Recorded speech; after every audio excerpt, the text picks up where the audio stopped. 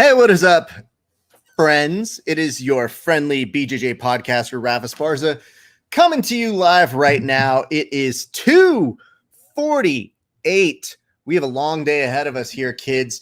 We might see Anderson Silva retire from the UFC. We don't know that he's really going to retire because who knows? We like to think that he sounds like Mario on this bitch. What is up, man? Christopher James Velez, you've gotten ahead of me, my friend. We haven't even gotten to the part where we talk about the perks. What's up, Joffrey? Glad to see you both here. We'll be joined by Dan Hubler in just a few seconds, but until then, I'll go ahead and walk you through how this works. My name's Rafa Esparza, as we just mentioned. The way that we do things here on the Grappling Hour when we do a fight companion is very simple. If you give us a like and a share, we give you a toast on air. And Christopher James Velez is so ahead of even my beer. I have to wait for this foam to go down. It's not my pour. It's just the way it goes. So yeah, you'll get a cheers. Just let me get some beer in this very delicious glass, and then we can make some cheersing and toasting happening. Yes, we did not do the first few fights. Here's the reason why. Your man here, Rafa Esparza, was doing other interviews. So I was already doing the interview that is going to air on for this Tuesday. So that is going to be with the winner of Combat Jiu-Jitsu, the qualifiers from 10th Planet. That will air Tuesday. I will not tell you their name because it hasn't aired yet. So, I don't want to break embargo, though I think you already know who won. Speaking of knowing who has won things, I see that we have somebody in the room, which means it is time to run his branding before we bring him on. Bitch better have my money. Bitch better have my money. Hey, what you owe me? Bitch better have my money. Ladies and gentlemen, we are joined by the esteemed Dan Hubler, coming off a huge series of wins last week. Dan, how are you doing, sir? Dan, you're muted. I'm going to unmute you. Doing pretty good. Hoping that we can kind of have a repeat of last week. We went 4-0 last week, hoping for a repeat. We're already off to a good start. First fight's down.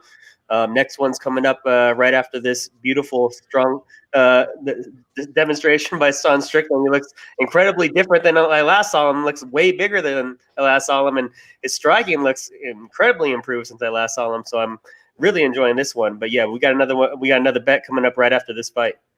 I just enjoy the fact that when you see somebody like him and they keep doing that narrative where they go, he had an accident. And I was like, did the accident make his striking better? Yeah, it's like they replaced part of him with like robot parts, and now he's just like, now he's just unloading. He looks really great right now. Bro, I'm all about this guy, man. I was like, I had remembrances, but it took me a split second. And then once I saw him, I go, yeah, dude, you're just, you're a little more yoked. So congratulations to him. But I do want to say, we already have a note here that says, dude, that mustache is epic. That's just the way that Dan carries his mustache, though. Yeah. I think I get a few extra points for being a Korean man with this mustache. I think if I was Hispanic with this, it'd be kind of just like run-of-the-mill mustache. But as a Korean man with a full handlebar mustache, I think it's a little bit more impressive.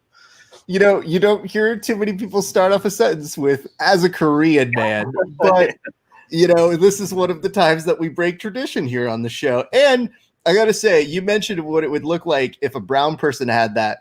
I think that I would look like one of the game members on the old school video game. I think it's that Outside Riders or Sunset Riders, where you would have the one dude and they all just had shotguns. It's an old arcade game.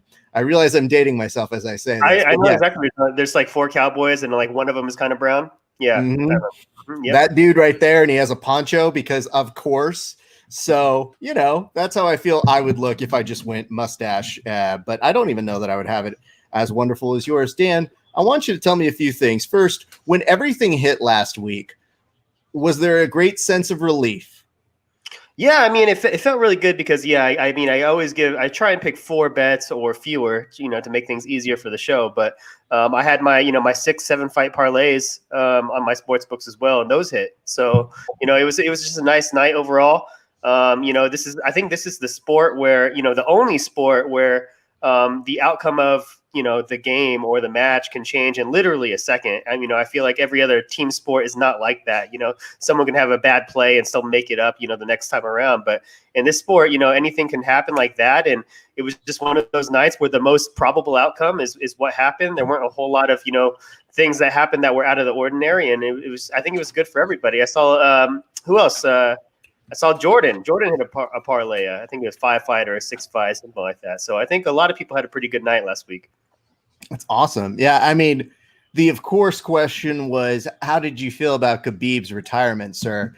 Do you feel, because you're an odds maker, do you feel it's going to stick? Because Dana was saying this week that he could go 30-0, playing on them emotions. No, some sports books are offering, will Khabib take a fight before December 2021? If you can still get that line, hammer it. They're probably taking a max bet of like $50, $100, but I would take that bet absolutely. If his father, wanted to see him become 30-0, like I have a hard time believing Khabib's not going to do what his father wanted him to do. So, at whatever odds you can get him, if you can get some underdog odds on that, definitely take it. I also still feel like this is the weirdest narrative to push, which is his dad was just a real big fan of even numbers. Yeah, I think it's a little bit bizarre too, but I think wrestling bears is fucking weird too, and so I'm not going to speak for what those guys have behind the fight. So whatever it is, I'd like to see him fight again. I'd like to see him fight GSP. So if round numbers do it, then they do it. I just know that when Dana heard that, he couldn't have gone faster from that night to going, hey, listen, Khabib is who he is, and if he wants to go out on top, because my first thought was, Dana's just barely going to get return on investment on that one. The fact that now he was able to do 500 domestic buys in the K's regions, I was like, man, he hasn't even really done it. Really, Connor was the one that sold that fight with the two of them. So now we're just barely starting to learn what Khabib's drawing power is as a pay-per-view sort of entity. And if he loses him, what the fuck, dude? There goes your Russian audience too. Yeah, I personally really enjoyed having the fight so early in the day because, you can watch the fights and then you still have your whole day and, do things after that. But I think it was a bonehead move by the UFC to put the fight so early and kind of cater to the audience that for a lot of them, it's free on fucking television. They're not ordering a pay-per-view anyway. So I thought that was kind of a dummy move, but if they want to keep having early UFCs and cater to this Russian audience, then I'm down with it. I can wake up at 7 and have a coffee, watch some fights, and then go about my day. It's kind of a nice thing. It did make a little something unbearable for me, which was trying to get in some kind of training, but also get back in time. And I had everything under control until ESPN was fucking me over, and I missed 1/3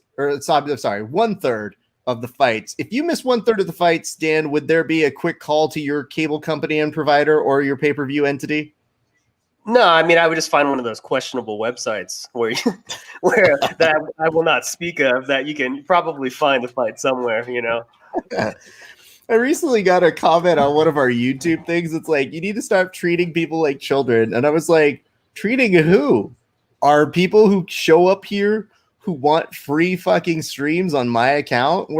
Dude, I'm not telling you you can't do it. I'm just saying I'm not doing it. If y'all want to go find it elsewhere and keep us on at the same time, we both win here. But don't come accosting me because you're fucking poor.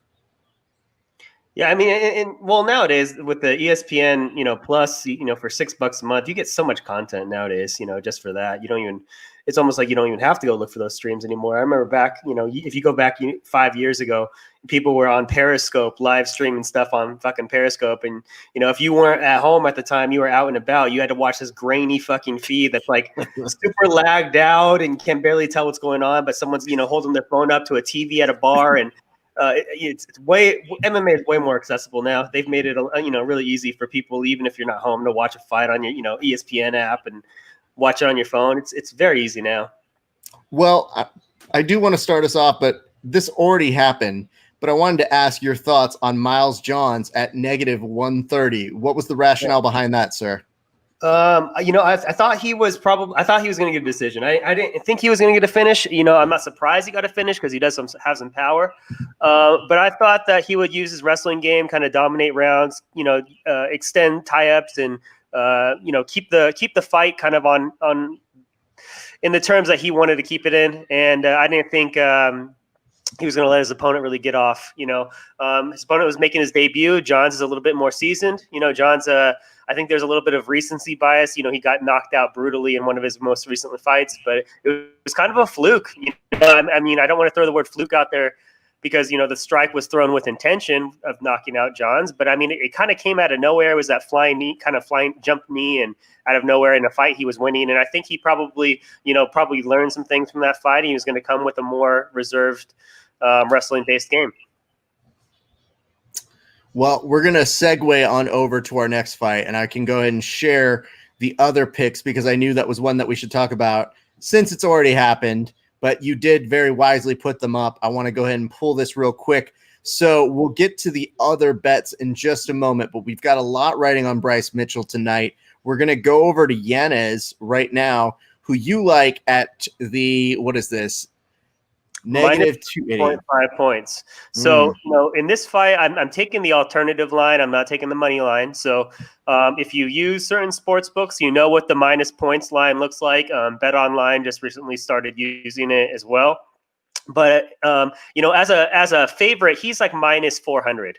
So that's quite a bit of money to put on a fight. $400 to win 100 is quite a bit in that fight. So I like the points line better. I think if he's going to win this fight, it's going to be in pretty dominating fashion. And so I'm giving up the 3.5 points. If it goes to the judges, he's got to win, by more than that for my bet to hit. But I'm getting a sizably better line here. I think he has significantly more experience than his opponent. He has, 6 more professional fights. His opponent's coming in, with a regional Alaska off the regional Alaska scene. And, he has a couple of knockouts, but they're over guys with like 1 win and 5 losses. They're coming from fights that he was supposed to get those knockouts in. Did he really, did he really get a whole lot of experience out of that? Maybe, maybe not. I'm not the one to really judge that. But what I do know is that Hernandez has a ton of experience against, the best of the best in LFA. He's had some really close fights against some other UFC prospects. I just feel like this is a little bit too much for a UFC debut to be fighting Hernandez. So I'm taking him with the minus points, and I'm hoping he puts on a show. Dan, how much does LFA ever factor into what you're betting on here? I love LFA. I love fighters who come in from the LFA because not only do you get the data to look at, but most of those fights are available on Fight Pass. So you can go back and if you have the Fight Pass app, it's $10 a month. You can go back and watch all the old fights. You can go into their library and see, how did he do against this guy and this guy. It's really easy to get samples, in looking for a fight if they fought in the LFA. So I really love the guys who fight in LFA. Really hate the guys who fight in those European organizations like in Russia with it doesn't even say how they won. It just says submission. And those ones suck. But LFA, love it. Lots of quality content to go off of. Dan, sometimes if I didn't know any better, I would think you're a plant sent here by ESPN and UFC Fight Pass to remind us of the great deals that we have with those folks. Yeah, if they want to pay me some money, I'm down with it, but I really do enjoy their services. That's good to know. All right. Why do we have so much on Bryce Mitchell? What is making you go with the thug himself this evening, sir? Okay, well, we do and we don't because I'm taking the scorecards no action line. That's what SNA means. I recognize that this is a close fight. The lines kind of indicate that. However, I believe that if anyone's going to finish this fight, it's going to be Mitchell. I don't see Andre catching him. I don't see him, winning any extended ground exchanges. I feel like if anyone's going to finish this, it's going to be a Mitchell sub. I recognize that Andre is tough, so that might not happen. So I am taking the scorecards no action. So if it goes to the judges, you get your money back. No, but there's no harm, no foul. But if Mitchell does get the sub, then you get the better line at minus 185 than you would betting on him to get the submission. So I'm taking that with my biggest bet of the night, and then my smaller bet, I'm taking Mitchell minus 3.5. So that way, if he does get the sub, or if he does have a dominant round, a la Charles Rosa, where he's just killing on the ground, getting 10-8s, that one would hit as well, and that's a better line at plus 130. So I kind of split up my $10 between the two bets there, with the biggest chunk going on scorecards no action. And I recognize, that Philly could win, a close decision. And that's why scorecards no action typically makes me feel better. If it goes to the judges, he loses a close one, no harm. I get my money back.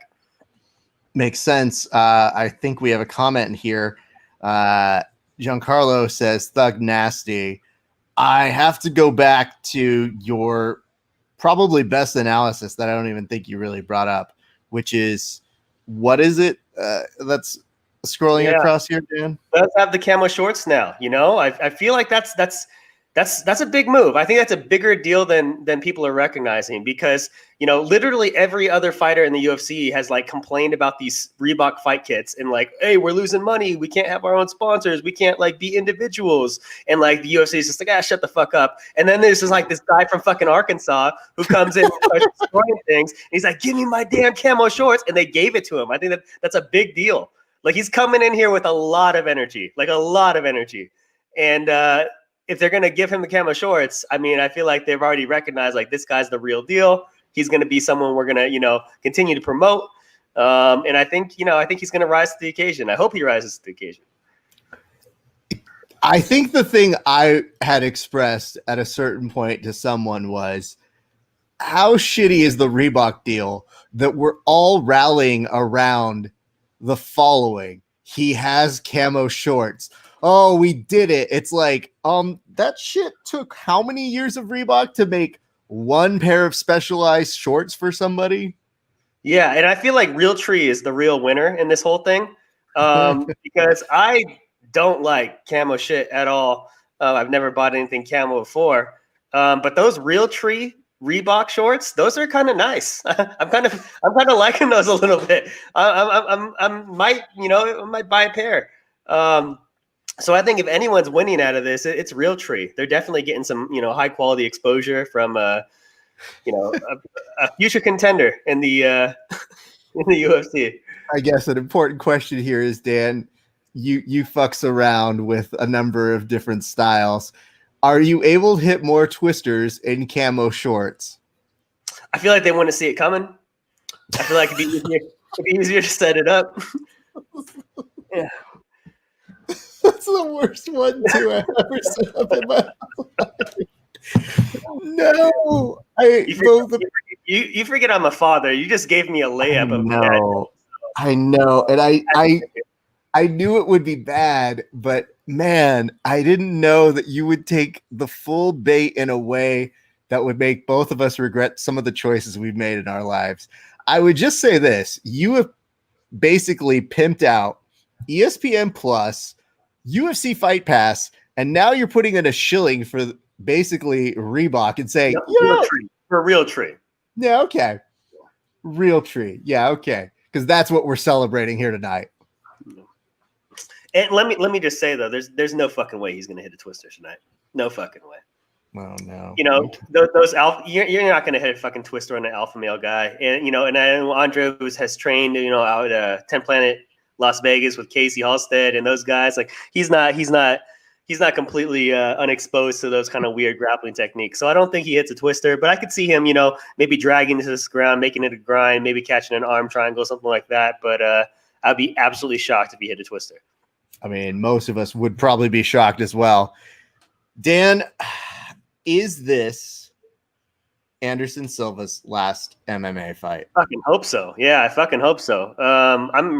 I'm really sick of this, of having these types of conversations, BJ Penn or Anderson Silva or whoever it is.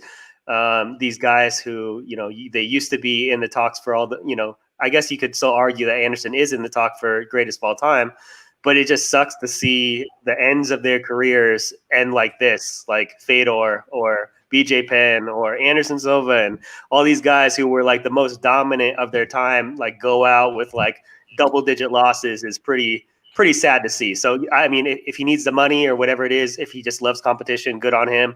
But I don't like to see it.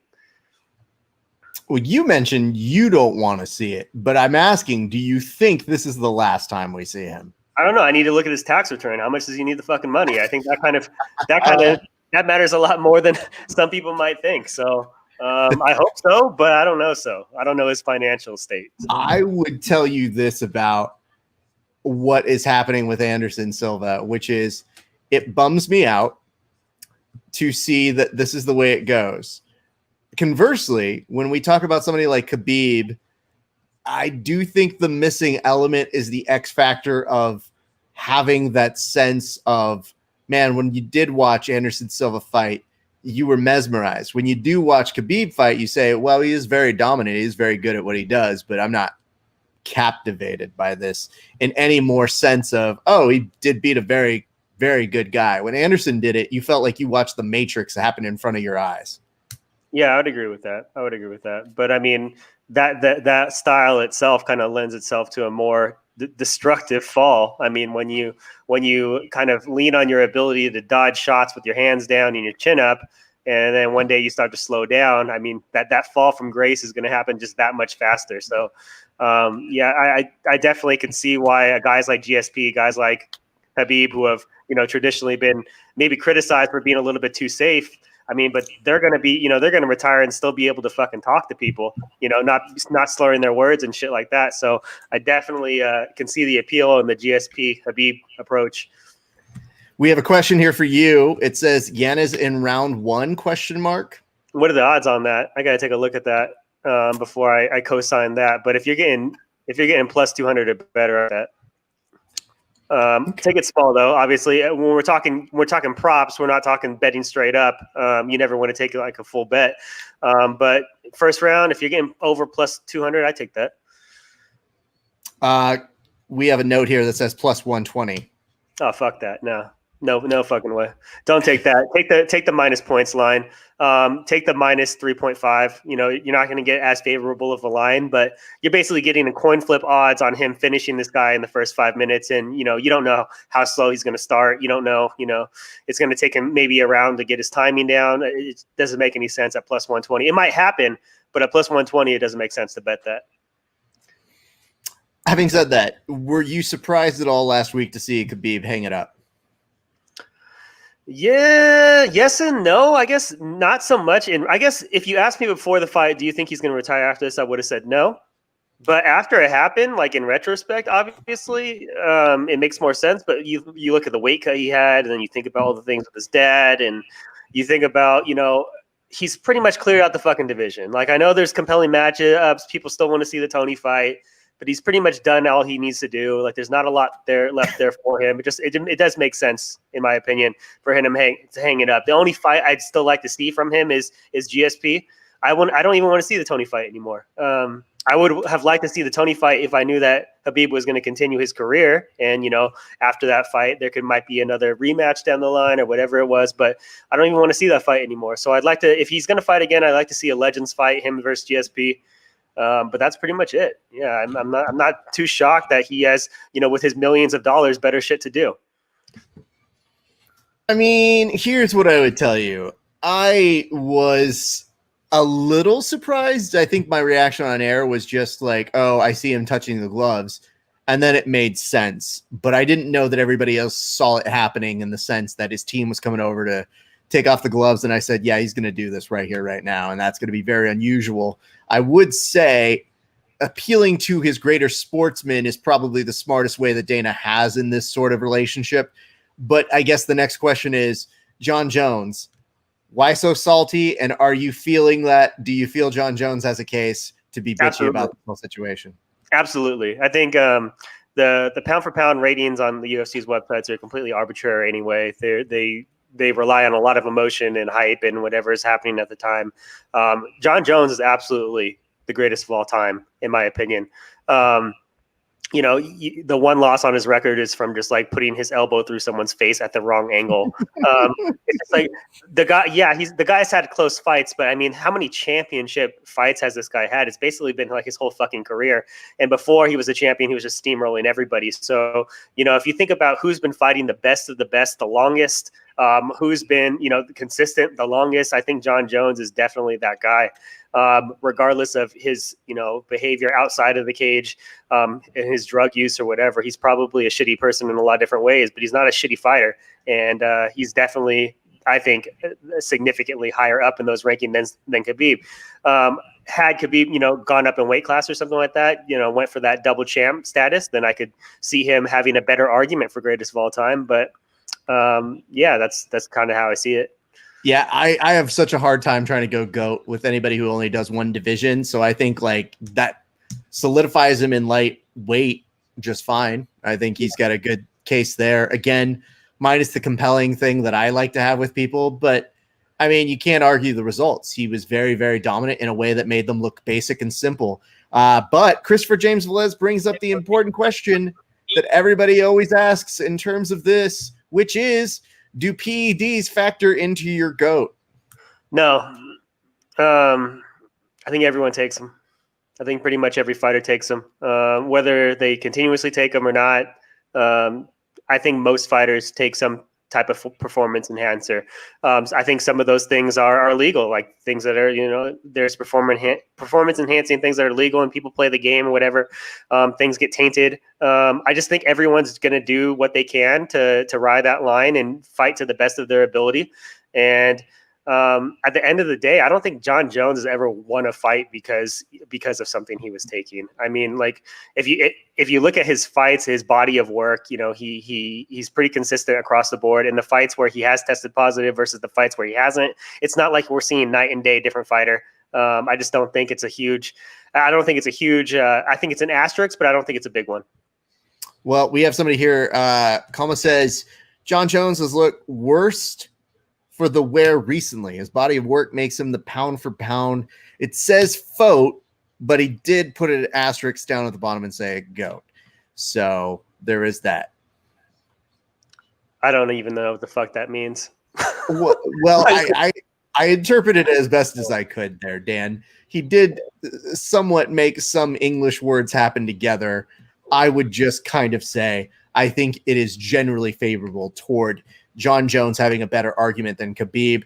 And in that regard, I just thought, here's the one thing I had in that. John Jones couldn't even give it to him for a day. Like, it'd be different if we saw this meltdown happen maybe the next day, but it was literally within the time span of 24 hours. We saw him go, I bequeath to you the title today, Khabib, that of GOAT. And then all of a sudden it was like, you know what? I thought about this, Khabib. Boop. Khabib, are you there? I just want to talk to you real quick, okay? I want to let you know that you're not the GOAT. And yeah, I might be drunk right now and calling you. Boop. Khabib, why don't you call me back? I just want you to be the GOAT, but not today because I'm the GOAT every day. So yeah, I liked it. I thought it was entertaining. I like the fact that he just I would have been upset if he kind of just went along with it because, like, oh yeah, we have to respect him. His dad died. He's retiring. We got to respect him. There's that Yanez bet hitting. We're 2-0. Well, We're 2-0. Yep. Good news for Yanni. Yeah. On this one, he did get it done in round one. So yeah, I got it. We did get a note that says Yanez is laying it on. Unfortunate part of him is I saw him go up on the Dana White Contender Series, and he went up against a pal of mine and got a knockout on my buddy. And I was like telling him, I'm like, yo, dude, that dude looks solid. Was that the Wong fight? Was that the Brady Wong fight? Which one was that? Yeah, Brady Wang. I thought Brady was going to knock him the fuck out in that fight, actually. And dude, yeah, it went the other way. And unfortunately, it was one of those things where I told Brady, I was like, bro, you got back up, man, and that was pretty impressive. But you didn't get up like this gentleman did, where he was still thinking he was still in the fight, and like the refs dragging him out. Like, nah, bro, you can leave this bar now. It's time. So it says, I'd like to see Jones versus Izzy, you and everybody else. And it says, should have taken that bet. Hands up. Hey, listen, dude, we can't be clairvoyant about every single thing in the entire world. So as we start. Well, I mean, like I said, it's a likely scenario. It might happen, but at those odds, it's not really worth the risk. The better odd, the better pick if you were going to make one was the under in that fight. Under 1.5 rounds was -110. That was something that, that's a good value in my opinion. And I did take that, and I have that in a couple of parlays, but betting that he was going to win the first round, there's so many intangibles there. You don't know how long he's going to take to get started and find his range and stuff like that. He might knock him out in the first 5 seconds of the second round and you already lost your money. So, you always look for value. You don't always look for the bet. Well, Dan, we've been gobbling up so much of your time. Do you have Halloween plans for the day? Yeah, staying the fuck home. I hope everyone else does too. There's a bunch of weirdos on my street. Do you have the Nextdoor app? I don't know if that's a thing everywhere, but in my little small town, people are on the Nextdoor app, and it's mostly older neighbors complaining about fucking everything. And the current discussion on Nextdoor right now is like, I'm gonna fucking pass out candy if I want to. Fuck Gavin Newsom, you can't tell me shit. Blah, blah, blah. And I'm like, okay, like do your fucking thing, whatever. But like, I think that my biggest issue with everything with Halloween right now is I feel like the people who are just like, fuck Gavin Newsom, I'm doing this anyway, are not thinking of their kids. They're just thinking of themselves. They're old as fuck, and they can't let go of the fact that just because they did something when they were kids doesn't mean we have to fucking do everything the same now. You can still have a good experience for your kids doing something else, change the tradition. You don't have to fucking walk around and get Smarties all night. You can still do something for your kids that doesn't have to be stupid. So, yeah, that's kind of how I feel. It's fair enough. Well, Dan, this last question is for you before we let you get on out of here. It says, how long have you been in the sports betting, Dan? Oh, fuck, man. I want to say probably 6 years, 5-6 years, something like that. I started watching MMA after the first MMA fight I ever watched was Chuck Liddell versus Tiger White. And then after that, I kind of didn't really get into it until a lot of us did when it hit Spike TV and it was accessible and all over the place. And I'd say it was probably a couple years after that I started betting. Almost entirely on Five Dimes and Bovada at first, but since then, some books have shut down, things have moved. So I like, my bookie. Bet Online is a good one. Bet Online has the points lines now. If you're trying to get an edge in MMA betting, you gotta look at the props, the scorecards, no actions, the point lines, different outcomes, because some of these fights, especially during fight, such mismatches that you're not getting very good returns on your investment. So you gotta look at the props. I think right now Bet Online has the best props if I had to pick one. Fair enough. Dan, I did want to ask if you want to do the toast to Yanni because he did pay off for your betting lines. So before you get on out, do you mind leading that one, sir? Yeah, actually, I think this was the one to watch on the entire card. I'm not super interested in watching the main event, the Silva Hall. It's a little bit depressing, but I saw this fight and it immediately jumped out, especially after some of the other cancellations. I'm like, out of everybody on this card, this guy might be a future prospect. I think he's really good. He's looked really good so far. I would like to see him fight a top 15, top 20 fighter next and see where things go from there. But his striking looks very dynamic. He's very confident in his ability, and I love what I see so far. So cheers to him. Cheers. Don't beat up my friend. Anyway, that's what I got for you. Dan, I appreciate you. I appreciate your betting. Congratulations on last week. Let's see if we can keep that momentum going for the people. Let's do it. 2-0. One more to go. All right, man. We'll see you next week. Have a great rest of your day, bud. Bye. Peace. Woo! All right. We are off to the races here, kids. It has been a phenomenal start. Big props on over to Yanni for that one. And I'm just catching the tail end of what he has to say. We're going to go over on Instagram in just a moment. But we thank you guys. We will take care of Christopher James Velez with his cheers. The way you get one is you give us a like and a share on Facebook. We will give you a toast just like we did for Yanni right now. It says, so what is the beer of the fight companion? Well, today it is three philosophers Omgang or Omgang. Look at this. Look at that right now. Om Gang. And then down here, three philosophers. It is a wine barrel. And it's a blend of Quadrupel Ale and Belgian Carrick Ale with cherries aged in red wine barrels. So that's some fancy ass shit that I'm drinking here today. A little bit. It is very delicious. I am enjoying it. I am making sure I am taking my time with it. I told the folks over at my beer place of choice. It says sounds legit. Yeah, it's pretty good, man. I told the folks over at Hop Merchants, I said, give me something that feels heavy. And they go, okay, well, here's something for you, bro. So very pleased that they were able to pull through on this one. All right, kids. We're about done with, oh, man. I like that they're now giving props to Chael Sonnen. And this is so funny to watch in retrospect all these years later. And I just love the fact that this week Anderson Silva is giving props to Chael and saying, like, I really like that guy. He's a good guy. So I am having a good set of laughs because Anderson Silva understands one thing, that Chael sold that fight. And when they were fighting each other, that it really did solidify the place of MMA for all of us to have some fun and see what trash talkers have done. And we've seen people use that sort of strategy, not just here in MMA, but also in grappling. So we've been very fortunate to see that pay off for a number of fighters and careers. I'm going to go ahead and take off It's Normal the end. Anyway, this cheers goes out to Christopher James Velez, the uncrowned international intercontinental champion of WWE BJJ. He just doesn't have a belt. And, you know, we would give him one, but I guess technically he hasn't beaten anybody in WWE BJJ. So technically he's just like, yeah, it's like the $1 million belt. You know, like he won it, but he didn't.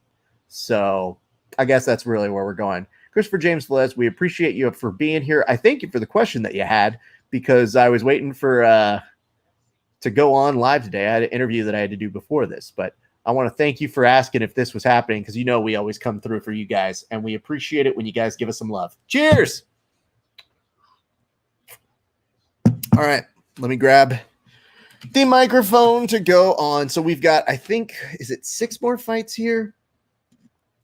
We got the last prelim on ESPN Plus, and then we go to the main card on ESPN Plus as well, where there will be 5 more fights highlighted and led off with Bobby Green versus Thiago Moses, Kevin Holland versus Charlie Ontiveros, then Maurice Green versus Greg Hardy, who somehow, by the way, managed to miss heavyweight.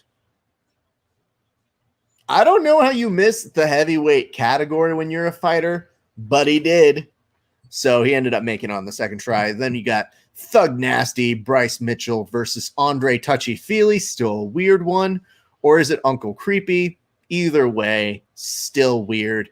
Then Uriah Hall and Anderson Silva. So we have a very fun night of fights stacked up for y'all. Don't go anywhere. Make yourselves comfortable. It's going to be a fantastic night full of grappling and MMA fighting. So I'll take your questions in the comment section throughout the evening. Feel free to throw them my way. It says, can't wait for the interviews. And it says, dude, I'm missing that heavyweight. Yeah, I don't get how the fuck anybody has that category. 265 is a lot. Oh, God. It says, okay, Hall, let's close this out. No weird shit, please. Looks like Dan Hubler is betting on Uriah Hall right now. Let me see what the line is. -240. Woo! Yikes. Okay. Well, let's see how that one pays on out. But Dan Hubler is back at work very quickly. I just love that he gets off of this broadcast and goes immediately to his sports book to take care of his shit. That's how you know he's committed to us, man. And it says, why did you carry things? All right, we're about to go live on Instagram. Hope you guys are having a good time. We are in for some very fun yucks, some very good fights, and more importantly, you're good company. So we'll have some good beers. We'll get some good cheers. We're going to be in a great mood this afternoon, my friends. Here we go, live on the Instagrams. 3, 2, 1. And now I'm going to go ahead and take that question out of the equation. Thank you very much for that one, sir. Appreciate you.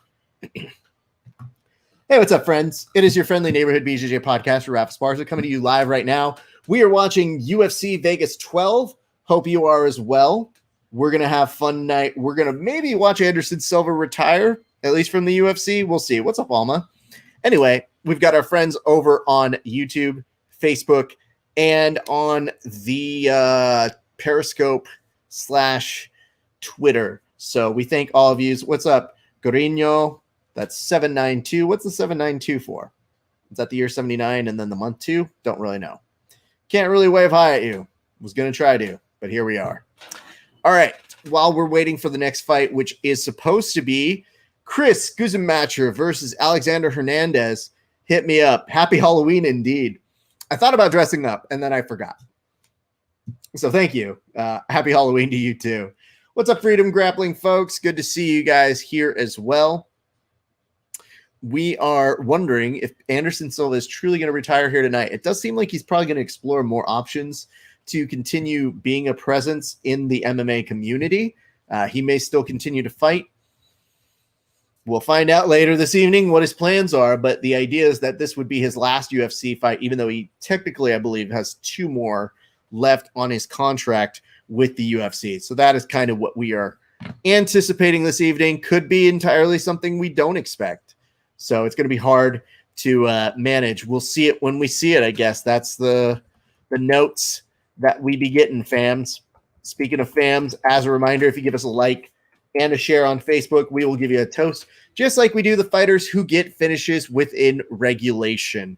So in the meantime, while we're all here, y'all can hit me with your questions. Y'all can ask me whatever is pressing you right now, what is concerning you, what makes you stay up late at night. I'm happy to answer your questions because Bryce Mitchell is in the process of showing how he got a sick, nasty twister on the UFC screens right now.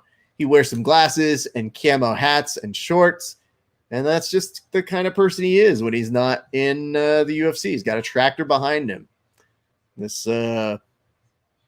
seems like something that is overproduced, but here we are. Some people love that simple life. Not one of them. Meanwhile, while we're asking you guys for questions, I'm going to go ahead and take stock. This night is also going to belong over to our friends over at Subversive. They're putting on together a 3-versus-3 tournament with 12 teams, and it is airing on Flow Grappling. We'll keep a passing eye on it. I will not be watching it live, unfortunately, because that's too many events for me. Gotta draw the line here somewhere. Love our friends over at Subversive 4. Amazing human beings. I know there's going to be some great matches, but we will do this. Have you started yoga? I've done a little bit of it. And honestly, the reason why is because I've gone back to work full time at NBC. So the yoga is coming slowly but surely, but I have picked up more boxing. I've gotten a little bit back to training a little bit with jiu-jitsu. I've got a select group of guys that I've been working with, and that has been a huge help. So I've been able to drop that hashtag Corona weight. And it says one earlier on Dustin Jacoby, only value today. Well, that's pretty dope. Congrats to you, Joffrey. What's up, Jessica Gemeno? Good to see you. Hope you're doing great. We're watching some fights. Hopefully you want to stay around. Yes, boxing has been a huge help. I got to tell you, it's so crazy. And the guy who gives me instruction on boxing today was teaching me how to throw elbows and knees. And I was like, bro, I don't know what you think this is going to help. I don't fight. So it's nice. It's fun to know. I'm not under any delusion I'm going to be a fighter. But I got to tell you, man, he was looking at me and he goes, dude, you throw elbows nasty. That's fucking great. And I was like, yeah, that's a wrap, bro. But he's like, dude, just do this. And he looked at me at one point and he goes, why are you holding back? And I go, I don't have control of this shit yet, dude. I'm not trying to elbow you. And he goes, I promise you, you won't elbow me. And I go, are you sure? Because I'm not even sure. You can't teach someone how to elbow someone in the face and then go like, hey, do that 20%. I'm like, I don't know what 20% feels like when I'm elbowing somebody in a fucking pad. But if I connect on your face, I'm going to feel so bad. But I guess. What is up? Look at this, Derek Garza. Yeah, that's right. Derek Garza just put up a note and said, Dark Clan love. Y'all see this amazing effing shirt that he got me? Dude, I didn't even beat him in the competition of Over Under Kevin. And yet, look at this. Look at this. This is so dope. I love this shirt. This is the Dark Clan shirt. They are friends of ours. They are in the Tejas. I would love to be training with him again, and I know I will at some point. So it says, too much homework in grad school. Haven't seen Lola versus Lopez yet. I totally know that life. Work is yikes. So, but yes, to my good friend Derek Garza. Look at this. Alma Francesca says, this is a very cool shirt. I have to agree. He said he was going to send me something. I look in the mail. My wife goes, "Oh, you got a package. What'd you get?" And I go, "This is from my buddy Derek." "Oh, look at this shirt. It's so dope." And she was like, "Well, how dope can it be?" And I showed it to her, and she's like, "Oh, yeah, it's pretty cool." Because I think my wife gets a little mad at how many shirts I do get. Either people who are sending them to me very nicely to promote their brands or to help out certain things.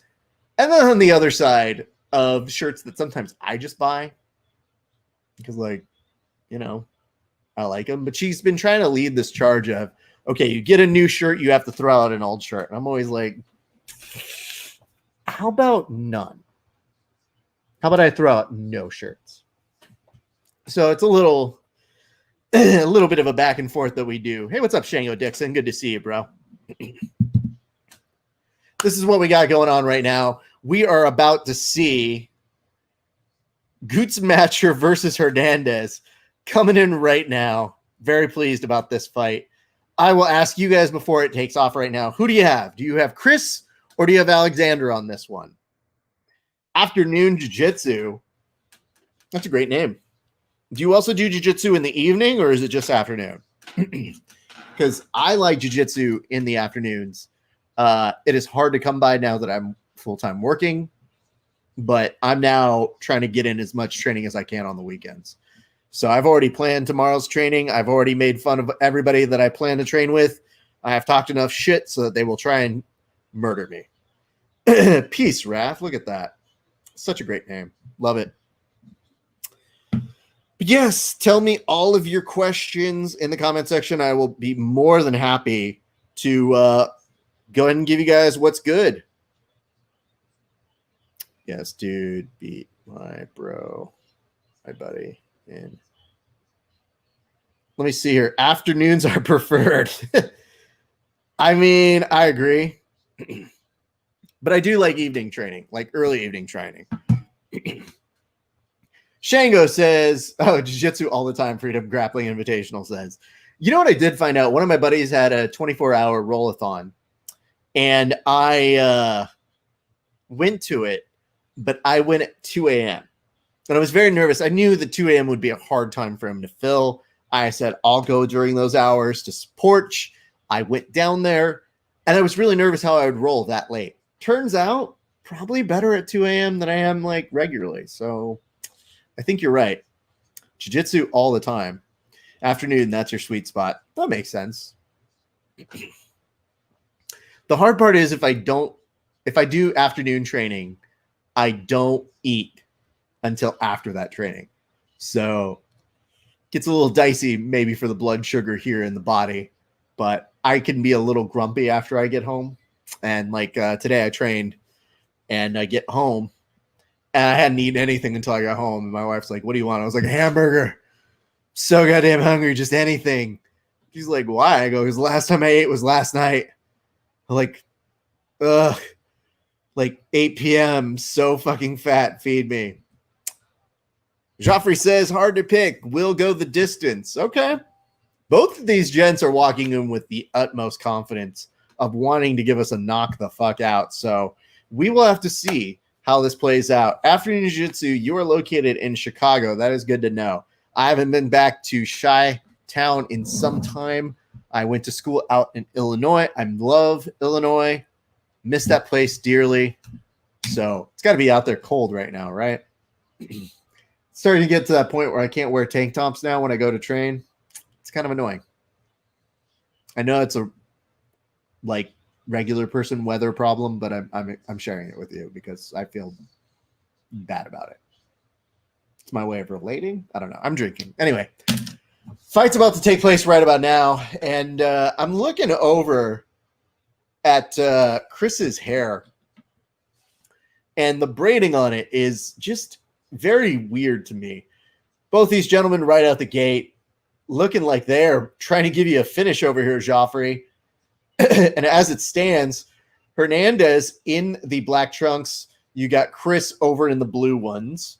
So they've already started exchanging on the feet, and there are some kicks starting to take place between both the gents, though. You would see Hernandez landing a little bit more on the connection with the leg kicks right now. Very breezily getting them in and out. starting to try and find a connection on the face. And now Chris is starting to push him forward a little bit on his side. I mean, I like the pace both of these gents have started. Doug Zilla, look at this man. Doug Zilla, shout out to you, bro. Watching some UFC right now. Don't know if you are. Hopefully you're not tiring yourself out. Because I would be ashamed if you're tired today. When you'll probably be tired tomorrow. I would prefer you get tired tomorrow, especially when I get you in Spiderweb. Be a much better deal for me. Yeah, these braids are fucking weird, man. I can't make heads or tails of them. They kind of have that predator braid where you know that they happen, but there's like a whole chunk of his face. It just seems like it just doesn't connect properly. Let me see. This exhausts me. Well, you know what, dude? I'll tell you this. I keep this up for longer than you do grappling. So, hey-o! Boom! Roasted. Ooh! Hernandez gets a little bit of a knockdown. And yes, Chris Harmagar's hands are down. He does get the finish. Hands are raised. And yes, Alexander Hernandez has the win. So my unfortunateness to Chris Gruetzemacher. That was rough. But big props to Alexander Hernandez making a huge statement right now to clean up the prelims of ESPN Plus right now. Big congrats to you, Shango. You got that one right on the money, just like one Alexander did. What a day. Bad luck braids. Yeah, I don't know, man. The kick to the face that starts it off. He eats it, but he starts pressing forward. Then takes a kick over high, wobbled a little bit off of a straight, then just doesn't keep his hands up at all to protect his face. And that's pretty much the end of it. This is just a nice combination here by Alexander. Yeah, this dude wasn't 100% out on his feet. And now they have the Michael Bisping reaction cam, which is always fun to watch his eyes go in different places. It says bad luck face. I mean, listen, dude, I'm not going to do that. Beak. All right, they're about to do the official announcement, which means we will be able to get a little bit on what they're saying to him when they do the interview. They are doing the interviews remotely again, just so that y'all know. They were waiting to do those things, I guess, in the Octagon. I don't know why they're doing it back remotely, but it is. Who you got in the Bryce Mitchell fight? That is a great question. We saw a huge vote of confidence from Gary Tonin saying that Andre Feely should be the gent that walks away with it here tonight. I don't know how I feel about it. Thug Nasty is my early instinct, but I could very, very easily be wrong on this one.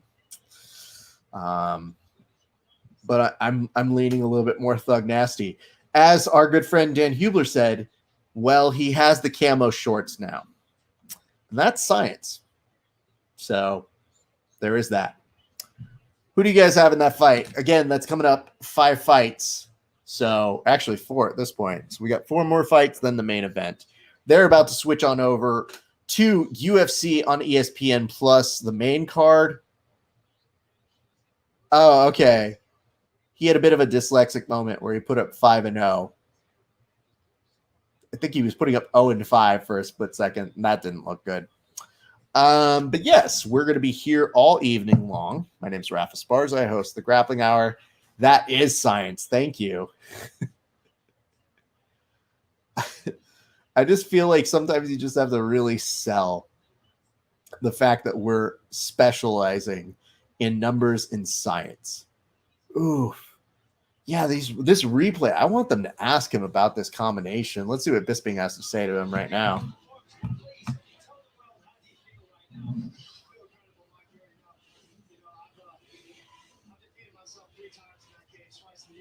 Alexander says that he has defeated himself 3 times. And he said it's taken some tremendous mentorship to get him into this point in his life. And right now, Bisping is saying you look sensational out there. What's up, Anna? How you doing, fam? You good? I like that you guys are here because it tells me you're not outside trick-or-treating or doing dumb shit. So I appreciate that you are joining us on this evening. Hopefully you're not going out there trick-or-treating like some hooligans. Also, you're too old to trick-or-treat. If you watch this show, you get too old to trick-or-treat. I'm just going to say that out there. But, yeah. Anyway, kids, apparently this gentleman is saying he wants to get out there as soon as possible and is just looking at the ground. What's up, Denny? How you doing, bro? It's been a while. Hope you're doing well, my man. Alexander the Great Hernandez ends his interview, so we're going to have to do a toast to him for getting a finish in the regulation. This toast goes out to Alexander the Great Hernandez. Alexander, what can I tell you about that knockout, bro? Not only was that sick to watch, but it was cool. It was calm, composed.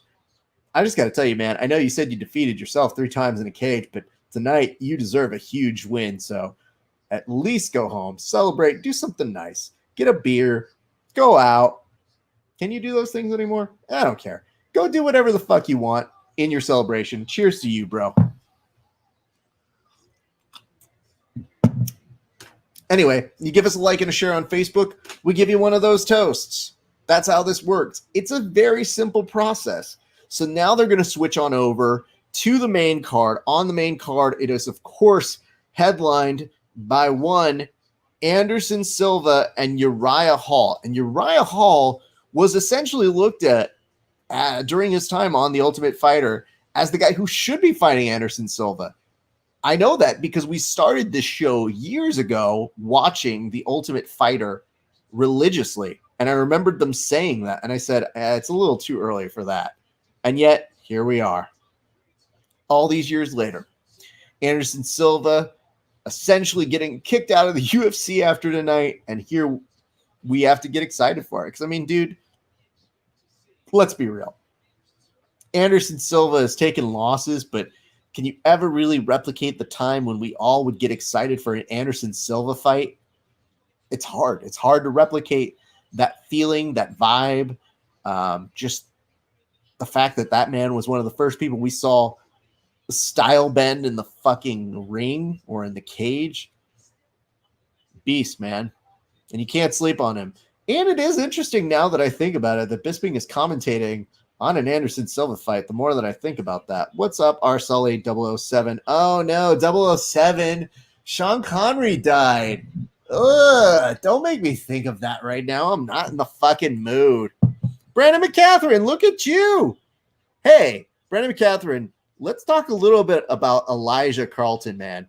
You had a wonderful performer for your PGF. And if you guys aren't going out there watching the PGF, I highly encourage this to all of you. This is a note for entrepreneurs everywhere, for people who love jiu-jitsu. Like, Brandon McCatherine had a dream of putting on an organization and just started putting it to use. And to me, I think there's no better way than to do that, than to take care of your own community, give them a huge opportunity to get on, show their jiu-jitsu, and my compliments to the commish, man. Much love to you, bro. And Elijah is a very good kid. I very much look forward to what he's got going on, man. So I already look forward to season 2. It's going to be dope, man. So kudos to you, Brandon McCatherine. One of the nicest human beings in all of jiu-jitsu. I dare you to find me somebody nicer than him, other than me. Because if it is a competition, I am nicer than him. And he's going to do the like fake nice guy thing where he's going to go, oh, I don't know. I think you got to be nicer than me.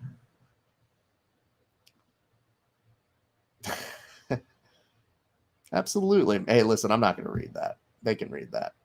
Absolutely, bro. You're a great human being, Brandon. But here's why I would tell you this, is that when I looked at that, you think about the impossibility of having people show up 16 weeks to do a tournament format, and yet to inspire and get those people out there, it just makes me so happy to see them have something to do, especially at a time when things are very uncertain.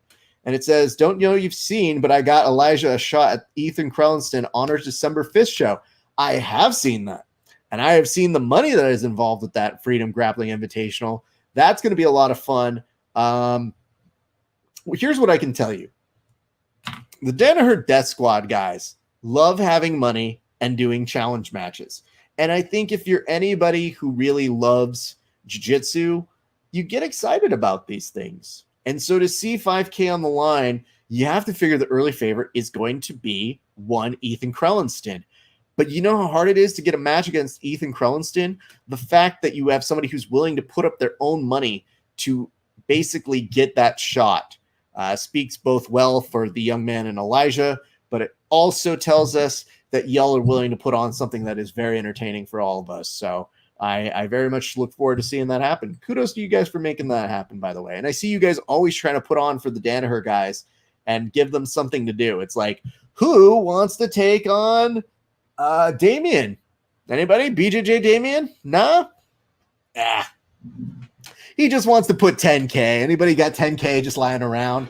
And I always think to myself, like, yo, dude, when I was their age, I would not have put 10K on myself in anything. Not even talking in a grappling sense. Literally just like, Raph, if you can get this ball in flip cup into the cup for $10,000, would you do it? I'd be like, I decline. Can I take that $10,000 and invest it in myself? I would much rather do that. Stock market, much better return on that. And yet here we are. So very excited about that.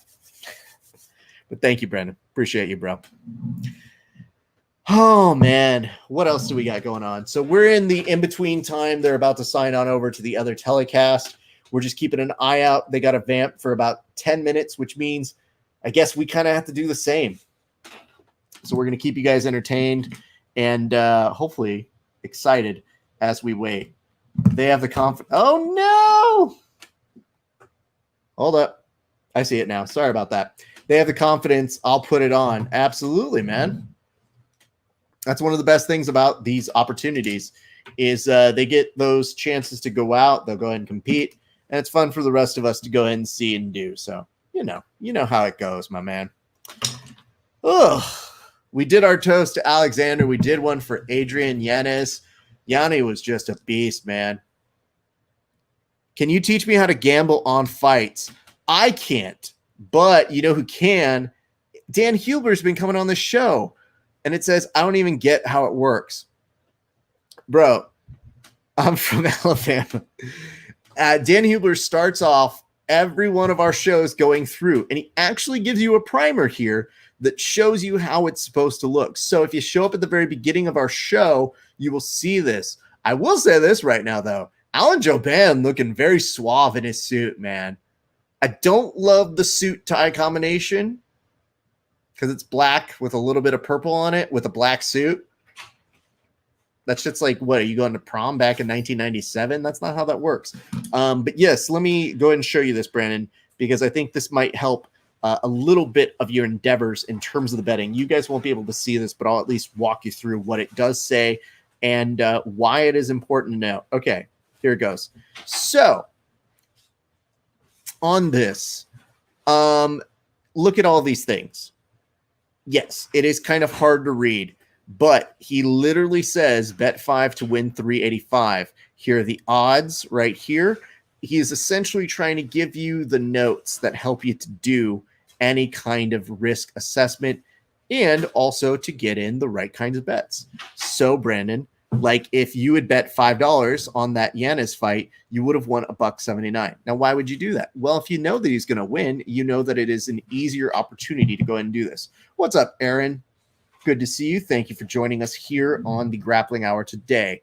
Let me see. And it says, he looks like he's in a Color Me Bad cover band.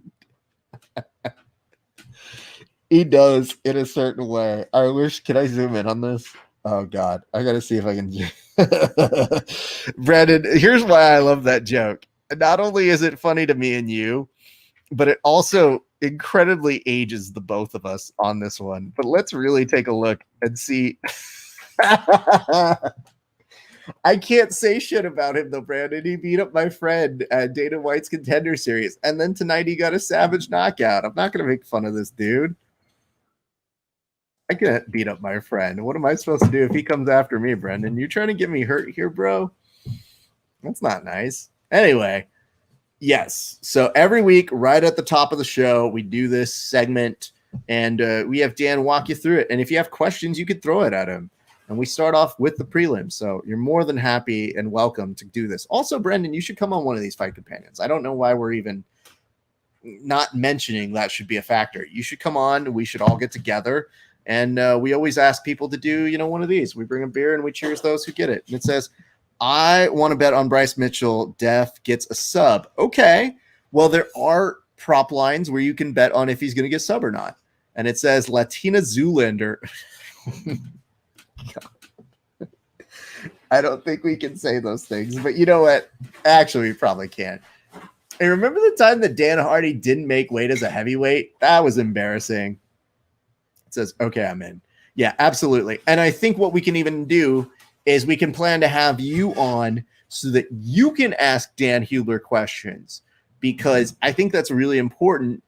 Is at the very beginning of this, when we take questions from everybody at the very top of the show, we allow them to ask Dan those questions. And Dan's made pretty good money off of his betting. So I would highly encourage you to do it. And the composite idea behind what we did is I said, what happens if somebody just had $20 to wager?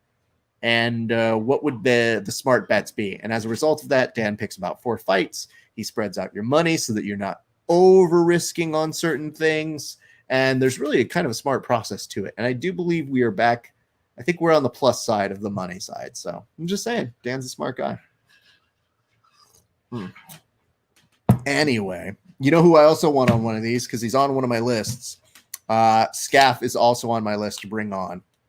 So if you talk to him, let him know that I'm very much interested in having him come on as well. Although I think I would put you guys on separate episodes, because I want to spread you guys out to do your Southern magic on different episodes, because you have very good analysis and you've been doing some fight companionries yourself. So it's been very fun to watch you do your thing and to consider seeing what new things arise. It is a bit of a grind though, because I gotta tell you, man, I don't know how many of these straight we've done, but yeah, here we are. Brandon, did you happen to see any of the subversive teams that were going up against each other? If so, I would love to get your notes on who you think is going to win the subversive competition. Also, have you seen some of the quintet teams that they got going on over at the Bullpen Submissions? Because, on one team, you've got like Derek, Andy Varela, and Mike John. On another team, I think I heard like PJ Barch was on one of those teams. Like, you've got some monster teams that they've thrown in together. I'm very intrigued how that one's going. I believe that takes place next Saturday with Bullpen Submission Series. So hopefully we get to see a little bit more of that going on. Instagram, folks, I would love to hear your questions. They're transitioning over to the main card, of which we will see Bobby Green and Thiago Moses. What's up, Bobby? Good to see you, bro. And they are going to be our first fight happening, but they're too busy showing us everybody arriving to the arena, because I guess that's some sort of thing. And it says, no, I haven't seen it. I saw some of the bullpen stuff. Yeah, the bullpen folks are very interesting. It says, so let me tell you some inside info on Bryce Mitchell. Well, I'd love to hear it, Brendan. I'm waiting for you. I'll go ahead and put it on and I'll narrate it as you were telling me it, because I think that is the simplest variation of figuring out how we can communicate your words. If you just want to come on, I'll just give you a link to it. It's a very easy thing for me to do.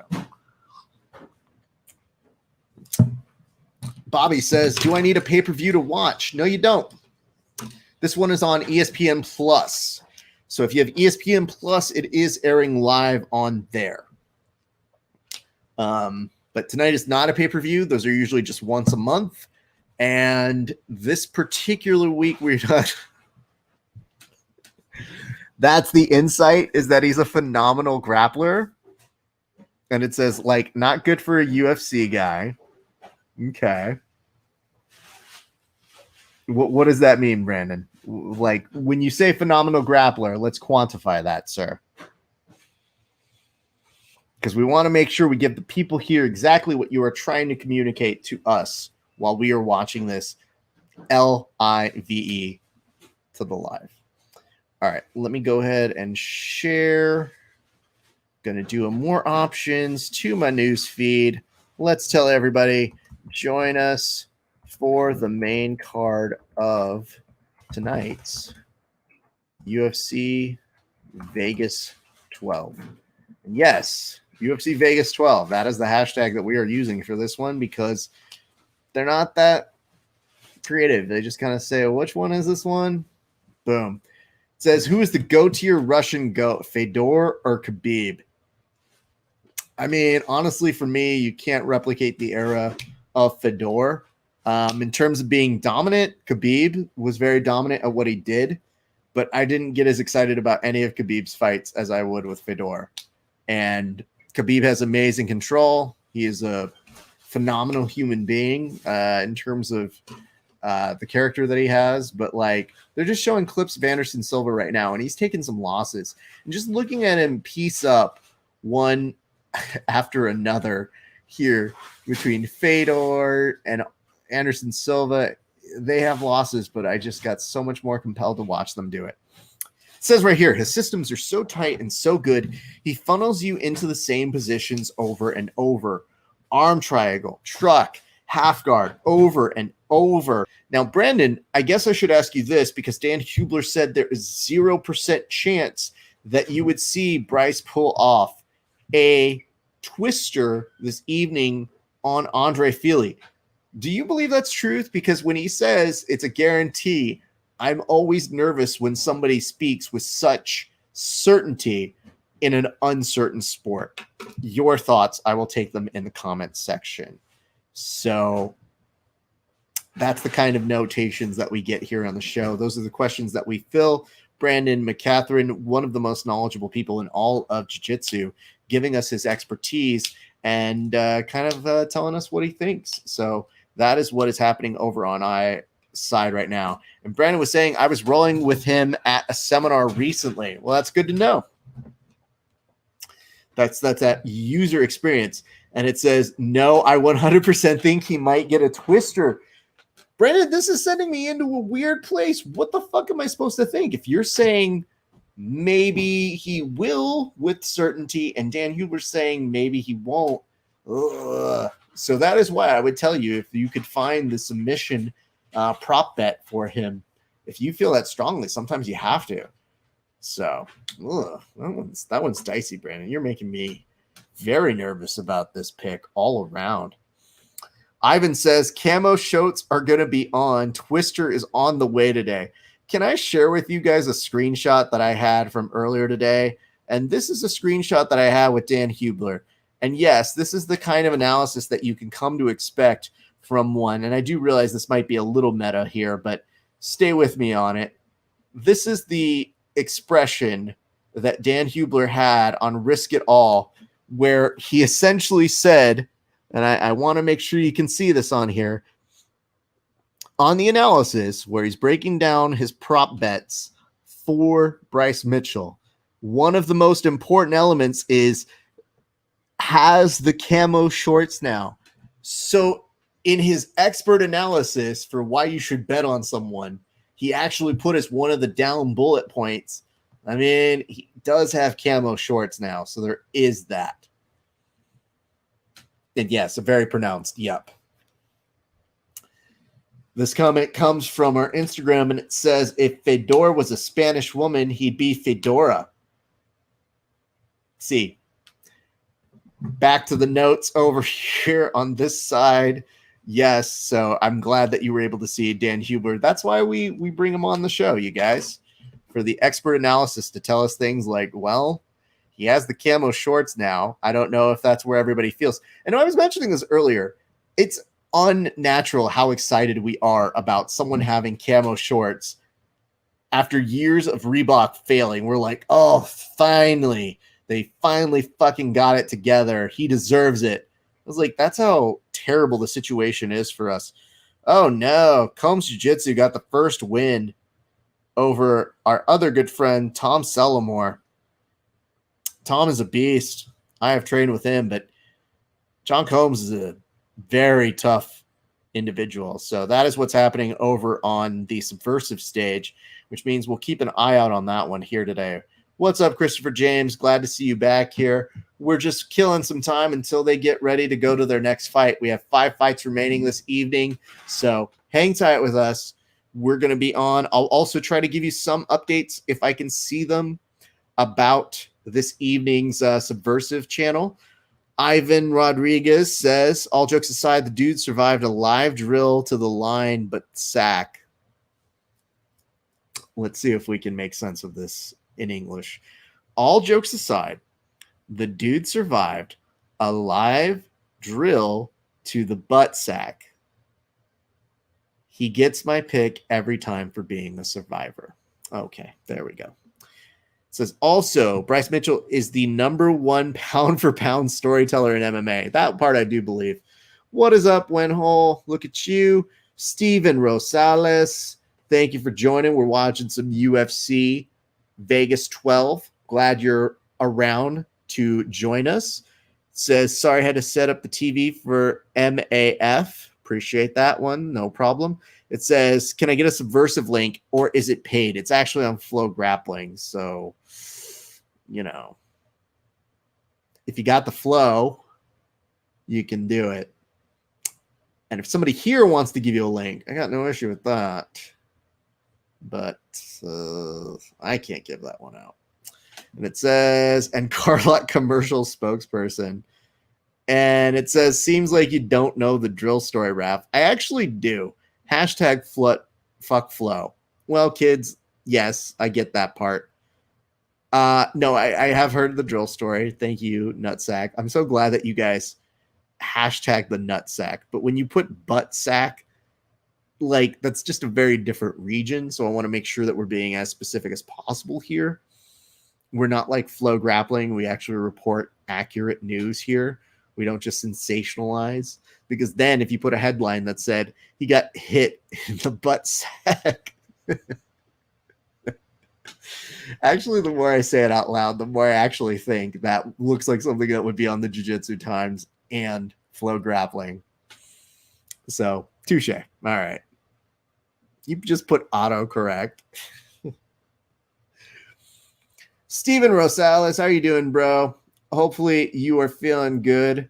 I like what is this, the little jeweler over there? I mean, it's true to the name, but we hope that you are watching along this evening to some UFC on ESPN or UFC Vegas 12. I guess the question I have for everybody here tonight is, do you really believe that Anderson Silva's done? I don't really think, in my opinion, he is. I think he is just getting kicked out of the UFC tonight, and that's a weird thing to do. Brendan, can you speak on this? How hard is it to actually pull off a twister in the UFC? Because we've only seen it happen a couple of times. And we are seeing the bad blood between Henry Philly and Bryce Mitchell. This pose-off is very intense that they're showing right now. And Bryce holding his ground, not giving any flinching at all on that one. It's hard-hitting journalism. It really is. I mean, honestly, look at what they put out. Most to 4 in 2020, and there is a 8-way tie for 3-0s, including 2 individuals, Brian Kelleher and Youssef Zalal, who both have 3-1. So there's a bunch of folks who have 3 wins thus far in. D-Rod is in there, Neil Magny's in there, Bobby Green is being mentioned right now. Never forget when Bobby Green spit like Triple H after announced that he was winning a fight in the era of COVID, which never do. Just, read the room, guys. No one needs you to spit right now. No one's that good at fighting that you need to spit and share that with the rest of the world. I'm just saying here, folks. All right, Green versus Moises coming up next. Lightweight bout. Looks like we're going to have to wait for them to come back from commercial, and then we can see how that goes. So, no, they're just showing more highlight videos. This is very out of order here. It's supposed to be the opposite. They're supposed to do both sides and then show the infographic, but I guess they're screwing up here tonight. Anyway, kids, let me see here. We got a share from Adam Woods, which means we'll give him a toast, but I got to see a like first before I do that. You know the rules. A like and a share gets you a toast on air, just like you are an individual who got a finish within regulation here on the fight game. So, oof, the wobbles with Bobby Green. I think it's kind of a weird thing when they ask you what your nickname is to get Bobby Green the King. I know we said that with Gordon, and it still sounds like a childish thing to be like, I'm the king. Did Tackett get his combat jiu-jitsu rematch with Tex? I don't know. Let's find out. I'm actually going to go ahead and sign in right now. I got iPad for Instagram, folks. You guys on Twitch, Periscope, YouTube, and Facebook. And now on my phone, I'm going to go ahead and sign into Flow Grappling and see where they left off. Again, if you guys can watch, we'd love if you would support our friends over at Subversive. They do a really good job. They're having a tournament going on over in Philadelphia, I believe. And it's 12 three-person teams that are competing tonight. So hopefully if you get the chance to watch, I'm not going to tell you what to do with your life because it is Flow Grappling. And it says at least one dude was doing CJJ. Well, children, if you remember that one correctly, I was commentating that match. So that's when I went to go do the BJJ Fanatics tournament, and I did the broadcasting for that. And Tex was getting frustrated with William Tackett and then just punched him in the face, which in grappling, what it's supposed to do. Should have been an automatic DQ, and yet they let the match continue. And wouldn't you know it, you get punched in the face, and even if you were completely outsized, you will get more aggressive. And William Tackett took Tex's back and looked en route to at least beating him in the regulation. Unfortunately, it was a sub-only match, and Tex ended up beating him by overtime ride, or I think he actually submitted him during overtime. But that was where part of the legend of one William Tackett continued to thrive, and we've talked about it. And he, even that night when he saw me, he was like, "Oh, it was fine, no big deal. He just punched me. It's cool." I was like, "You are taking this far better than I think most people would. Most people would have started a fight." But William Tackett is one of the nicest human beings in all of grappling, so it's not a major surprise. So yes, when someone says at least one side was doing CJJ, you are correct. He definitely got punched in the face. I to this day, you can look at the footage of me doing the commentary because it was me and Gordon, and I went back to go look at what it was, because I just kept seeing it without the sound, and eventually I saw it with the sound, and I wondered what my call was on the microphone. And if I recall correctly, the audio features me going, "Whoa, why would you punch someone?" So that was one of my shining moments. I should put that on my reel, my commentating reel. Because what are you supposed to say? And Gordon the whole time was just going, well, actually, there should be an immediate disqualification. I can't believe this is a farce that it's actually going on. And I would look at him and I go, "You're right, except it's still happening." So the fact that it's still going on, despite any of this being a problem for anybody, just tells us that, we needed to go ahead and do this. And the worst part was they did talk to Tex afterwards, and they did have words, all that sort of a thing. But what it really came down to was the folks over at BJJ Fanatics who said, "This is our fault." And I go, "Is it?" They're like, "Well, yeah, we didn't say expressly you can't punch somebody in a grappling match." And I thought, do you need to? Like, I was there for that rules meeting. What's up? Adia Biznich says, "What's upper clash?" I don't know. We're mostly just watching some UFC right now. Thank you for joining us. Appreciate you for dropping in. We're about to watch a fight right now between Bobby Green and Thiago Moses. On my clock, if this cameraman can steady his camera, we should be ready to go in 3, 2, 1. And looking at Bobby's head tattoos, by the way, those are intense. But I guess when you fight for a living, that's just what you do. All right, you got Green in the white trunks and Moses in the black trunks, just to give you the heads up on what is happening on that side. My thanks to all of you who are joining in right now. My also thanks to one Adam Woods. We'll be giving you a cheers toast in a little bit. Bobby Green shrugging off these kicks from Thiago Moses as if to signal they don't really have any impact to them. But I can tell you this right now, getting kicked by any of those is not great news. I think he's just disrespecting him to his face. And it says, appreciate you and your humor, not tickled by how the death squash has treated you. Sure. Producer wife Kelly says that she agrees. So I guess I think you're referring to the Death Squad. If you're referring to the Death Squad, sure. That's fine. I enjoy interviewing them, but they're giant goofballs. So what are you going to do?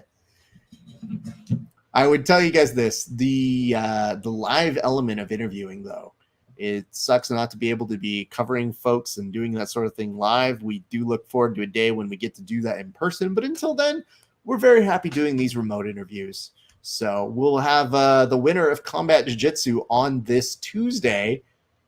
I don't think I'm supposed to tell you who won. So tune in Tuesday and you'll find out who won. If you don't find out tomorrow, I think they're supposed to air the event. And if they don't air the event in time tomorrow, then I think we're just going to put out the video. And then you'll know. But it says, Mostest legs are Danaher's.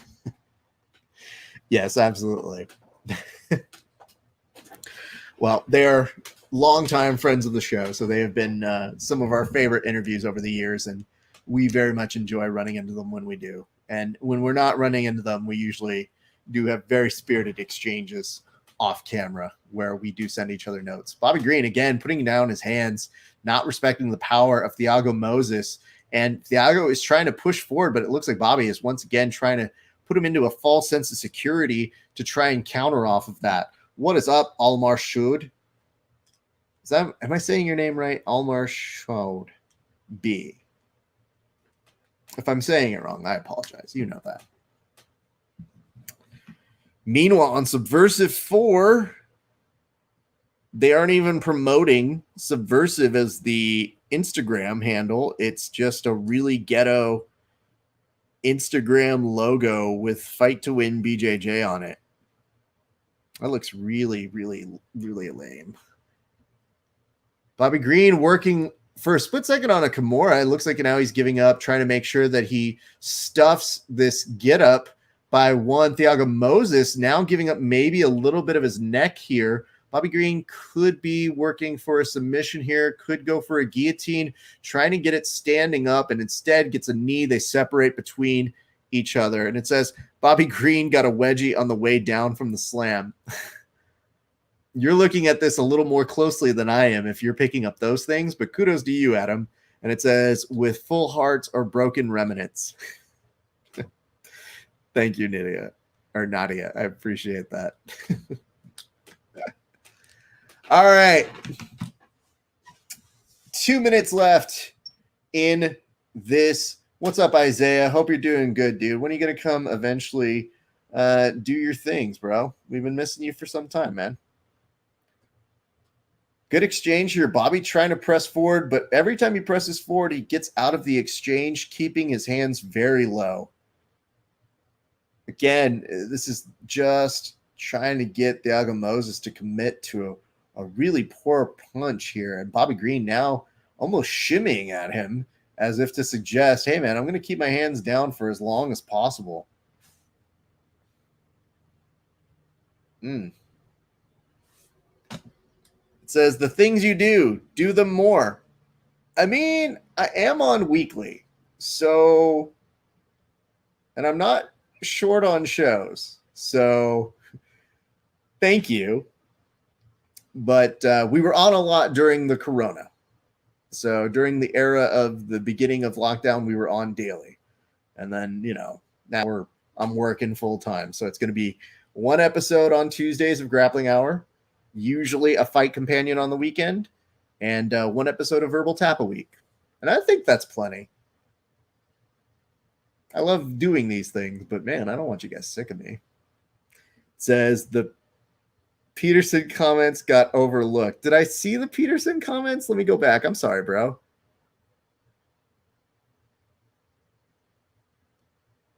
Oh, bro, I don't see the Peterson comments.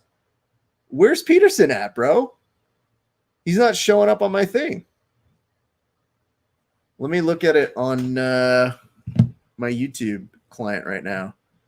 If Brian Peterson's here, I would love to say hello to him. He's a great person. Maybe trim beard if not want us sick. No, I appreciate that. I hope not to make you sick, but I also don't have a huge investment of it. Maybe use proper conjugation of English if not want to make us sad for you. Christopher James Velez. Also, we got to see the submission of the Verbal Tap podcast head and arm triangle. We did. That was pretty impressive. I was very, very happy to see that one happen. Kevin and I always get a big kick out of those folks who get head and arm triangles because it is one of our favorite submissions to hit. It is definitely harder to hit at a higher level. So I would 100% tell you that it is, easier said than done getting that submission going there right now.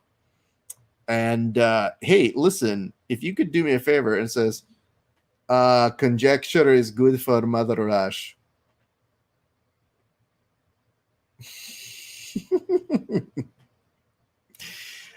I can't help but be amused by this. This is great. Whatever troll account y'all have created for that one has been amazing to see. So I appreciate whoever took the time to make that account. Let me see here. I'm looking down. According to Woods. Oh, okay. So apparently what happened here, Woods, is it held your comment for review. And I didn't know that it did. It didn't send it to me. But I think I know why. It says Keith Peterson looks like Kevin Connolly on meth. Now, if you're wondering why that got held for review from YouTube, maybe it's the fact that you were comparing someone to meth. And holy shit, Thiago Moises is trying to go for a leg lock here. He's trying to go over, slip over the legs. This is a much better strategy for the showboat of one Bobby Green. He is in on a footlock, and it does look like it is making one Bobby Green very uncomfortable here. He may come up on this very quickly right now. He's going to switch it on over to see if he could get a heel hook. Bobby trying to clear the knee line to get his knee out of trouble. He might be just out right now. And Thiago Moises, instead of capitalizing it, he just kind of lets him get back up. That's not super great. It says straight ankle lock. He was trying for the straight ankle, but I thought for a split second he'd be able to pass it on over. I think in the process of passing it over, he might have given up the opportunity to really try and go for that heel hook. So that would have been fun to see. If you recall, Shanji. Oh, no. Yeah, it's hiding some of your comments here, Woods. If you recall, Shanji versus Buchecha takedown. Plus entry to outside Ashimato. Yes, let me go ahead and put those comments up. My apologies. Nadia. Thank you. Yes. Well, let's just say it like this. When you are going up against somebody like Bobby Green, who just looks like any leg lock is bad news, he seems to already be kind of signaling like, dude, I don't want to play any part of this game. This part fucking sucks. So 138 left in the second round right now. And if we're looking at the CompuStrike stats, You see Green is ahead on a 2-1 scale on almost every aspect, head, body, and legs. So that Thiago leg attack was really the bulk of his offense thus far in. And not too much to pay off for here. Once he let him get back up, that was bad news. What is up, Yannick Ku? Is that how you say the name? It says, is na digaha. They don't know what that reads. I'm going to need that one phonetically spelled out, please. Yeah, no, that icon's pretty dope, so good for you. All right. 40 seconds left. Bobby Green is essentially shrugging at this point at Thiago, kind of signaling, why aren't you throwing while also not throwing anything? Gets kind of a very lazy man's hook to see if he can maybe push him out to get a little bit more action reaction here. Nothing doing. Hands are down. Head is pressed forward. I think he's just trying to make the observation that Thiago might be a little nervous as to how this goes. He actually pinpointed where on his shoulder he thinks he should try to hit him. I see it. Na di ga. That's a tough one to say.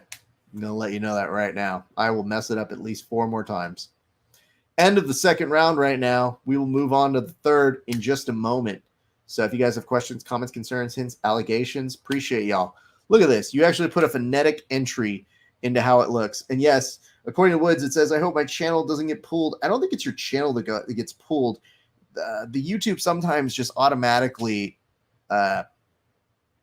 will take certain comments and it will put them over on the side and will say like, hey, listen, we don't know if this is good for you or not. So that's it. But speaking of which, you know what? We'll do one of your toasts right now because you've shared this a couple times. And I'm going to go ahead and share your share, which makes our life much easier. This toast goes on out to our good friend, one Adam Woods.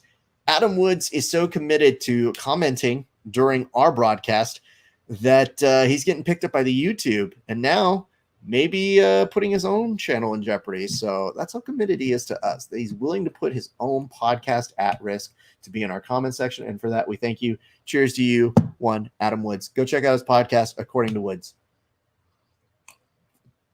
He also has like 3 or 4 of them, so you can go find them. I'm only plugging that one for now. Back to the fights, third and final round.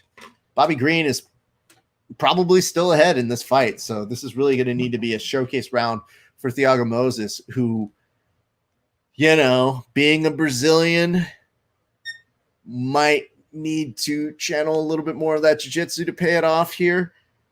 And it's a question here that says, Adam is in Woods or Adam has Woods? Adam puts out Wood? These are all the important questions. Now, Diga, I would tell you that all 3 of them are accurate.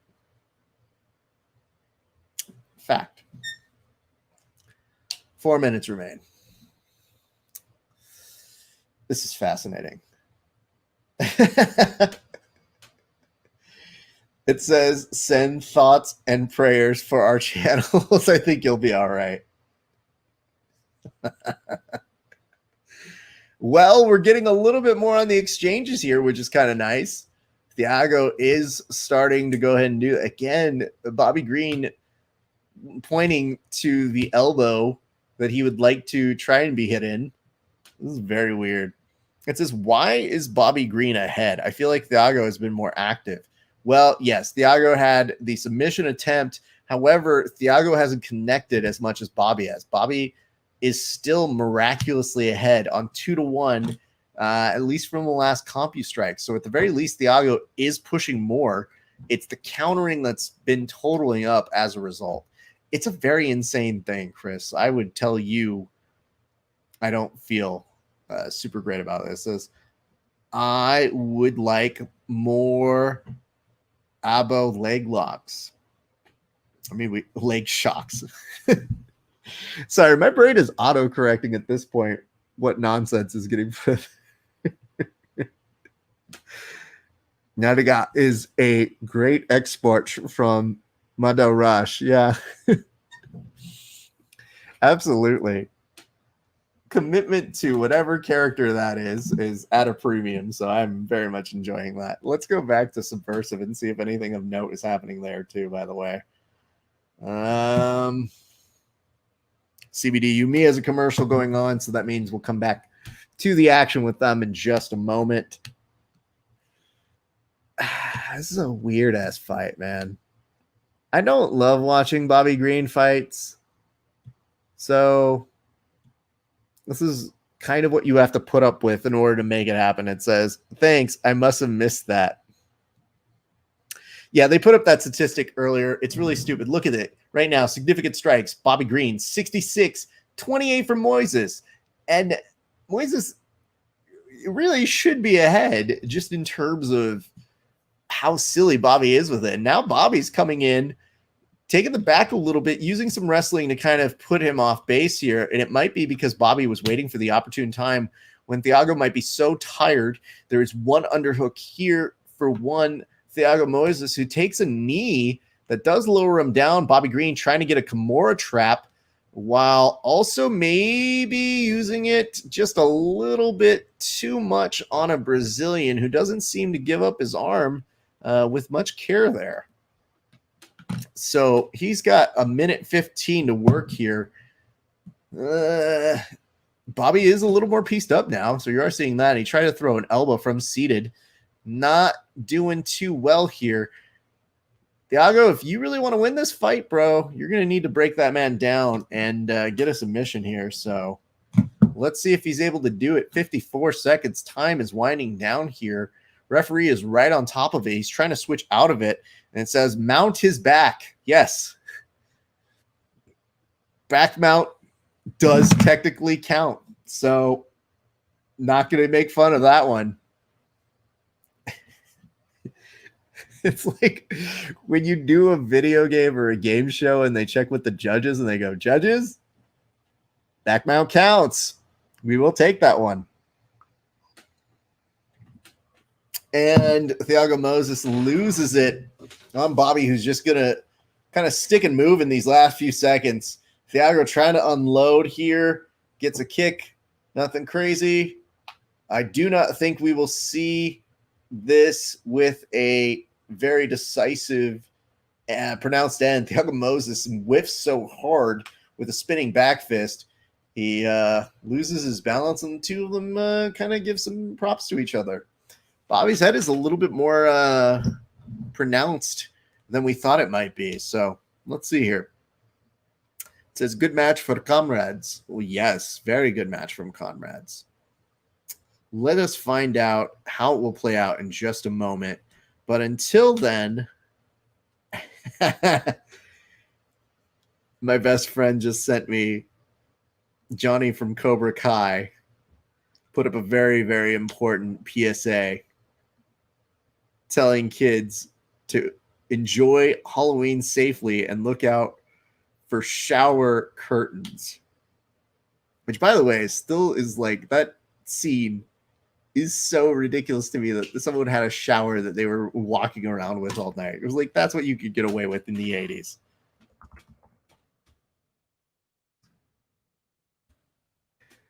Anyway, kids, I'll take your questions. What do you got for me? I mean, obviously, I think I know who won on my side. And I'm looking down here right now. Is that Lucas Hulk Barbosa? So it does look like it is going to be... Is that Lucas? Yeah, it does look like this is the Atos team for Subversive 4. It says, let vodka flow. First on open wounds, then on COVID germs.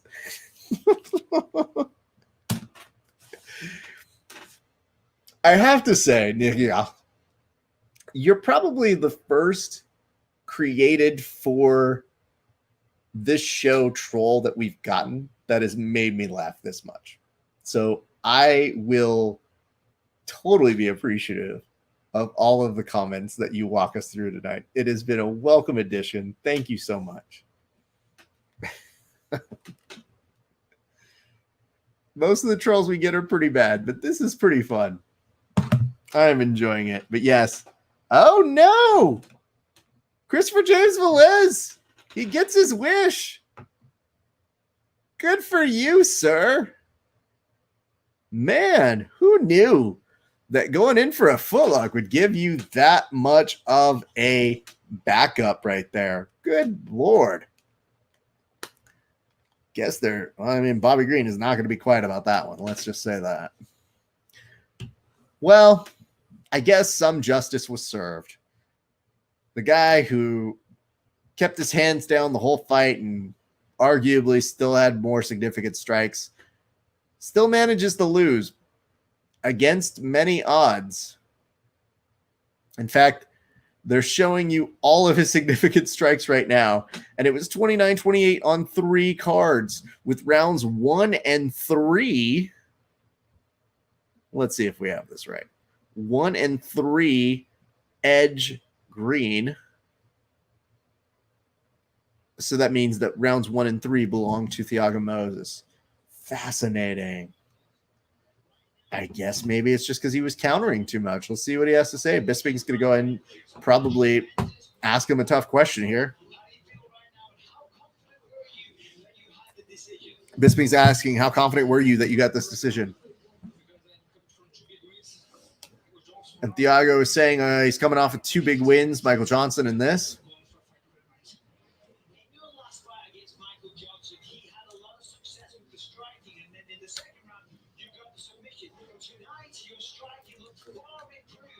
And Bisping is now giving him credit by saying, hey, your striking looks so much further improved.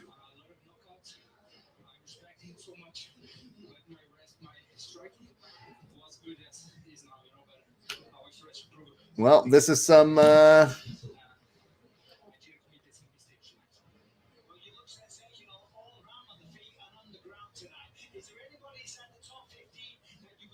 that's a weird fucking fight. I guess we're just happy that it went the way that we wanted it to go, just in terms of Bobby Green not winning for being kind of, not even a counterpuncher. We like counterpunchers. It's just obnoxious counterpunchers that just like literally try to make it seem like you're not doing anything. All right, there we go. It says, how many bitches, I'm guessing, would Danaher pick if Danaher head hair was not so thick? We're going to have to break this one down a couple times. It says, how many Bicks? I feel like that's chicks, but like Russian chick. Would Danaher pick if Danaher head hair was not so thick? I think you're asking, how would Danaher do if he had hair? I mean, Danaher, I'm sure, has done fine in his time. I think he probably got some play. A full head of hair, though, you do realize when you do look at some of those photos of Danaher with hair, it does feel like the same CGI team that made the dinosaurs happen in Jurassic Park also made that happen for him.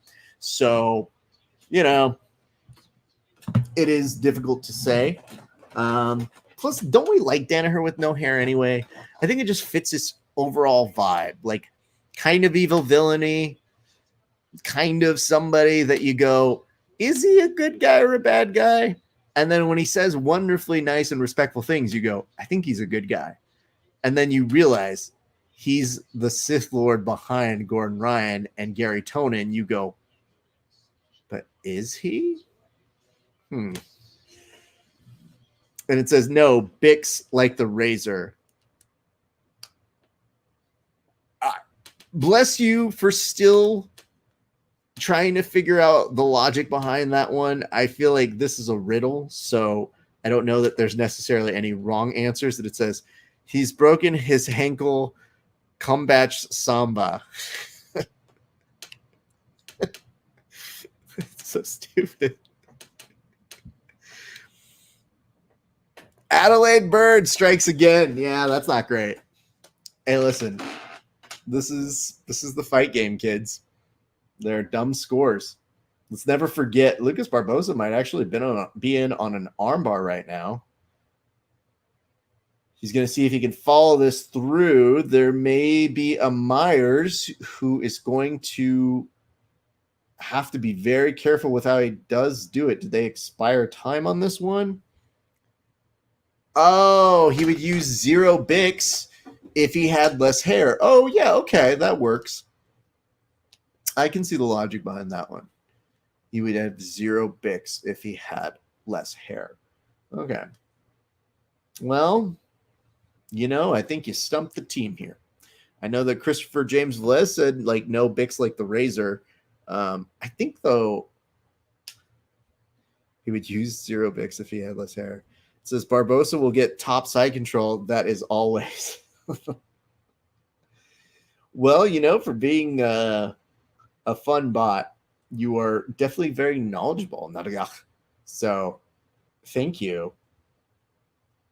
I don't know why there is a promotion for Atos's BJJ Online, but here we are.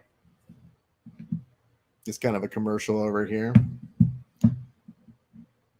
But I guess you got to sell the ads where you can sell the ads here, kids.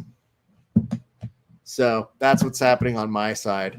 But yes, Barbosa, I think their team is probably going to advance. It's kind of how it goes. The Subversive Teams event is kind of a weird one, but it says, my programmer gave me black blotch from internet.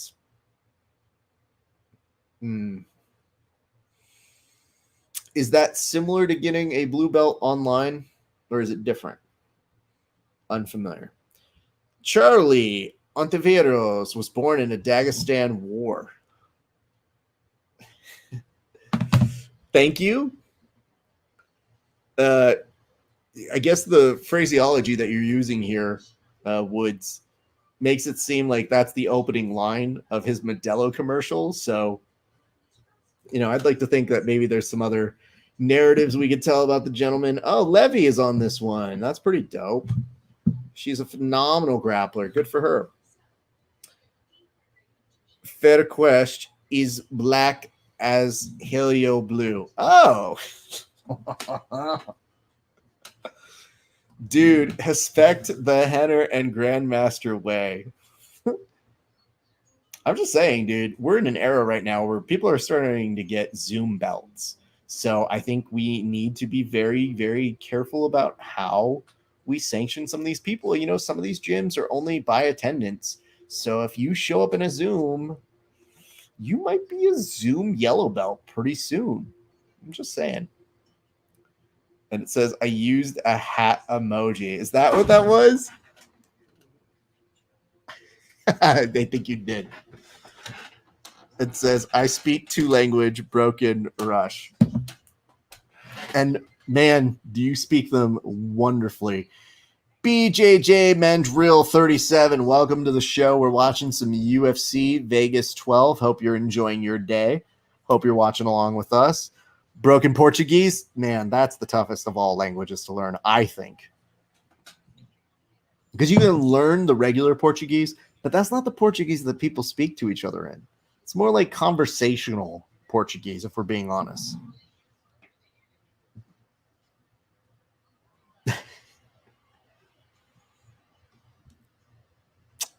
Well, it's interesting to see how we're just, again, a few fights away from Anderson Silva closing it out here tonight. But yes, Kevin Holland, Charlie Ontiveros is coming up next. So we're just kind of biding our time. So what I'm going to do in the comment section, oh no, it says, programmer left me blue belt. Boa.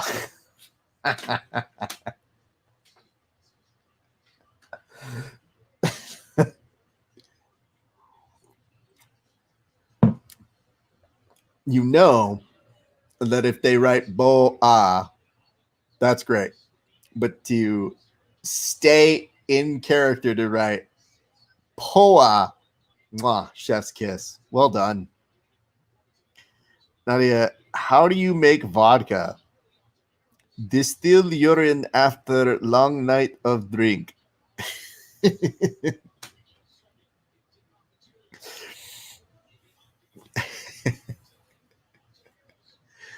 Ontiveros is starting with some light splits to begin his warm-up over here.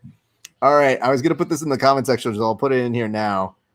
Kevin Holland or Charlie, who do you got in this fight? And I'll put it with a question mark, so that way you know it is addressed to all of you in the chat function.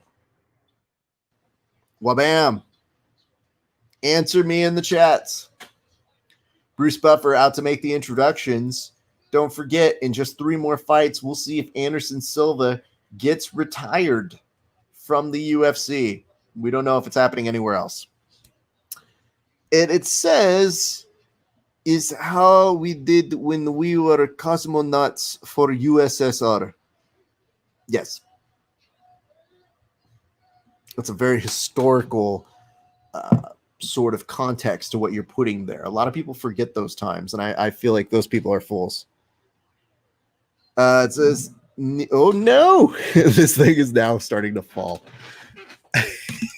That's how you can tell we're getting Russian interference on this show now that the camera's starting to fall down. I'm just trying to be relaxed and lie down a little bit here. Nydia, it says, is better than Ask Jeeves, Alexa, and Siri Combunch. Absolutely. Combines is fave feature.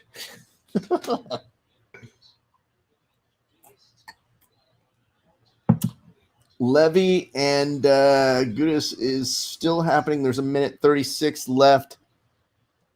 Meanwhile, on the UFC, they're just about to touch gloves and begin.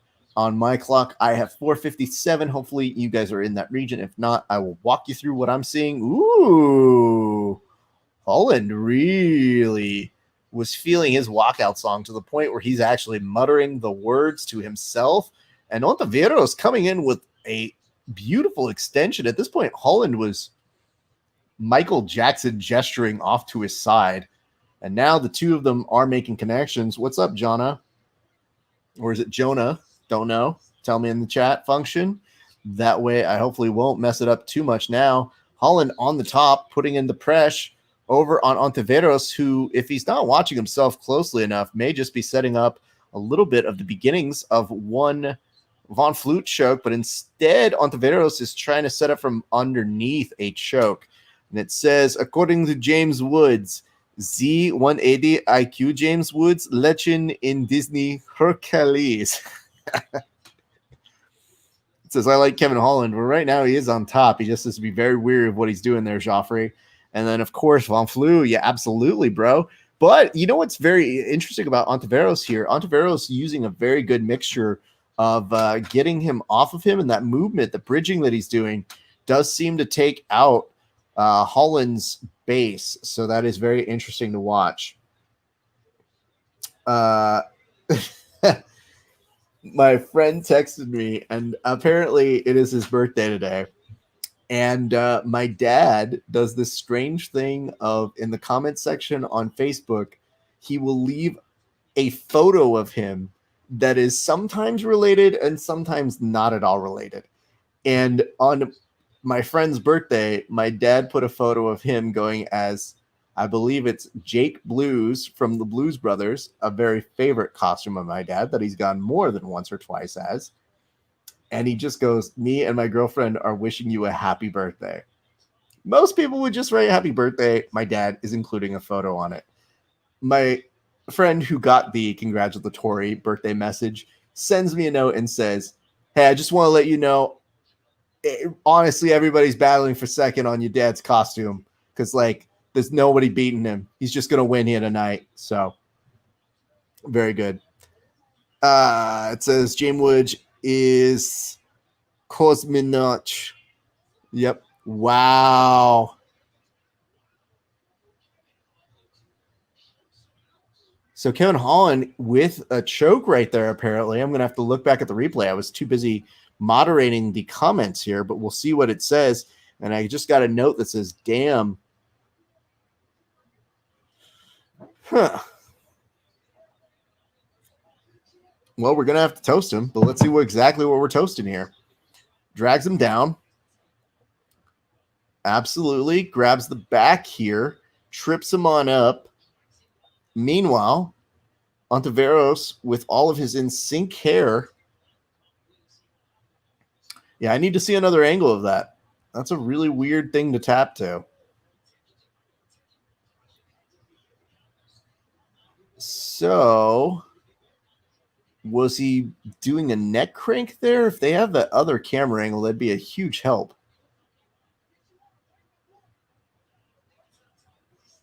I think Kevin Holland is yelling at Dana White and telling him he's his boy. Oh, is he?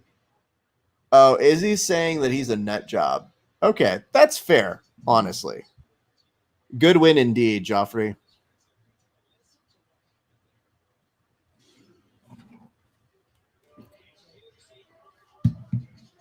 Okay, first fighter to win 4 times is one Kevin Holland.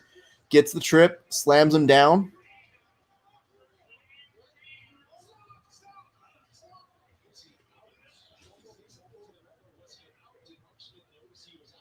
Yeah, it might have been a knockout on the slam, so we're revising the note on the submission, and that's what we're trying to figure out here. Because I don't really see a submission, that's why it's a little odd. But we will get an official word in just a moment after this, and it says, is cross fetch, baby, don't tip to zit. Okay. What level is Antivirus in Mud Russia? Nadigach. Well, let's find out. A note here from Yanaku says, I think he broke his rib. Very, very possible. I did hear him gargle and say a few, not looking great words. He seemed to be very not with it at the end of that fight. So that might be a very good guess. Youngku, thank you very much for your insight. We'll have an official word, which means we're also going to have to do a toast here in a second. So I'm gonna grab this one. He needed to choke on out Izzy. Yeah, no shit, dude. What's up, Collie D 666? Hope you're having a good night. It says no level 1 in FSB.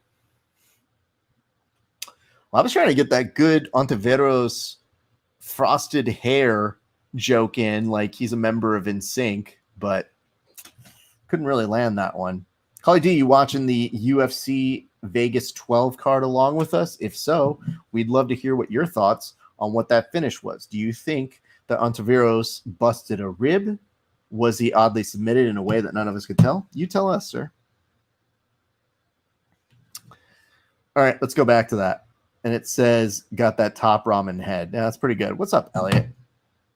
Fam, hope you're doing well. Verbal tap indeed. Yeah, we'll take that one. Does count as a verbal submission, so that's good news for Up. Elliot says, what's up with that guy? Elliot, it's kind of like when I would slam you down and then you would tap. Like sometimes it just happens, bro. It's rough, man. And he said neck injury is what it is. So, yeah, that makes sense. It's a rough one, dude. Rough one to watch. Let's see what he says in the post-fight interview. I can't say nothing. I mean, Elliot, you give me good clash. So it's I can't say nothing without getting attacked. I mean, listen, bro. You deserve it. It says hopefully he heals quick. Yeah, absolutely, man. And verbal submission nonsense. Yeah, verbal submission is always the dumbest whenever we get to these things. So they do have the last angle here. Well, let's hear what Kevin Holland has to say if he makes any coherent words other than just trying to call out Izzy in this post-fight one. It said neck injury, and it says before for like him for safe space, but time machine won't take back 2003. Oh, okay. That works. It says, is Charlie's hair more in sync or Sideshow Bob? Maybe a combination between the two, actually. I'm going to give you a recap of what I'm hearing in the interview in just a second.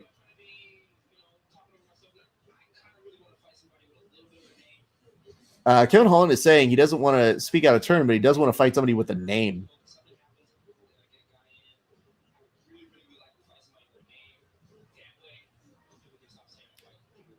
And so now he's saying, hey, listen, if you give somebody who has a name, then these haters can stop saying I'm fighting people without names. Sound logic. Says sideshow sync with the verbal tap. Absolutely. Elliot Evans asking me, who do I have in the main? Right now I'm leaning Thug Nasty. I don't know about you guys. What do you feel? Yeah? So let's see what's happening over on that side. Plus, we are going back over to Subversive 4.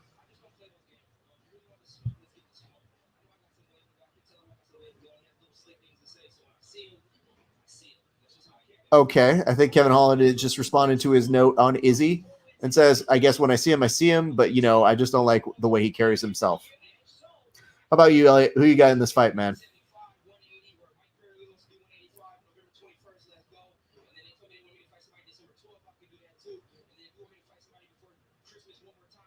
I guess Kevin Holland is making a case that he should fight like 3 or 4 more times before the year's up. Oh, sorry, Silva Hall. My apologies. We've been talking about Bryce all night. Silva and Hall. That one's tough, bro.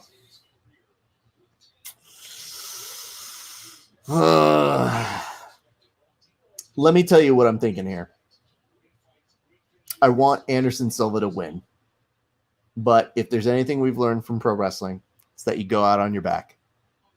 It is a phrase that gets said that you lose your last match so that you can give the next guy whatever vibe or energy you had, even though he needs to stop. Yeah, I know, man. I don't know. Watching Anderson Silva in these past few years has been rough to watch. So for me, that's definitely not really been something I've loved seeing. But, you know, tonight hopefully he has a good fight with Uriah Hall.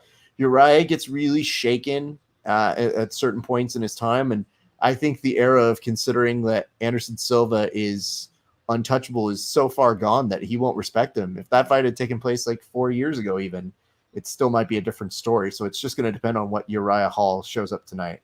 But I would love to see Anderson Silva try to get it done. Can he? I don't know. Let's find out if the magic's still there. If can talk, shouldn't say, is the note from Nadia. And it says, Silva until taken on shield. If can handle Hamburglar DC, can handle any Whopper. You know, I've heard a lot of things in my time with hosting this show.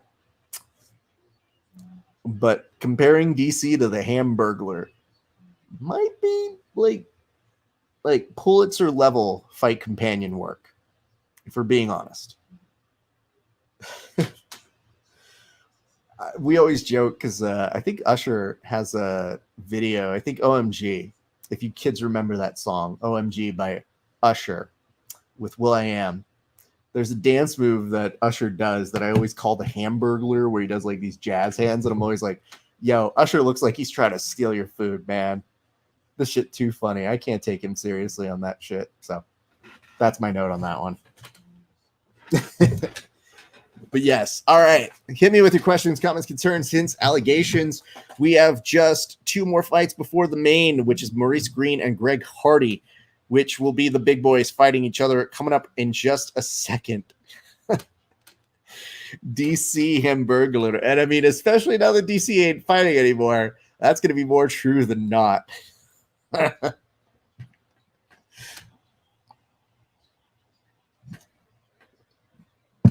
All right. Hit me with what you got, fam. I'm here for your amusement. I am stoked to take your questions. I'm happy to do whatever is going on right now. But talk to me. Anyway. Let me know what y'all are thinking. I'm also going to do a toast, like I said, in just a second.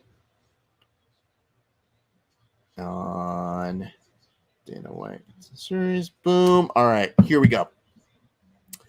This toast goes on out to one Kevin Holland. Kevin, listen, I don't know what you did, but you essentially got a verbal submission, which is known on this show as a verbal tap. because that's the way it should be pronounced. But cheers to you, bud. Thank you for making people put some respect on our name, even if they don't. And I'm not really sure. Did you knock him out? Did you really submit him? I think you just broke one of his ribs, maybe even knocked him out cold, and the referee stopped it. Doesn't matter to us. Still counts as a verbal submission. Cheers to you, good sir. Look at that. Dana White's Contender Series. Is that Maximoff? Is that Nick Maximoff? Yeah, it is. Dope. We know the Nick Maximoff. He's a good kid. He regularly fights on what is it? The Submission Underground. So good for him getting that call up right there. I know he's a monster, dude. He has been crushing it. So, oh, look at that. Love, so much love. We just got tagged by our good friend Derek, who's showing us the baller work that he's got with his amazing shirt. In case you haven't seen it, give us a like and a share, and we will give you the toast just like we did right then and there. That's how we do over here. Adam Woods, I owe you another cheers. We'll take care of that in a moment. I did notice a few comments that we have to put on here because we did miss them, and it says, troll my show, please. And it says, how is the BJJ tournament going? Good question. Well, it's going okay, if I'm being honest. It's hard to keep up because, you know, you see one fight to win, you see them all, but this one's a little different in that my friend won, Mike. Oh, it does look like, is this Ollie Taza? I didn't know Taza had a team. Yep, it is Ollie Taza and Manira. So good for them, man. All right, we're going to come back to that one in a second. Subversive. I'm keeping an eye on it. Don't go too far. And it says DC Old Hamburglar, not PC Hamherder.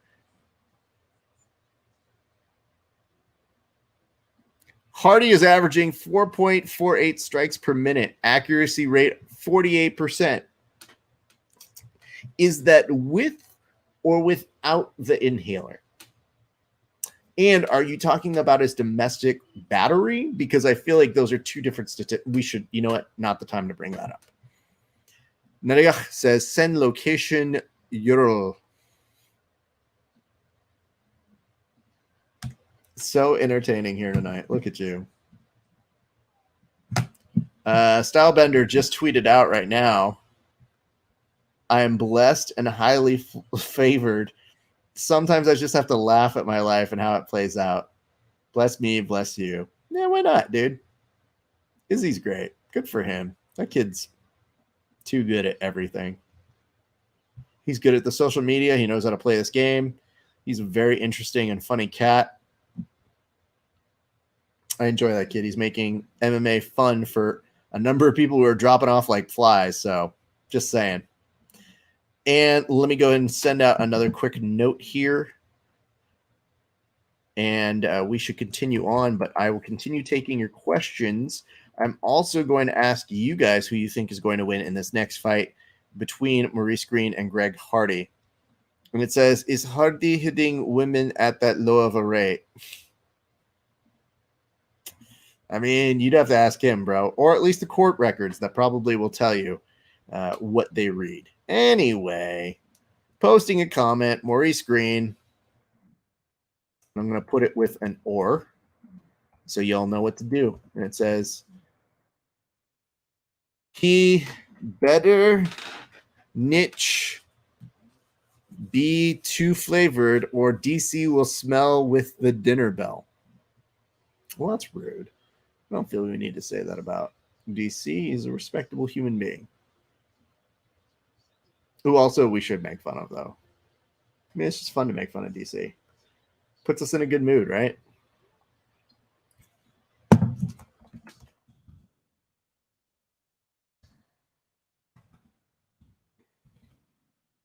All right, we are back in business. I'm looking at your comments here. Joffrey says, Greg Hardy. I dig your choice there, sir. I will also be very interested to see how the rest of our congregation goes on this one. I'm going to go ahead and put this on the Verbal Tap page as well.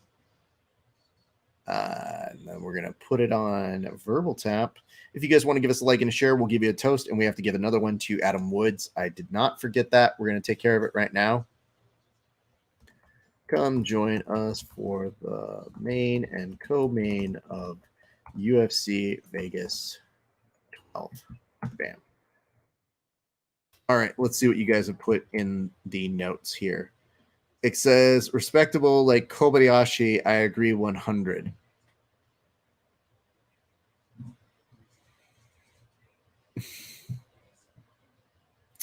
Having an event, not now. I don't even know what that fucking does. Facebook is getting so wily with all their shit.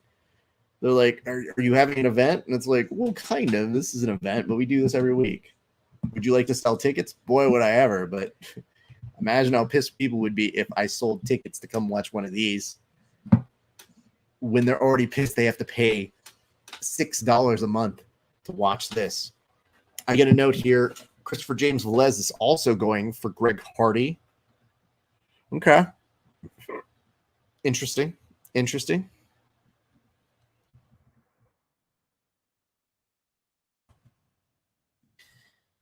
Checking out the last few seconds of notes before we get underway to this next fight. All right, this toast going on out to our friend, one Adam Woods. Adam, we've mentioned how he has, 1, 2, 3 different shows that you can go peruse. We mentioned how he's a good guy. We mentioned how he enjoys making comments that could, come back to haunt his page and maybe block him from the YouTubes. But here's what I'm going to tell you about him. I'm going to tell you that I think if Adam Woods had a finishing move, I think it would actually be the STF. Because what better way to ask your guest a question and then put them in a move in which the acronym is to shut the fuck up? Just saying. Cheers to you, Adam Woods. Much love to you, bro. I think this is going to be just enough. It says, if John Jones moved heavyweight, I'd like to see him versus Hardy. Ugh, I think a lot of people would, just for, well, I don't know. That's a lot of crime on crime right there. It says, if I were a prison, I pick hard because the real fight, I take green light. Okay. So you're talking Maurice Grin, right? Like, just kind of clarifying here. Sometimes I speak gibberish, sometimes I don't. And apparently you could put prop bets tonight on the Subversive, which is still going, and it does look like Taza is shrugging, so I don't know if that promotes anything good. He may not pick up the win here if I see that body language. And it says, let's see if he gets the decision win. I guess Taza does win. Fascinating. Good for him. All right, it says stink hole to face underneath. Good. LMFAO. Good. More grease. Yes. Okay. Ali Taza picks up the win and looks downright angry about it. Not the time, bro. They have so many commercials on the Subversive, by the way. It is a lot to take in. And it says DC also stands for double cheeseburger.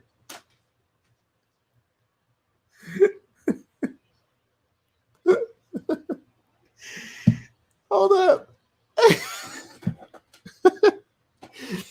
DC stands for double cheeseburger is also the second Pulitzer that we're giving here on the show.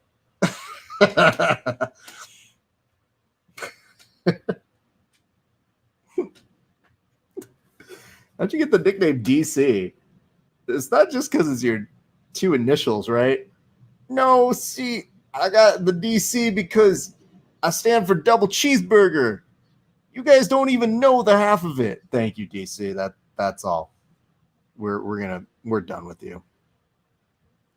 Hamburglar is sticking. I mean, DC double cheeseburger is more than stuck. I think that's going to carry over to future episodes. And it says damn power muffin top, and it says, like cheese on Big Mac. Ooh, Fatima Klein is going savage level right now with our Schoenwolf. Meanwhile, Greg Hardy, they say he reached 264.5, but that should be a 265 plus, if we're being honest on this respect. So, Fatima Klein recently won the Submissions on the Shore tournament over out this way here in Cali. It was her first time out in California. She's a monster, dude, and right now she's working from guard. It'll be interesting to see how she does here. I know she's looking for more and more competition to get in. I believe, hold on, does she fight or does she plan to fight? I think it's one of those two. But yeah, she's good, people. One of my favorite interviews in the past, 5 months? And Schoenwolf was looking to slam her off the stage for just a split second before cooler heads prevailed, and they pulled her back. So, all right. Here we go here, kids. Ugh. I am really not enjoying how much my ESPN Plus is cutting out here tonight, and it is plugged in, so I am in a bad mood about this. Yeah, it does say on MMA Fighting, who is this? It says Greg Hardy looks like Ron. Yes. Originally, the note here on MMA Fighting notes that Kevin Holland stops Charlie Ontiveros with a nasty slam, trash talks Israel Adesanya cage side. That is a very accurate one there.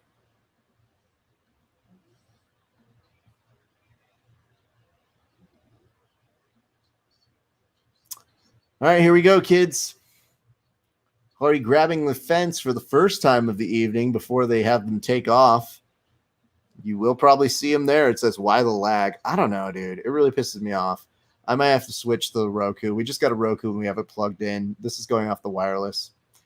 We just recently changed part of our Spectrum plan, and it really pisses me off for our cable. So we'll see. I may be calling in and making some angry calls. The only problem is now that I'm back at work, I can't do that as much. So it's a little bit of a bitch and a half. My apologies if you guys are ahead of me. Hopefully I'm giving you a nice recap of what you saw. And, ooh, Greg Hardy connecting with some heavy blows. One, oof, this is not looking good for Green. Green has a leg trapped here, almost like he's about to be put in a single leg Boston Crab.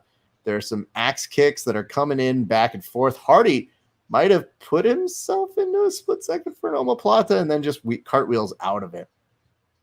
This is a weird fucking fight here, kids.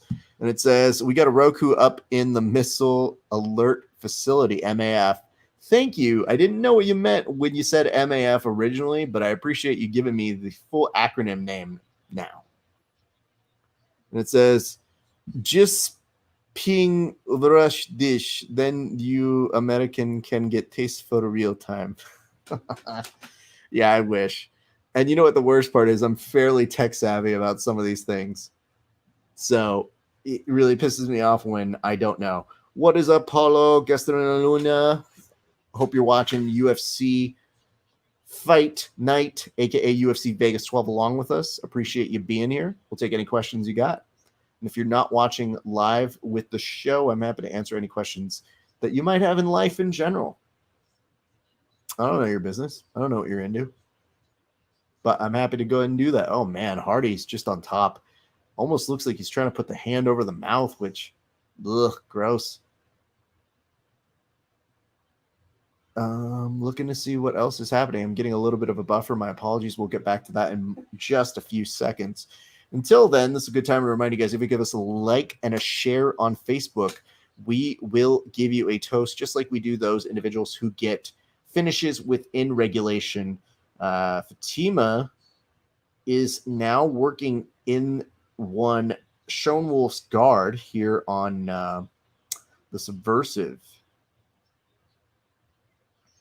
Fatima might get her first opportunity to really attack and hold court. So we'll see how this one plays on out. All right. Now, Hardy is not trying to pass guard, potentially because he does not know how. But he's pretty impressed with just you know, being heavy on Kevin Holland here. Not sorry, Kevin Holland. My apologies. Bobby Green. It says life question.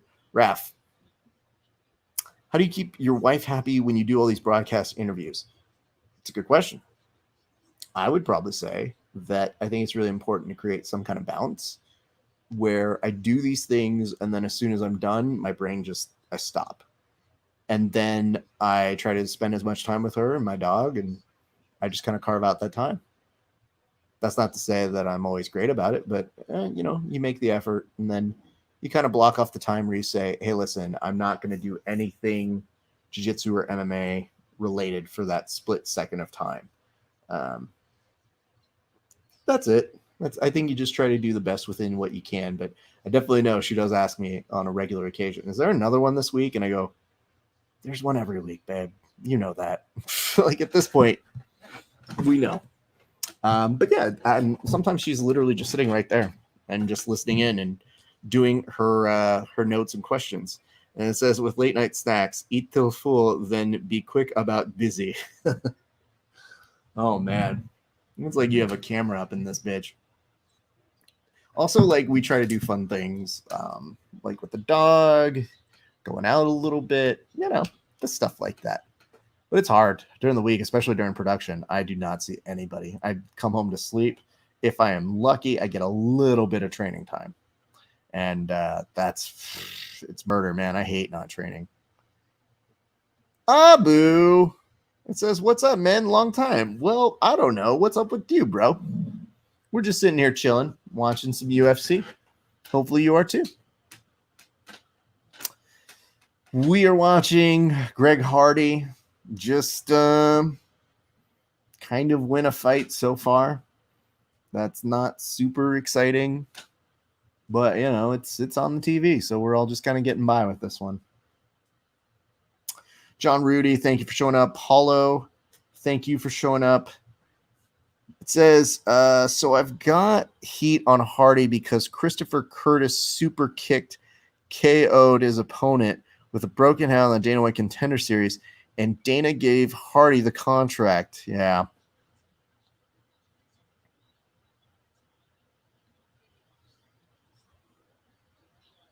It says, we do fun things with dog. Translate to rush, void, or walk.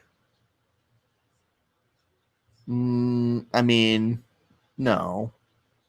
I don't really know what you're talking about here. I think you're swinging a miss on that one, but all right. It says, everything good. I talked with you before. Awesome. Appreciate that, man. Glad you're chilling out with us right now. We're enjoying the fights. Hope you are too. And it says, whoa, Herb coming in hard with the warning. Hey, somebody better fucking warn him.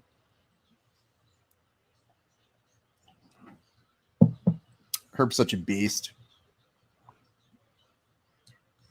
I was once commentating a gig, and Herb happened to be right there, and I just talked to him, and it was super nice. Just really appreciated him. Look at this. Green with 4 significant strikes to 25 for Hardy. It says, in the rush, no yes, walk dog with wife outside. Smiley face.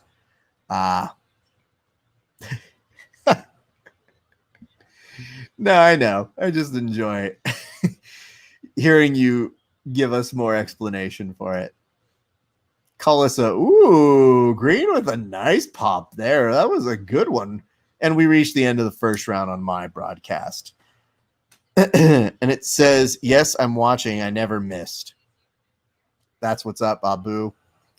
Abu, we try to have people show up, enjoy themselves, crack a few jokes. Some good, some not. We all have some fun. Look at you, Shango. You holding in strong over there. You liking this fight? It says, oh, I don't know about the protest of the stoppage. Yeah, I don't know. And it says, Mauro Prasani, thank you for joining us. We're watching UFC Vegas 12. Will Anderson Silva go away? We don't know. It says Green looks pissed. Uh-oh. Well, that can't be good. And it says Greg Hardy defeats Maurice Green via TKO. Well, kids, this does not bode well. Yeah, this is an interesting one. All right. And it says Granby rolls are intelligence defendi. Did you guys see the video of that guy who went for an Eminari roll and got knocked the fuck out?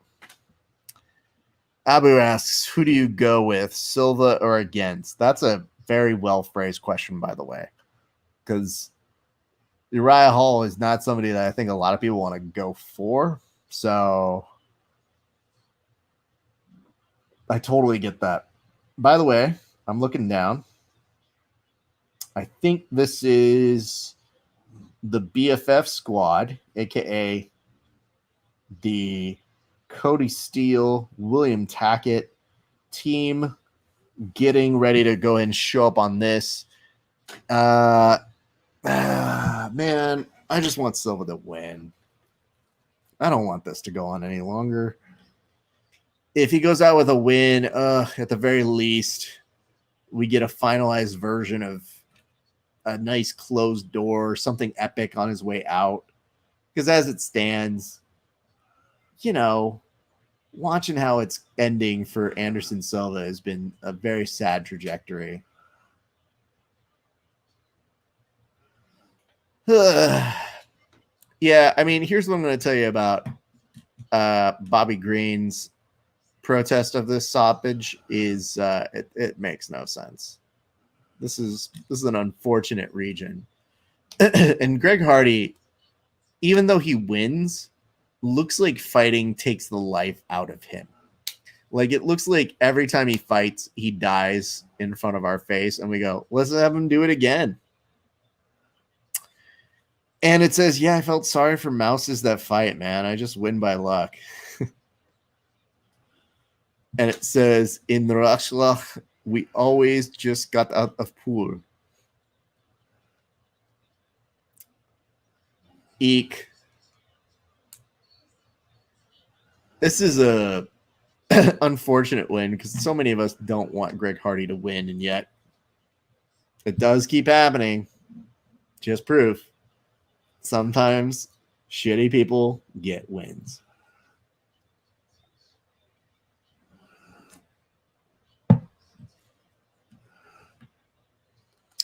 Yeah, Greg Hardy every time gets that thing where he gets a knockout, and most people, when they get that knockout, they'll stand there and be like, I won. Yes, I won. Greg Hardy, after a fight, after he wins, is like, why do I have to do this all the time? Fighting so hard. I don't want to do this anymore. And then 2 months later, Greg Hardy sweats like Kurt Angle. First of all, don't you ever compare anybody to Kurt Angle. Second of all, rude. Third of all, Nadia says should be called the Dregs Hardy. Okay.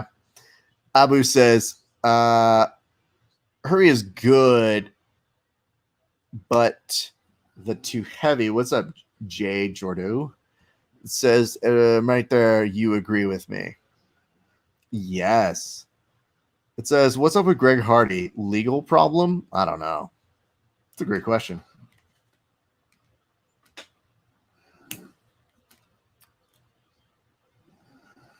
Ugh, gross.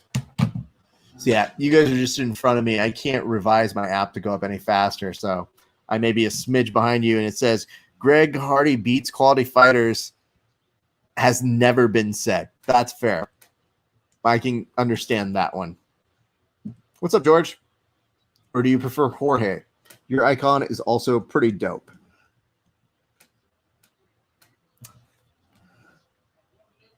Well, let's see what has to be said here. Oh, I guess we have to do a cheers to Greg Hardy.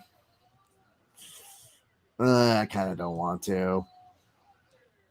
I don't think I've never declined to do a cheers for somebody.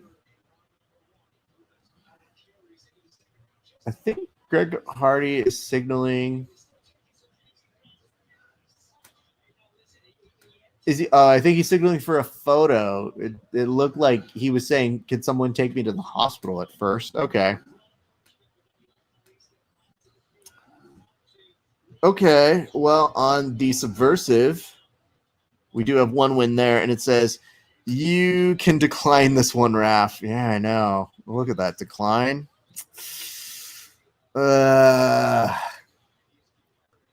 You guys make compelling cases, and you're agreeing with my initial thought. What do I do here? Let's see what he has to say. And then we can kind of go from there. I'm trying to think if we did do one already for him on this show. Decline till court case is settled. Oh, man.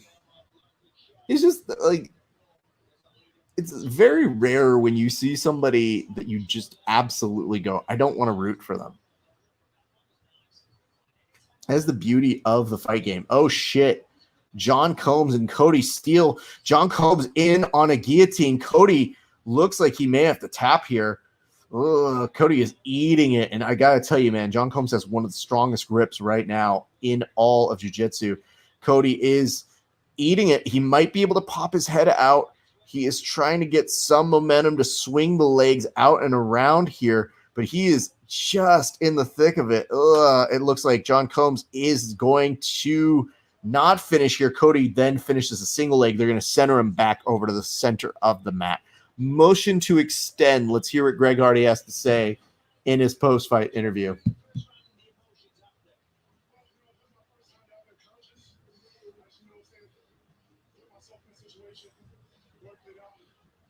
Greg Hardy was saying you got knocked unconscious?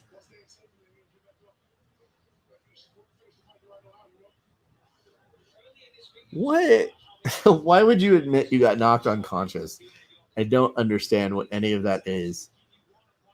John Combs now working from bottom. Cody Steele looking to pass from up top. Pushes him around, kind of moves the leg, going back and forth, side to side. Now going back on over to what Greg Hardy is saying.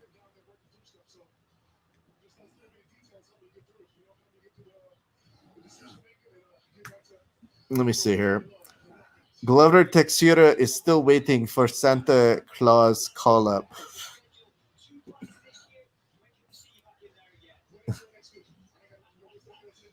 Greg Hardy is trying to ask for a fight next week. This dude couldn't even keep his own breath going.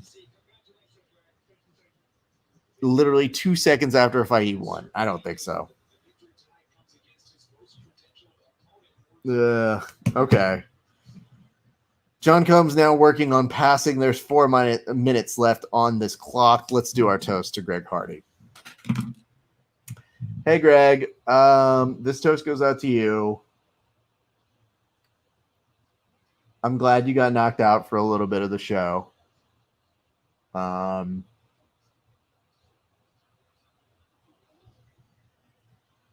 Cheers. I think that one was pretty good, right? Like, I think all things considered, that went well. He called for fights before this week. Test could be positive. True. Absolutely. Cody Steele now trying to attack John Combs' legs in on a heel hook. John Combs very apt to knowing what is going on here, is getting his leg out. But I love Cody Steele putting it on there. And it says, this is where backwash is respect. Though legitimately, I did think of not doing a toast. So 3 minutes. I wonder if John Combs will take the bait and try and do some leg locks with Cody Steele. I've trained with John Combs. He is a beast. I have not trained with Cody Steele. I imagine I would die. But, man, this is a not bad match between these two gents thus far in. And, John Combs, if you know anything about training with this dude, he's just so deceptively powerful. Like, you figure he's a pretty strong guy, and then you roll with him, and you feel absolutely stupid. And Cody Steele trying to attack this leg is 1,000,000% a great idea. I am a big, big fan of at least starting the attempt. though it is proving a little bit futile thus far in, but it is a good strategy to do. And Cody is constant movement. Like now he's signaling he wants this leg on John Combs. He is coming in. He might be able to pass off the leg to the other side. John Combs is trying to push the leg back. I think Cody is looking to see how much time he has left. And now he is trying to go down with it. John Combs just pushing the knee line just ever so slightly down out of the way. It looks like he is mostly out of danger. Cody Steele, though, very, very apt in trying to figure out, like, hey, listen, maybe that's going to be the weakness with John Combs. Now, mind you, earlier this year, John Combs and Cody Steele went outside to play a game of flag football after one of the earliest fight to wins, I believe. And it says, Duck Hunter is ready for a big bird. Bangs tell all.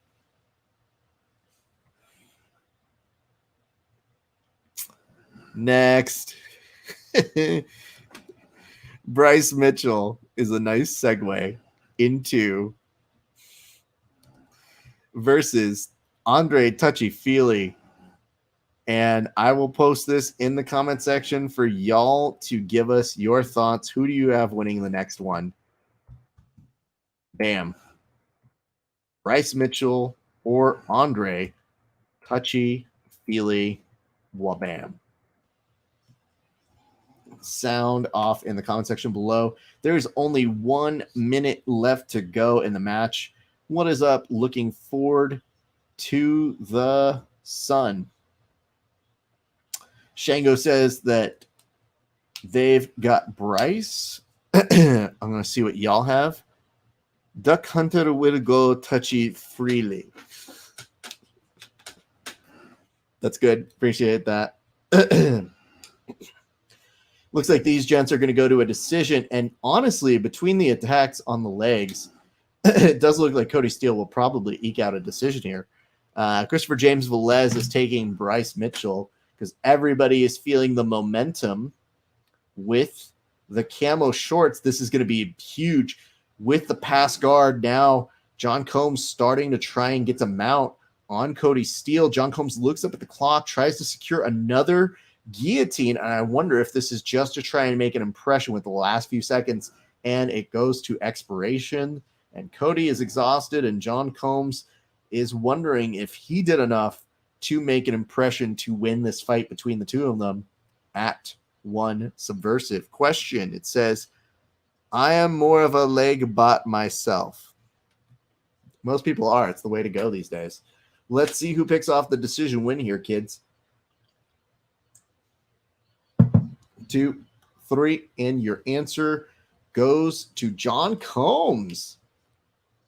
Picking up the win. Interesting. Joffrey says Bryce Mitchell, and it says, I like the PC move referring to me as they. Well, listen, dude, I don't know what your situation is. It's not even a PC move. It's just a grammatical move. I worked too many days in a journalism office. That's fair.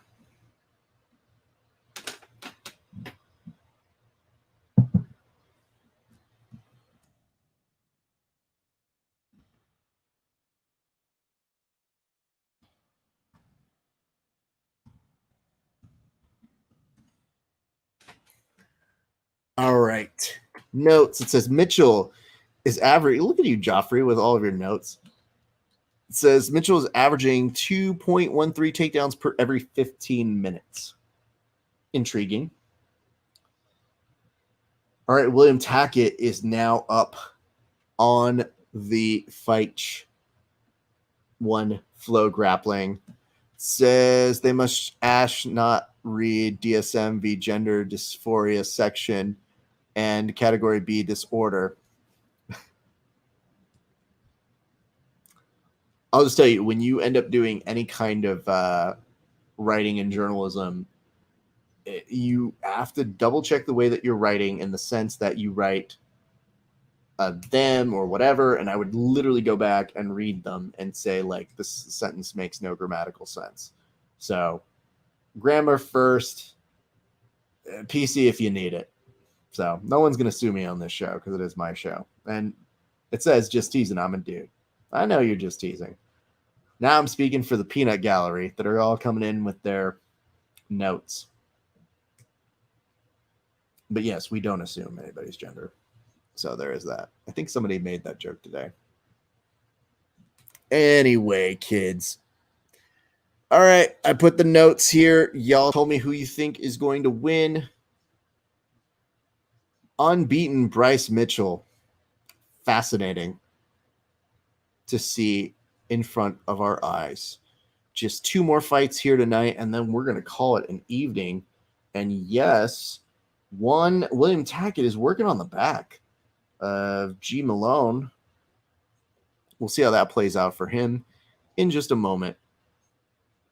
It says, I wrote how feeling hurt. Heart, nadigach. Understood. So this is going to be a close match. I'm not exactly sure who won the very first one. William Tackett very much waiting to try and get a submission here. He's already got the back. He's got 4:30 to play from here. This is not a place you want to be with a kid. Ooh, he is going in grimy here. He's almost got a body triangle. He's working. He's a little off to the side. He scoops up underneath, and he is back there. And Malone or Jimeon is definitely trying to keep an arm up with a little bit of the Stone Cold Stunner defense. I don't know how that's going to work with somebody with as a proficient back control as William Tackett. William does have a body triangle in, by the way. So that's no bueno. Eek!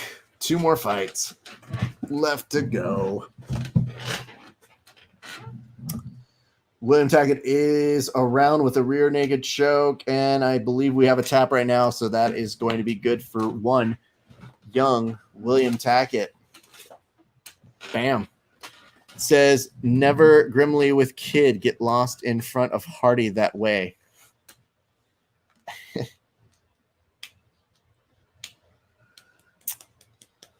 All right.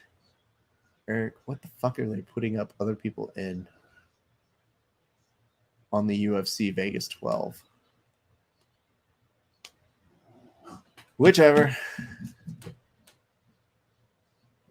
All right, kids, we're talking a lot about these camo shorts, but legitimately ask yourself, why are we so excited to see someone have camo shorts for a clothing company that for years has gotten away with so much nonsense? Nadia says, who will be splayed? It's a good question. I was telling somebody today who was not familiar with the twister. I showed him how to do it, and he goes, why would anybody do this to anybody else? I was like, because it's fun.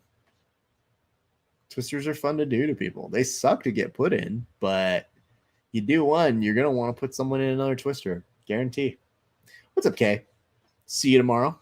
Looking forward to training. All right. We've already put up the logo. Let's just double check to make sure I put this up here. And Bobby Green. Nope, let's take that down.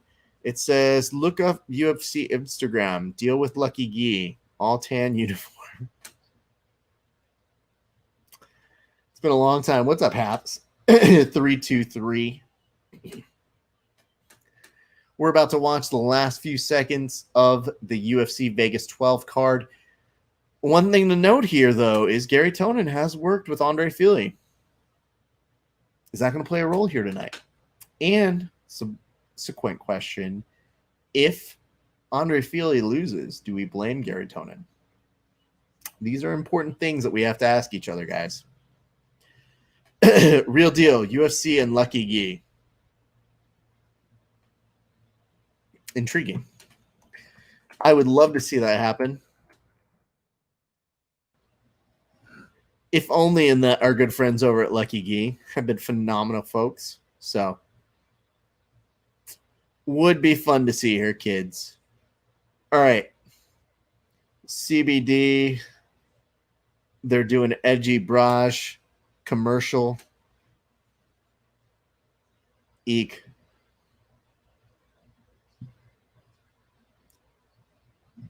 It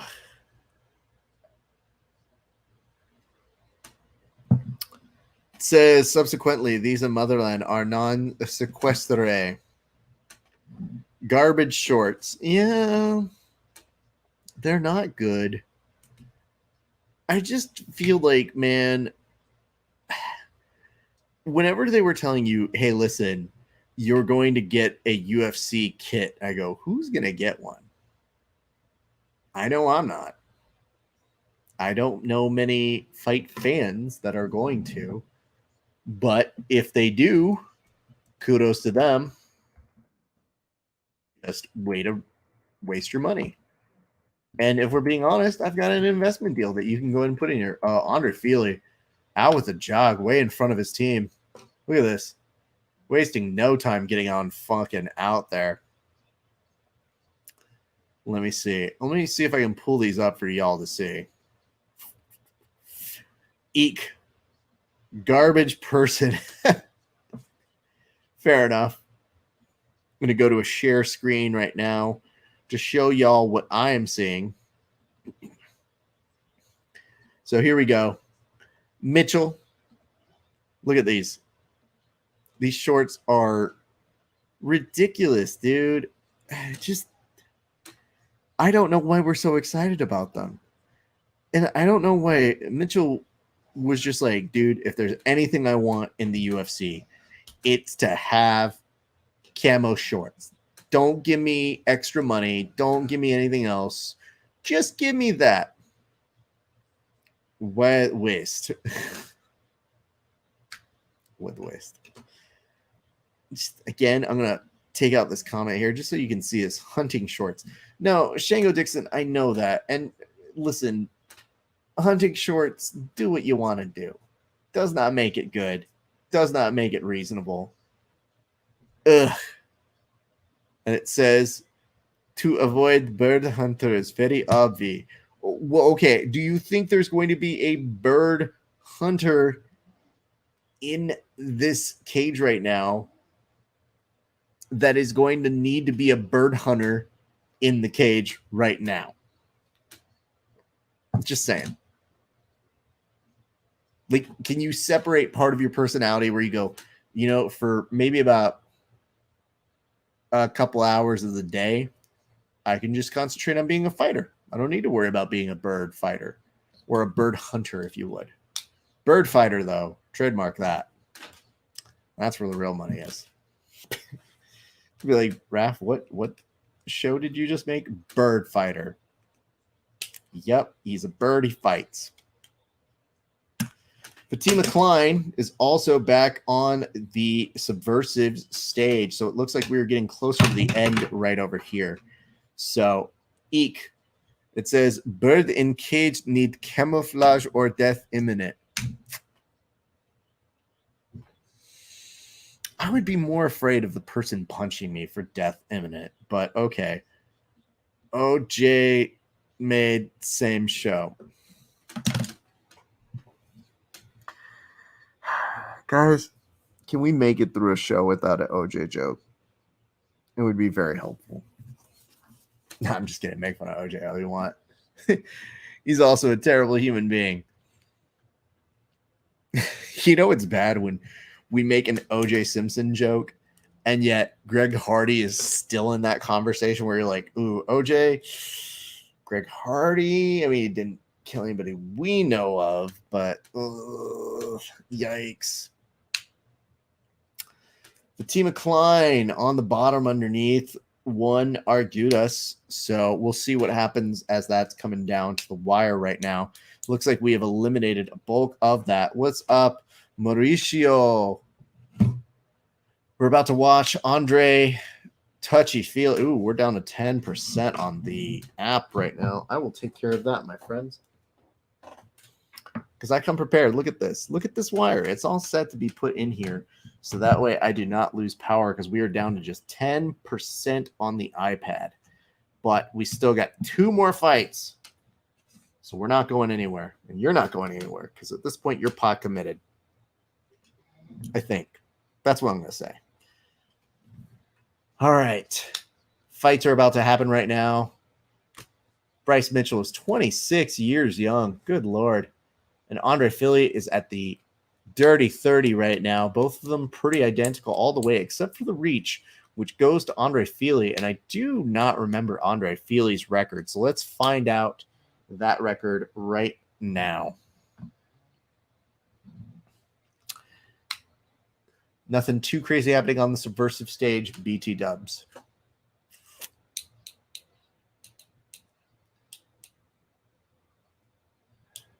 Man, it trips me out. Yeah, 21-7.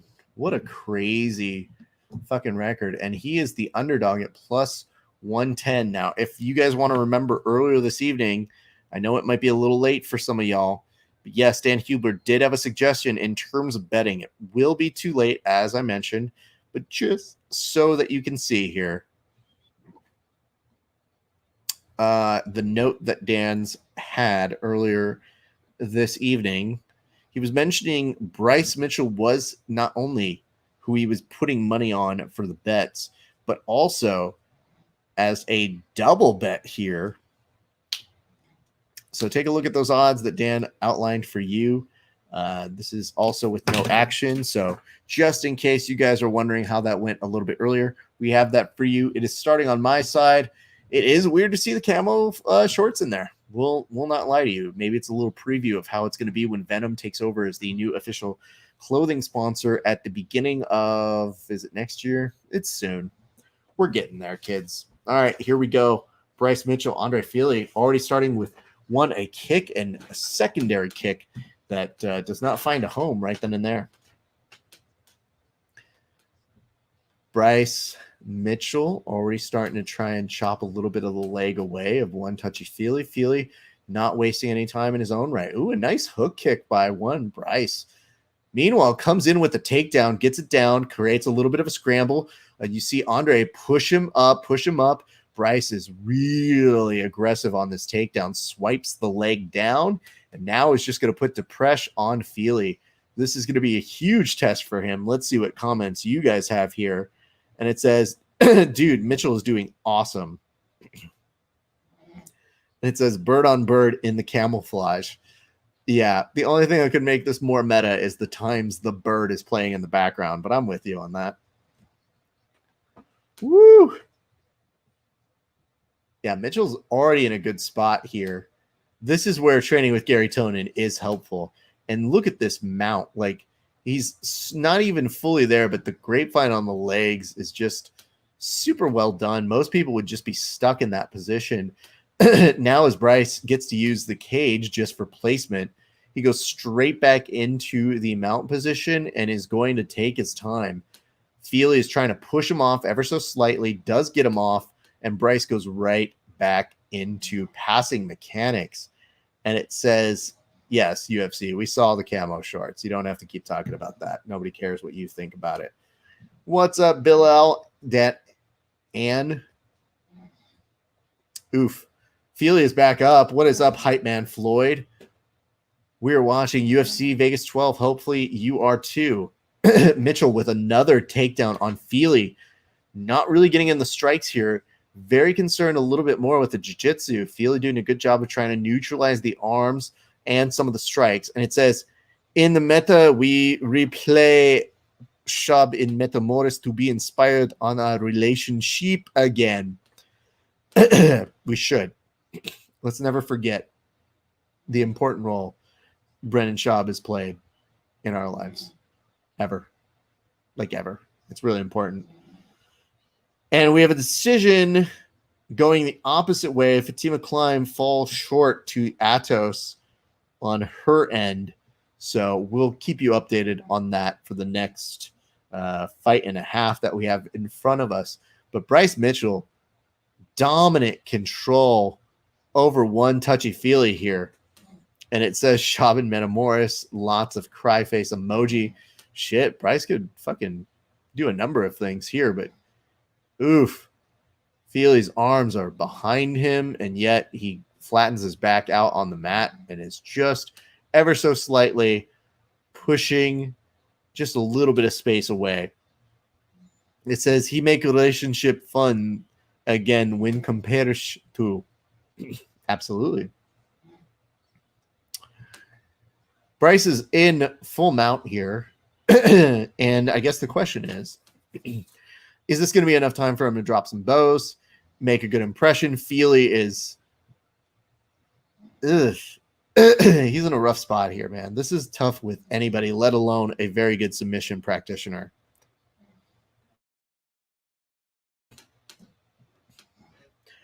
Let's go back to the insignia there. We push that down. Feely has been in control time for 2 minutes and 55 seconds on the octagon clock. Eek. It says he dropped eggs more like he. Mm-hmm. Oof. That's a good triangle setup at the very least. He goes to his back. Feely now is going to get the opportunity to pass here. Just 45 seconds, not getting any strikes, and almost skips away. I think he's in the Wizard of Oz for just a split moment. Meanwhile, over Team Atos versus Nick Ronan, the accountant. This is intriguing because Nick is trying to go in on a leg attack, and it looks like the fight to win Behringers, or the folks that are preventing them from dropping all the way off to the side, are doing their best to rope him back in. Back up on top, Bryce now gets the opportunity to pass. He only has 15 seconds to go here, so he's going to get off some shots to the breadbasket, and Feely's going to kind of try and tie him up, and that is probably going to take us to the end of the round. Going back down here, Nick Ronan is now on top of Abe Mariski, so there's that. And Nedigach says, all in favor of skin tone shorts, say Comrade 3. So you're thinking like a nude color? Because that might get a little weird for some people here. But you do you. If you want to wear it, that's perfectly fine. I just think all of jiu-jitsu is gross. So half the time when people are like, hey man, are you going to put spats over those shorts, or shorts over those spats? Yours like, yeah, dude, nobody really wants to feel your dick. Thank you though. But we know the people who fucking don't do that sort of a thing, and just makes it weird for the rest of us. So please, if you can, buy some shorts to put over your spats here, people. That's our PSA for today.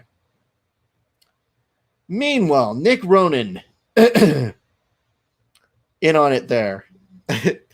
Not so gross when on top. Yeah.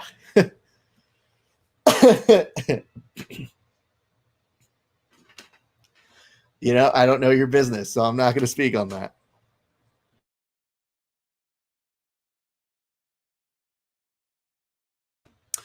All right, I'm at a commercial. I should be coming back in just a second. Very good round for Bryce Mitchell. Super proud of the kid. Meanwhile, on my stream on my phone of Subversive, Nick Ronan looked like for a second he was going to attack the legs. Has to give it up. They'll come back over. He's going to work in guard. And it says Soviet mind control with whole in control. Sounds about right. All right, kids. Second round coming up in just a second. Meanwhile, Ronan's trying to pass the leg over to the other side. He has a body triangle, and he's trying to use it as a setup to get the other leg. He did have it for a split second. Now is going to be content going to work now by passing. All right. Andre is going to be way more prone to try and keep the standing up in this round. What is up, Juan Cordero? Good to see you joining us. We're watching UFC Vegas 12. Hopefully you are as well. If not, I'm here to walk you through what we are watching. Ooh, Bryce goes in for a takedown. Feely initially stuffs it, but does not have full enough control to fully escape out of it 100%. Ronan trying to attack a leg, meanwhile on the subversive, and is not completely there. He may give up a little bit of positioning. He does push his opponent back down, is going to come back up. Looked like for a single second there was a single leg, and they finished. Meanwhile, back in the fight, we are in a much better standing up opportunity here, and it does look like we will see a mouthpiece that's getting knocked out of one Bryce Mitchell here in just a second.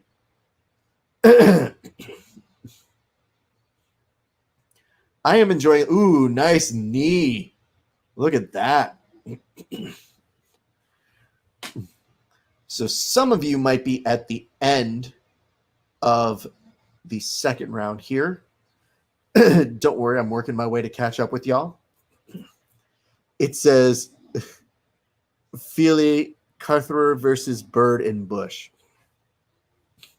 Well, you did mention the camo shorts. Maybe he's not as hidden as we thought he would be. Bryce Mitchell trying for a takedown here. Feely now getting a little bit better of an understanding on the rush in.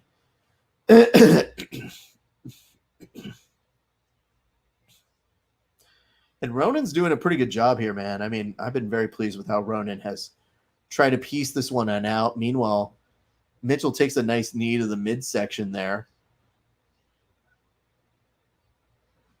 Eek. It was a good fight, though.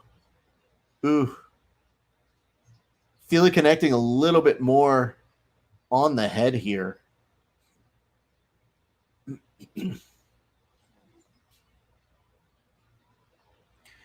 Now, this is very interesting to see in the second round. And we have people who are commenting and saying this looks like it is tied 1-1. Do you guys feel the same way? Mitchell, though, so relentless with these takedown attempts. We have a note here that says that was a very fun and competitive second round. How are you guys feeling?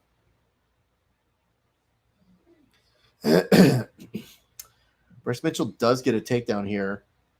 Starts to advance body position, starts to move on up ever so slightly. All around, very, very solid fight between both these gents. Hopefully you guys are enjoying this one as well. It says Windows cry. Ha ha ha. Am I right, comrades? Yeah. As you always are. That is one of the benefits of having you join us here on this.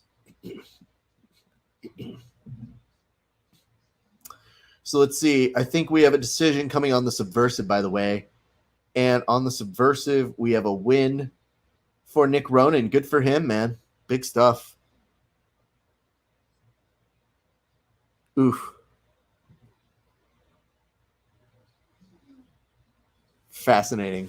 Fascinating all over the place fight.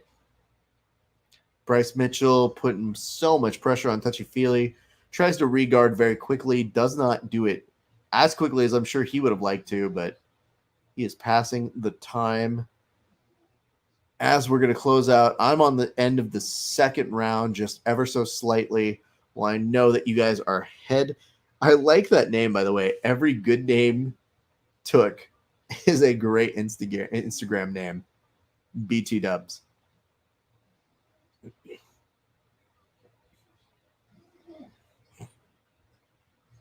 Oof. Touchy-feely almost came up on top for just a split second. Now, end of the second round, Feely, that's when he did knock out the mouthpiece. I did see that getting in there.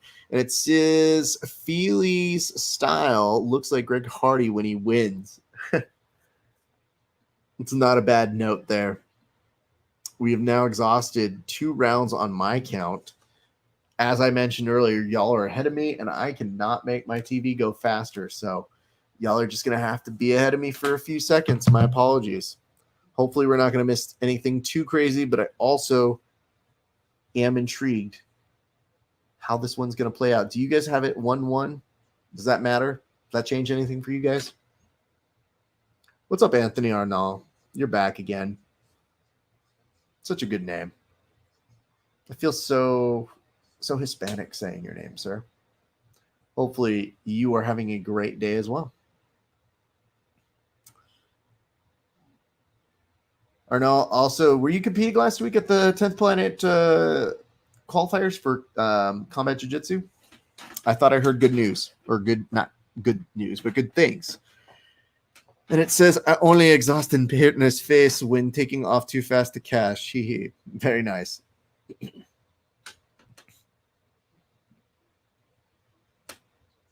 Yes, sir. Yep, I did hear good things about you, bro. Good on you, man. I have an interview with the person who ended up winning it. That will be released on Tuesday. Of course, they haven't released who won it. Weird, I know. And most people do know who already won. But we'll go ahead and let them wait for tomorrow, hopefully, to see that. Got a number of people saying it's kind of 1-1 around, and it says live in-play wagering after round 2. Interesting. Meanwhile, Taza versus Barbosa. What a fucking crazy-ass matchup right now on the Subversive card. Great fight indeed, Shango. Eek. What a crazy thing to see happen in front of you. This is exactly what you expect when you get a very solid grappler. Eek. It says Tazo wins. Interesting. Y'all are ahead of me on all the internet connections tonight. Bryce is the note from Christopher James Velez.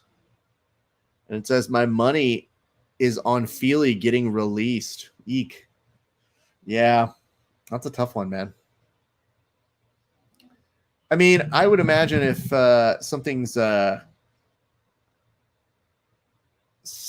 does become amiss for Andre Feely, he could probably do something on another competition. I think he'd actually make pretty good for Bellator. He might even be a good fit for one. So maybe Gary Tony could put it in there. And it says, I was pre-programmed with Nostradamus font. Okay. Meanwhile, I'm seeing over here Barbosa putting the pressure on Ali Taza, who is going to need to make some evasive maneuvering here to get out of a very, very bad position. Look at this. Korean Zombie coming in for some Drew props. He says, points have cleared. Good on you, Dan. Look at you. Just running the fucking table back and forth. Dan, you showed up just to take credit, right?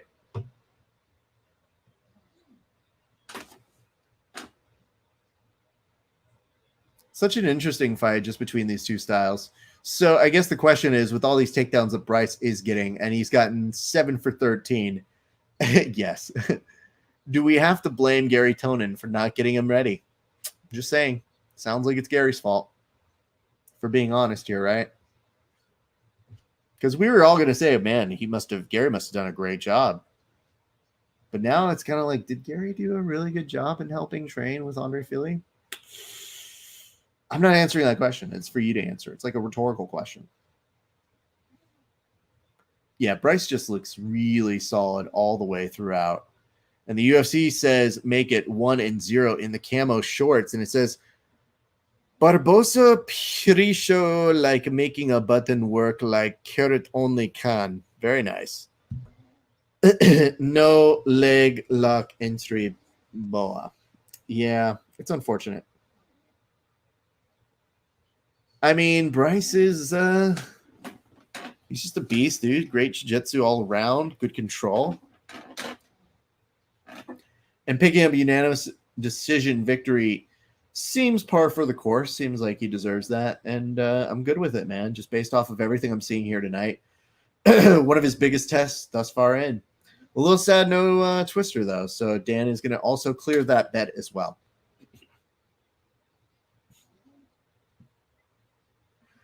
He relents. What's up, that dude, Jason? Hey, how is your leg? Is it good? You feeling okay? Just checking, bro. No real interest. Just making sure it's, not not hurting for any reason, or like it would feel hurt if it got put in a figure 4 leg lock. I'm just saying, I hope it's okay, man. Because that would be terrible. I mean, it would probably, it's a move that doesn't hurt a lot of people, but maybe somebody who has a knee problem, a figure 4 might actually be devastating. Oh, yikes. Yikes for you, my friend. Well, that's an interesting fight to see happen before us live here, fam. And here we are. You're seeing Feely try to get some last punches in. That is the end of the fight on my side. That dude Jason says, leg is doing great, almost ready for our match. I don't believe so, man. Nadia says, Bisping's hair gel is working hard to stay hard. That's not the only thing on Bisping working hard to stay hard. Wabam, got him. Just saying, I see you, Jason, over at the Areola Brothers Wrestling. You know, you're being a good coach. You're getting those reps, those mental reps, even though you can't train. And it would just be a shame if you got hurt again. You know, hate to put you on the sidelines again. That would be unfortunate. Not another eye joke below belt. I mean, if it was below the belt, he probably couldn't see that either. So, well, bam, take that, Bisping. Let's see. Barbosa does get the win over Alitaza on the Subversive 4 broadcast right now. And if I remember correctly, is that going to give Gracie Barra enough wins? I'm going to have to go back and watch that. Very fascinating how that is all playing out. And is that a banana peel? Yeah, okay. On I. Well, bam. Got it. Well, Feely definitely knows that, they're exchanging some nice words with each other, so that's kind of cool to see.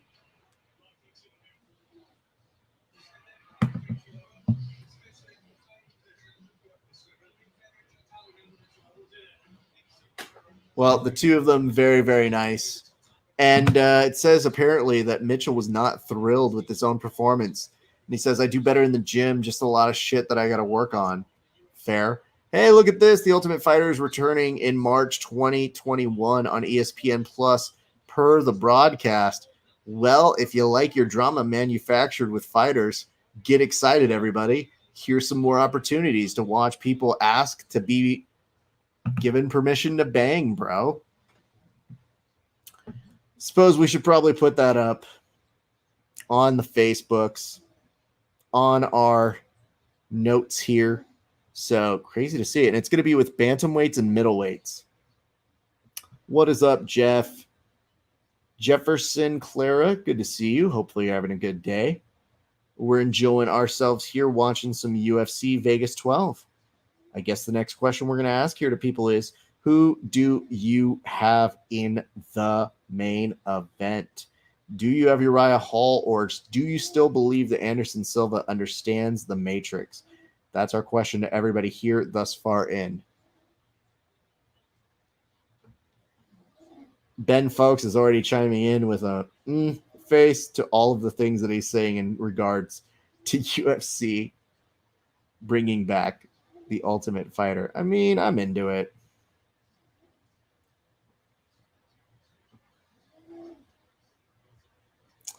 All right, let's see here. What notes, what questions, comments, concerns, hints, allegations? I did see some notes here. It said Michael Bisping Skinfold. What's up, Felicia? Good to see you. Hopefully you're doing well. I've not seen you in a minute. It says stay live for submissions. Yes. It says Silva, if he can breathe through his nose, the Ultimate Fighter does return. And it says, I grew up on that. Yes. The Ultimate Fighter will be back for season 30. Where did we leave off? Was it 26? I know it's somewhere in that region. Shango says that they have got Hall. Ultimate Fighter. Let's see what the notes here say. 27. I knew it was close. Fascinating. So if they are back in March, that means they're probably going to have to shoot come December, January. Fascinating to see here, kids. Very excited to have it back. We used to love watching The Ultimate Fighter. We had a lot of fun doing those things. All right. Let me see. Always scrap. It's been an awesome night of sports. Good for them. All right, let's put this up here so that all of our folks on our Instagram know that The Ultimate Fighter is coming back. You guys were the first to hear it live here with us. And it says, who is Snore there? Oh, that's my puppy. It's got to be pretty entertaining to hear, right? I have a French bulldog that snores the loudest in the family, by the way, now. And I don't know what any of these words are. And it says the Sultans play Creole, and it says eggplant emoji from Media. Oh, okay. Well, good to know. Thank you. Yeah, her name is Lucille, as in Lucille Bluth. And she's super adorable. Where's Lucille? Well, she's sleeping on the couch right now, so that's what... Show her. No, you guys didn't pay anything for that. That's that extra premium. I did not know you were Frenchmen. Comme ça va. So it says Tough is going to be middleweight and bantamweight. Yes. Which, sure. I mean, it doesn't really matter at this point. And this is their highlight to people who have appeared on The Ultimate Fighter, which, of course, famously revived the UFC at a time it needed the most reviving. And, we're just sitting here waiting for this last fight here, kids. Of course, it does seem an apt moment to bring back The Ultimate Fighter when you've got an Ultimate Fighter essential alum in Uriah Hall, who many thought should have won the whole thing outright, but ran into a very game and very smart Kelvin Gastelum, who ended up winning the whole thing. So this is where we're at on the show. Let's see what we got here. It says show dog drip. No, I'm not going to show the dog. Not tonight. You have to tune in another night. If she was running around and being a brat, that's when we show her. But if she's aptly asleep, then the show doesn't get interrupted as much, because she definitely asks to be put in there. And it says, "Ew, you're a randy boy." I don't know what that means, but okay. Also in the news today, it appears the ultimate quarantine. The show was always famous for, you're gonna get, like, now it's gonna be like, you're not gonna get it. This is the ultimate. Oof.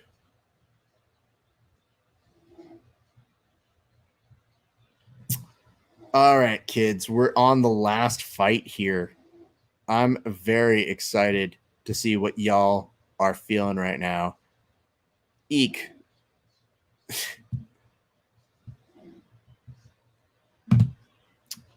Let bang bromed.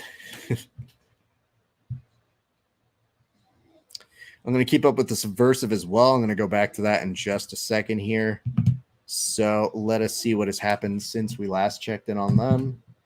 And all right, John Combs versus Nick Ronan. That's a good match. We are already about halfway done with that one. What is up, Jaime? Good to see you, bro. It's been forever. It says Spider will weave, Choker will gag. And it says, I was such a tryhard when I was young. I used to listen to that song while lifting in my tap out shirts. Ha ha ha. At least you know you were the problem. some guys live forever not knowing that they were the problem. And plus now you train. So, you know, we used to wear tap out shirts or affliction kind of shirts, ironically. So a brother of mine, his wife got him a really good tap out shirt, and Kelly saw it, and my wife goes, "Oh, I think I can find a better one." And I swear she went to like a Ross or let's say one of those kind of shops like that, and she came back and it had like a Batman tap out pow, super amazing, like snake dragon tap out shirt. And I go, "Where did you find that? That's the best thing I've ever seen in my life." And yeah, it was bedazzled. It had definite, like, you know, glitter bullshit on it. And I showed up to watch a fight at his place, and immediately him and his wife go, that's so much better. Shit, who got you that shirt? And I just point over to Kelly, and she goes, "Thank you." So it was a good day for all of us here. I do find it quite impressive that my puppy is being picked up. That's how good this microphone is now. My puppy is now Insta famous for a number of reasons. Hey, Jaime, how's things going, dude? How's work been? Have you been able to do your thing, bro? I have not seen you in so long that I just wonder if you're training enough.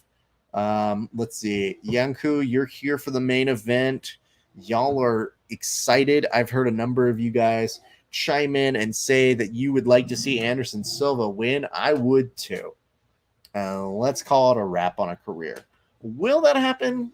We don't know. It says, who picks up your dog? Human.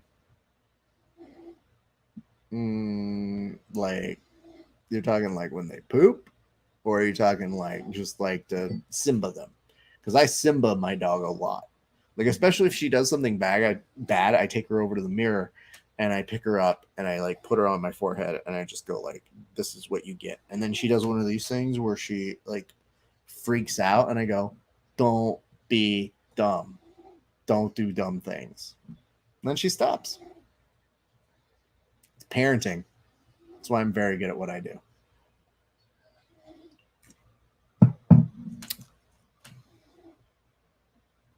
And it says, you say Mike does. You say we can't see. What is this? Good question.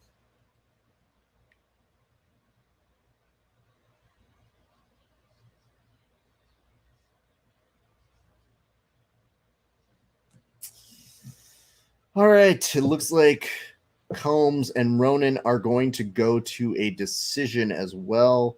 Combs may pick up the decision win on this. Combs is just kind of like floating in for a leg lock that Ronan has no time for. And we're done. And it looked like for a split second, Ronan was going to try and go for a heel hook on him. Oh, I see what you say here. Show dog. Okay, well, no. Do you guys not understand? When the dog is sleeping, I can do this easier. In the past, when she gets really needy and she starts barking on the show, then I have to pick her up. But if she is asleep, she is not ruining the show. What is that? MMA MZ 500. And it says, I don't know. I want Silva, but I'm not hopeful. And it says Silva at 15% body fat. Yeah. Did Silva just do a Wakanda Forever? Yes, he is. Bless this man. Oh, my God. I can't hate him. Damn it. All right. This is it. Hopefully, this is the last time we see Anderson Silva fight. He is tied for the second most knockouts in UFC history. He is also at third, tied with the most finishes in UFC history at 14. I just want him to win. I want Anderson Silva to win. We all go home. We're all happy. If he continues to fight, we all feel really weird. Then we got to navigate. Are we okay with him still fighting? Is he going to Bellator? Does he already have a Bellator contract in hand? Who knows, people? So this is what we have. going on this evening.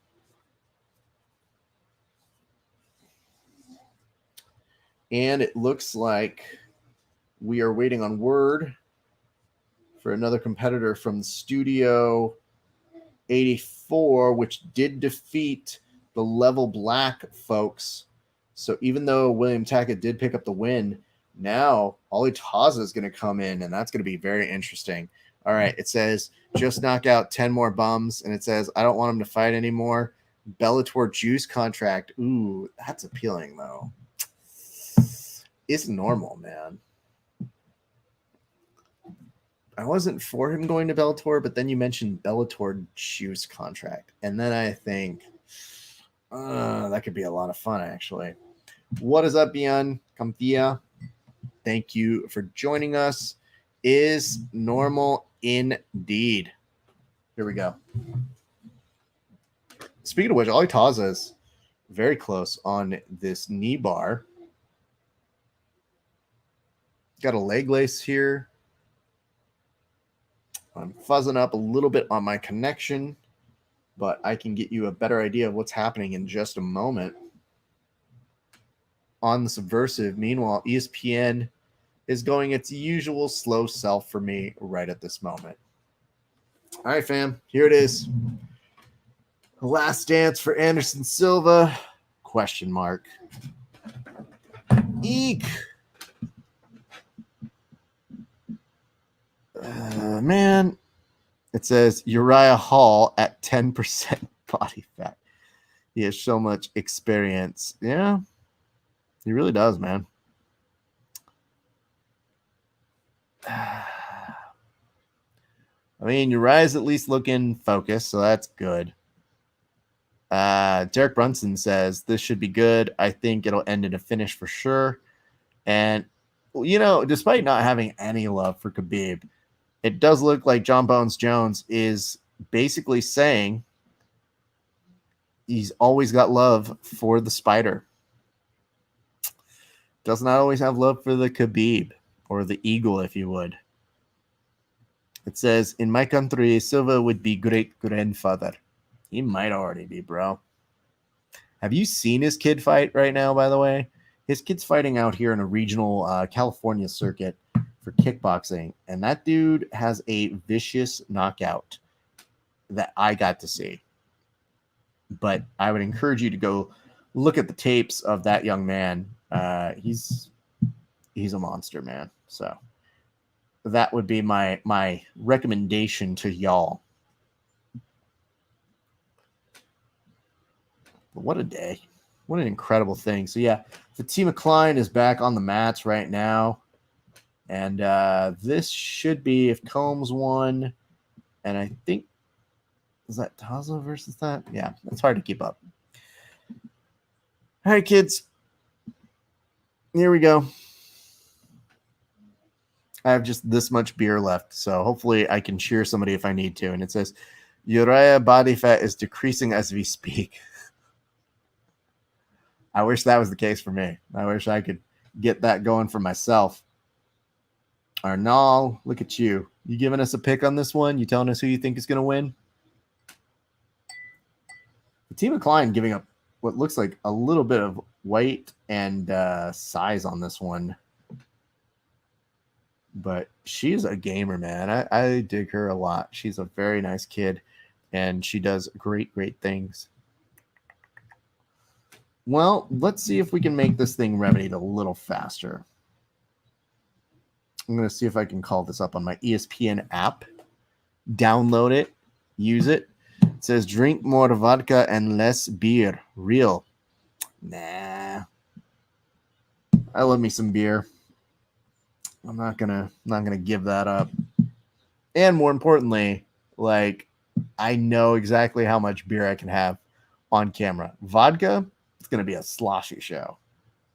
I mean, no promises as to how I'm gonna look as a host on camera if I'm supposed to hold it down for a 3-hour podcast or show as I chat with you all. Yeah, I think you guys are just ahead of me. I don't know that I can make this thing go any faster, even though Bruce is over here yelling at some names over at Uriah Hall, who's very focused. So good on him. This is so surreal that this was a match that they were talking about on the Ultimate Fighter needing to happen. And yet here we go. It says vodka fill in cheek beard 100. I guess the question is maybe those of us who look cool don't need a cheek beard though. So I don't know. It says even my babushka fool. Well, you know, if you need to rely on it, that's okay for you. Those of us here don't need it. All right, I've got 4:54 on my clock. And we have begun the fight on my side. Anderson Silva.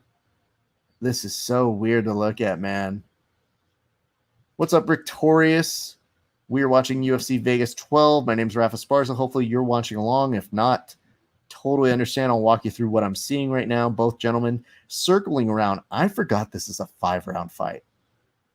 That seems really annoying and mean to do to people who are over the age of 40, by the way.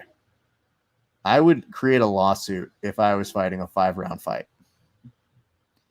It says she heard goat in mountain, then called back for a mile. Sure. No real action to note thus far in. Still a lot of circling. Anderson Silva in the yellow trunks. Uriah Hall in the black trunks goes up very quickly. See if maybe he can attack the leg. Anderson Silva not giving any part of his stance up at all. Just kind of studying and observing one Uriah Hall and seeing if maybe he can get in on the inside. This is very strange to see. Anderson Silva already starting to kick the leg. Uriah Hall responding in kind.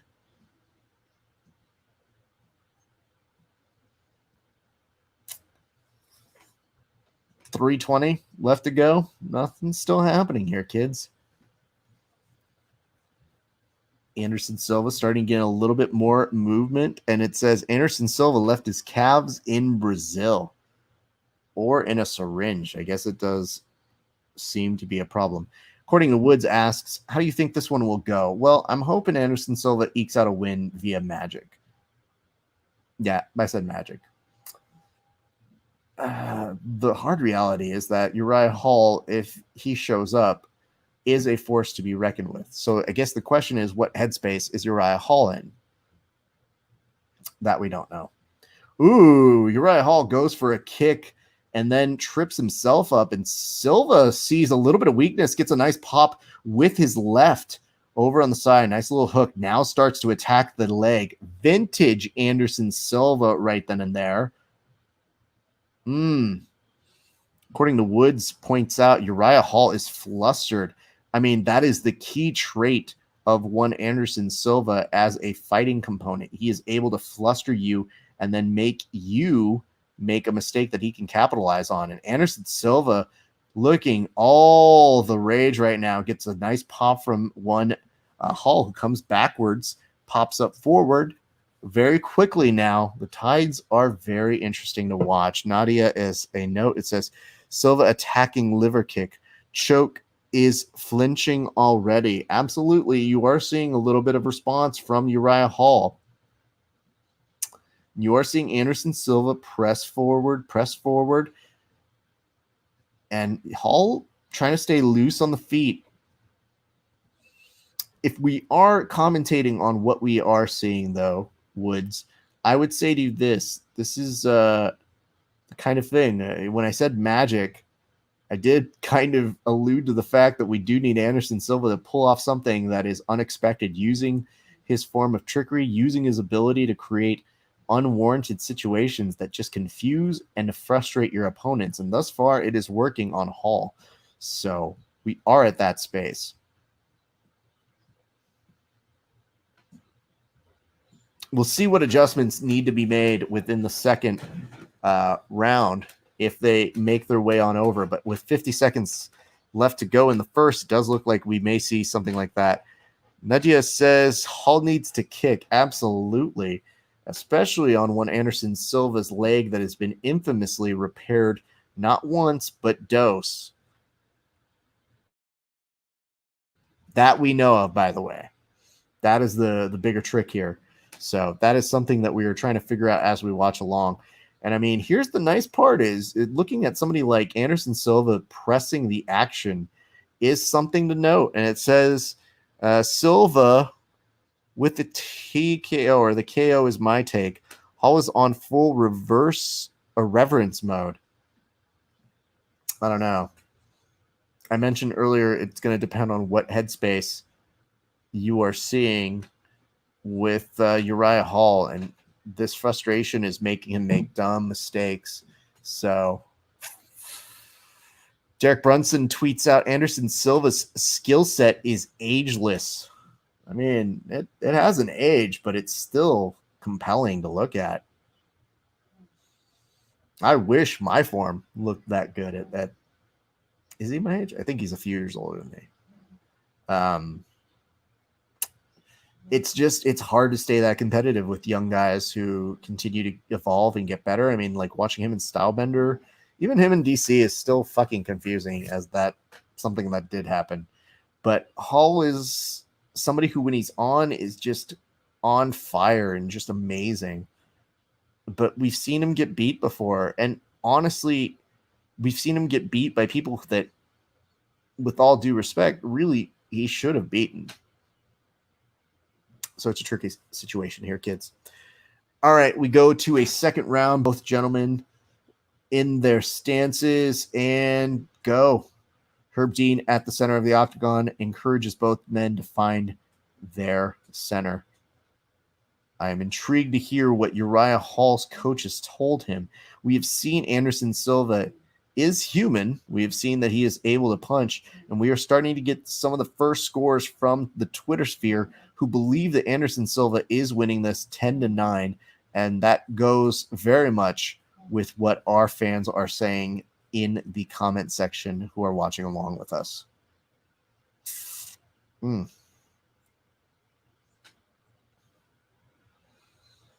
again, the backpedaling of one Uriah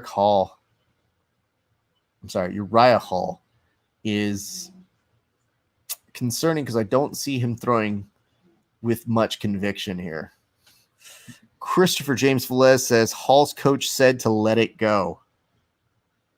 This seems like an inopportune time to sing the best one song from Frozen. So I don't know how much that's really going to play as a strategy for Uriah Hall, but if that's what works for him, then that Disney Plus subscription is going to pay for itself. So Silva looked good. Clinical feint tests, and it says, who the fuck is Derek Hall? Listen to me, kid. If you've been on for as long as I have, you can make mistakes like that. I combined the name Derek Brunson tweeting out with Uriah and then made them into one entity. It would be nice if they could tag team Anderson and they each took a round. That's what I thought last week when I was seeing after that first round. I just thought to myself, ooh, not looking good for Justin Gagey. Can we tag in Michael Chandler? He's there. He has nothing else to do. Dina Menzel is always appropriate. Oh, no. Tell that to parents.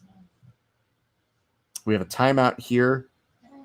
And Herb is having Uriah go over. It does look like a little bit of the wrap has come undone. So let's see if they fix that on the fly. And it says, did you just ask for two men to tag team another man?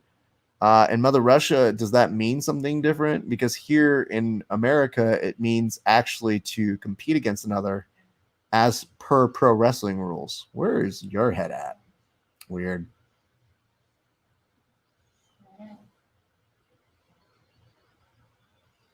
Anderson Silva coming in with some of his kicks. Now Uriah getting a little more confident, and Anderson Silva using all of the movement to just kind of create that sense of, hey, don't look here, look here. Nydia says, give Herb a bonus. I think some fighters wouldn't be happy about that one, though. Ugh. Middleweight main event happening in front of our eyes right now. Oof. Well, I think in some ways this fight is going as we thought it might. We understood that we're not getting 100% prime Silva, and Uriah could be very fearful. So we'll see how this continues going. Theoretically speaking, if Hall is number 10, should Silva win and retire, does he stay at top 10 in the division? I mean, bro, they literally gave Khabib number 1 pound for pound, even though he's a retired fighter. Like, what good does that do? That's a silly thing. Somebody retires, they don't get the number. Like, it's not a Billboard number 1 song. Be like, I was number 1 on the pound for pound list made by a group of random ass UFC employees who just kind of want to make us feel good about each other. It's just like anytime somebody tells me a Flow has ranked them and they go, oh, they ranked me number 5. I'm number 4. And you go, God damn, why do you guys care? They're literally just putting you against each other. And it says, he's not. Don't know what that's in regard to, but okay. 40 seconds left in the second round. Anderson still trying to crack wise here. Spin kick by Hall was blocked, and it's nice to see that Anderson Silva's timing is still just so on. I mean, he does, especially for his age, have good reactions. Does not really flinch on a number of these things, and for as much as we talked about Uriah Hall's ability to create powerful movements in short amount of time, we don't see those powerful movements used almost at all. And it says, this is why we need independent journalists doing relations for who is best. Yeah, I would agree, but when are they going to ever matter to somebody in the UFC? This is silly. And honestly, dude, half of these fighters or jiu-jitsu practitioners, they get mad if we don't pick them. They'll watch our show and they'll send me a note and go, you didn't pick me this week. And I go, why do you care? Why does that matter to you? And they're like, well, you didn't pick me. And it's like, well, I didn't think you were going to win. So shut up. I'm seeing some notes on Press Row, by the way, the same Press Row that you were talking about needing to be into, objective and kind of honest. Brett Akamoto says he's got it 1-1. Do you guys feel that way? It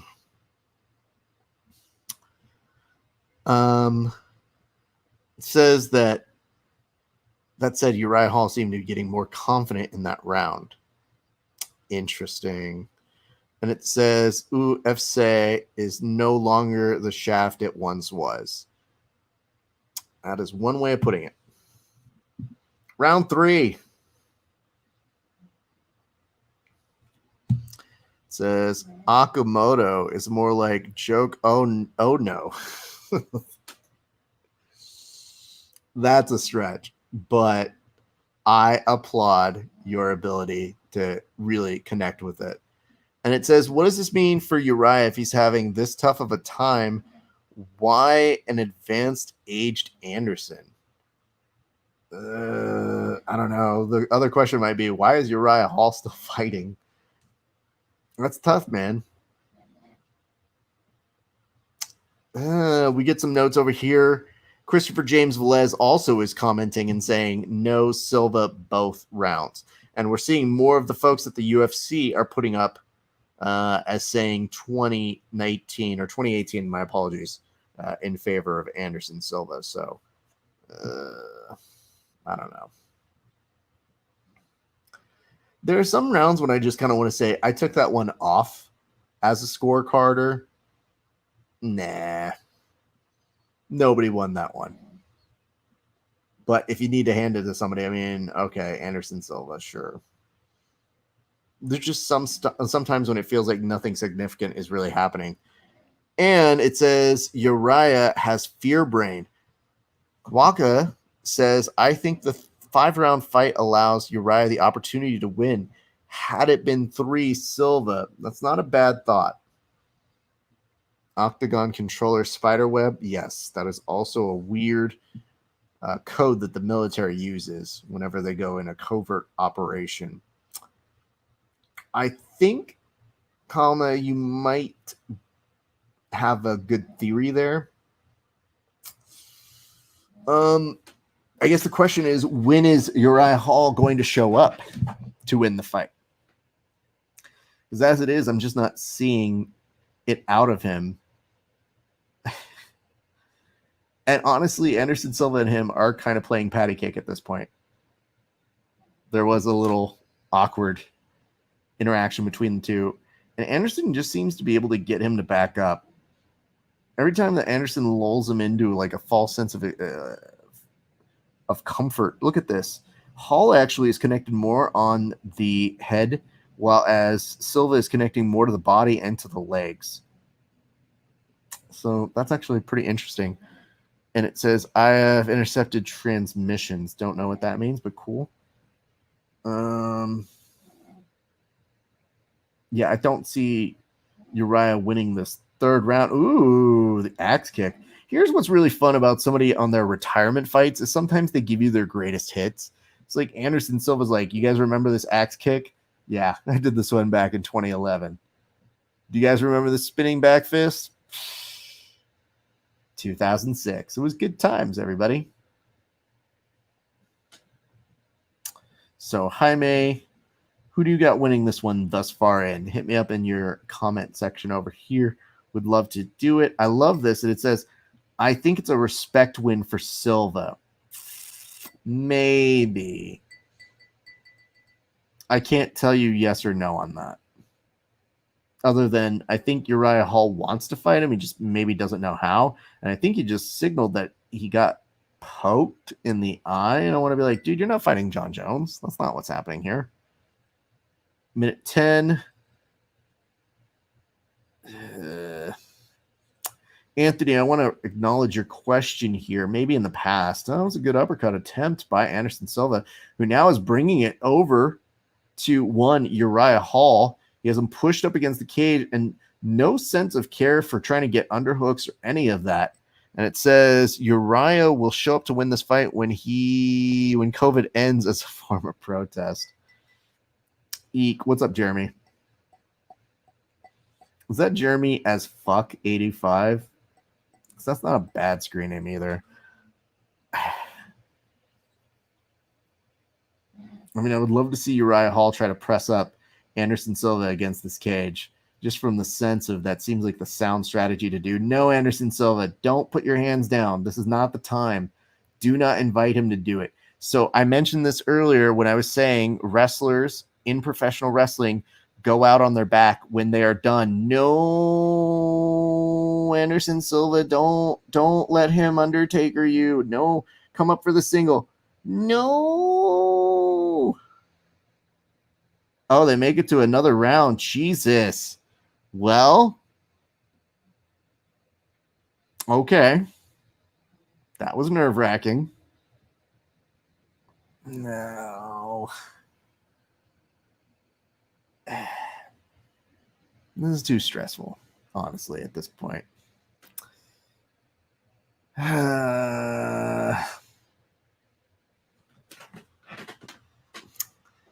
Well, that's obviously going to go to Uriah at this point now.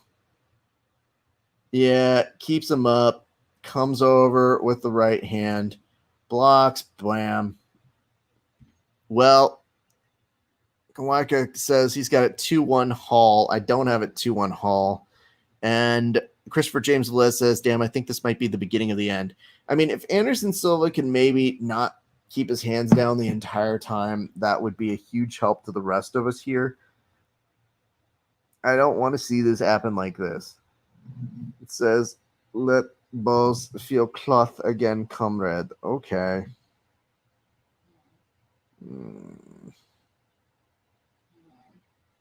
Well, this is slowly turning into a sadder story than I wanted to have. But fortunately, I have this much beer left to go ahead and drown my sorrows if this is going to be how it plays out for the rest of the fight. Blah. I don't like how Uriah Hall is starting to get more confident as this goes. Fuck you, 5-rounder. Says Silva goes out on his shield. Yeah. Nobody wants that, though. Everybody wants Anderson Silva to still be the magic man that he was back in 2009, 2008. It says Hall will walk it out. Okay. Let's discuss. Anderson Silva has been... It says grab a second one, Raph. I do not want to grab a second one. I try to keep my oh no. Anderson Silva trying to cover up. Uriah Hall is maybe connecting a little bit more than I would like him to. And Herb Dean waves it off as, oh no. Anderson Silva grabs a single leg over Uriah Hall.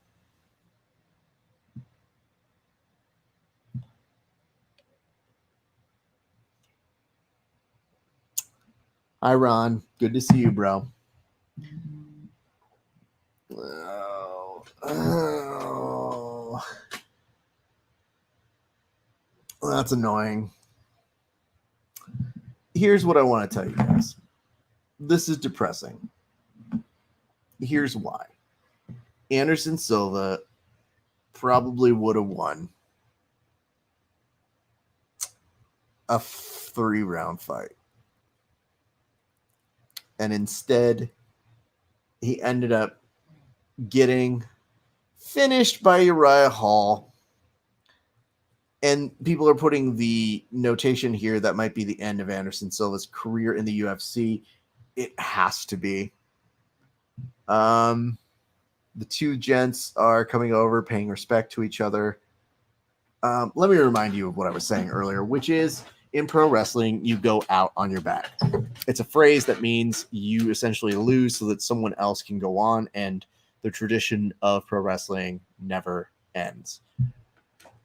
That was something that I thought in our most conspiratorial of looks at how the thing goes, that Anderson Silva was almost trying to give away the belt when it was too much stress, and that's how you saw Anderson Silva keep his hands down with Chris Weidman.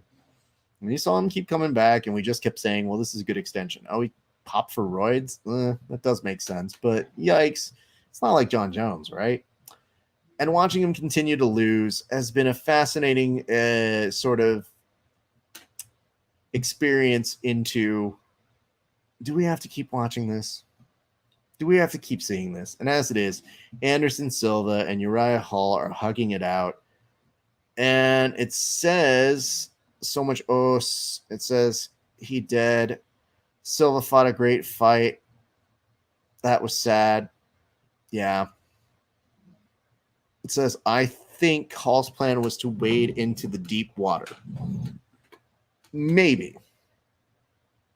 I would venture that Hall, in the very beginning of that, did not want to absorb that many shots, or to absorb Anthony Arnold with your very sad emoji face. Yeah, this feels like I'm hosting a wake at this point. Silva just turned 58. That's not true, but okay. And it says he leaves behind a son, Samuel, a daughter, Lisa, and a wife, Charlotte. No. Well, Anderson Silva now is on a stool, holding his pants like a fat dad would.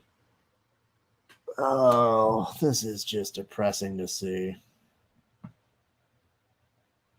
You know, if Khabib would have lost, I would have been just fine. Anderson Silva losing, invested. It's just real talk. Well, let's hear what they have to say in just a moment. R.I.P. indeed. This is the worst. I think it's something that we all knew was a possibility to happen with Anderson Silva, just being so past where he should be fighting, that we acknowledged it is very much a possibility. In the back of our minds, we thought, if we're going to see it happen, we don't want to. we're now confronted by it happening in front of our faces. And the two gents are playing respect to one another. And there's a little bit of a prayer circle between the two. And they help them up. And there's a hug over here. Shango Dixon with the RIP. I can't deal with you guys at the RIP. That's so sorry. Apparently UFC says, I love you. I'm so sorry. Again, stolen from pro wrestling. If you remember when Shawn Michaels had to super kick Ric Flair in his last match, which was not his last match, but it was the last WWE match he ever had, he said, I love you. I'm sorry. Do you guys not understand the pro wrestling? I need to die and end so that you can carry on. I'm just trying to tell you. Does Khabib come back and who does he fight? It has to be GSP. And I'm not super excited about that fight. If I'm perfectly honest, unless you get me a time machine. If you get me a time machine, maybe we're in on that one. It says, as one dog reader once said, you can't take the dog out of the female dog just after sex. Yes? No. Maybe? Christopher James Velez says HIP. Khabib could come back and fight Michael Chandler. Dana White said he had something huge for him. Maybe it would have been the bear. That would have been fun. Oh, shit, I never thought of that. If Dana White the whole time was like, I got something better than GSP. Dog, there's nothing better than GSP. Him being like, well, I got the fucking bear. Well, bear probably didn't feel good about getting taken down. So that'd be a good fight. I'd watch that fight. And then he said, Nut can take the fight out of dog. I'm gonna let that one live on its own. It says right here, I see the bear. Thank you, Arnold. It says, I don't want a GSP fight. I'm with you on that one. Respect in pieces. That's funny. I love that one. Kawaka says, should there be age classes? I think so. Similar to golf. Yes. Let us hear what Uriah Hall has to say.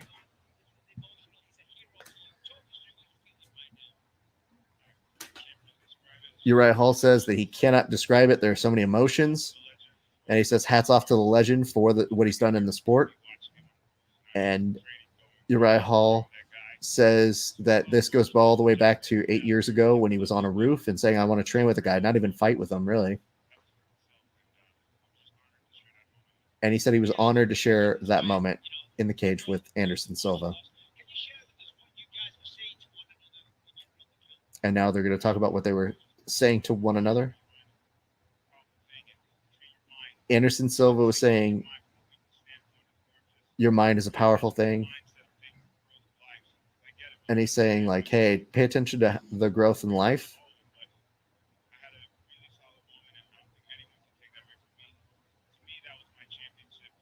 And Uriah Hall says to him that was a championship round or win. And Hall says, obviously, he'd love to get a dance with Israel Adesanya in the future, but that's a pretty great moment in his career.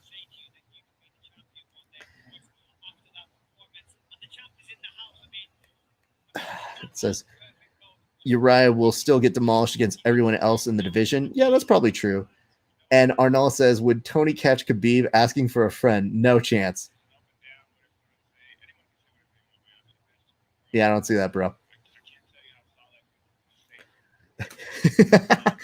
This is like me at the UN with translator. You good. Yeah, normally I have an earpiece in, but I don't have my connector for this one. So, well, it looks like they're giving an applause to Anderson Silva walking around. You can hear it faintly in the background. And now Michael Bisping is telling him there's not many people who have a stoppage of Anderson Silva. I would know. He didn't say that part, but like clearly Anderson Silva did beat Michael Bisping. Go back and watch the fight. Anderson Silva It looks like he is having emotions in the center of the octagon. I would kind of wish that they would talk to him actually right now at this point. So let's see if they have him say anything. But he is taking it all in the center of the octagon right now. And I think he just nodded and said, yeah, okay. Wow. What a crazy moment, guys. Oh. If you're just joining us right now, we just saw the likely end of Anderson Silva's career in the UFC. It was an unfortunate end for that. He got TKO'd in the 4th round against Uriah Hall. Otherwise, doing a fairly good fight. Oh, he is. It looks like they are getting him set. And it says, tell George Bush that we love warmongering and to keep up the good domestic politics. I'm not going to touch that one right now because maybe you haven't gotten an update as to what's happening here. I won't spoil what the story sounds like for you. And Christopher James Velez asks, he didn't drop the gloves. See, that's the misconception. He is done with the UFC, but I do not believe that he is done fighting unless he says so here, because he was talking about exploring other options, though this fight may change a few things. And it says, now let's make him talk with concussion. Anderson actually pulled up a seat to actually talk right now. Anderson Silva starts off by saying, a fight is a fight. True.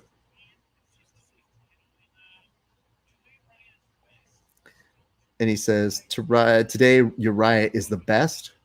And he said he enjoyed his moment. And sometimes it's very difficult for us to, he's finding the words, hold on, for us to stop.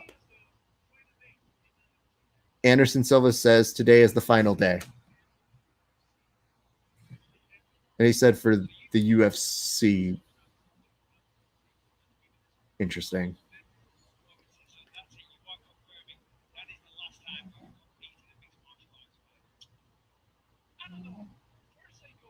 Oh, no. Just kidding. Bisping was asking, is that the last time you're going to fight in mixed martial arts? And he says he's going to go home and figure it out from there. So, yeah, he just said it's his last fight in the UFC, but not within mixed martial arts.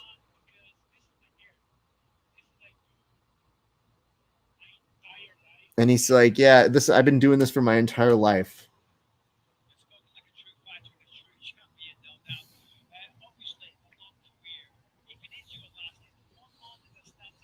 Bisping is asking now, if there is one moment, what stands out to you in your career? And Anderson Silva starts by saying, wow. Oh, wow. Anderson Silva's like, I mean, there was the one with me and you, Bisping, so,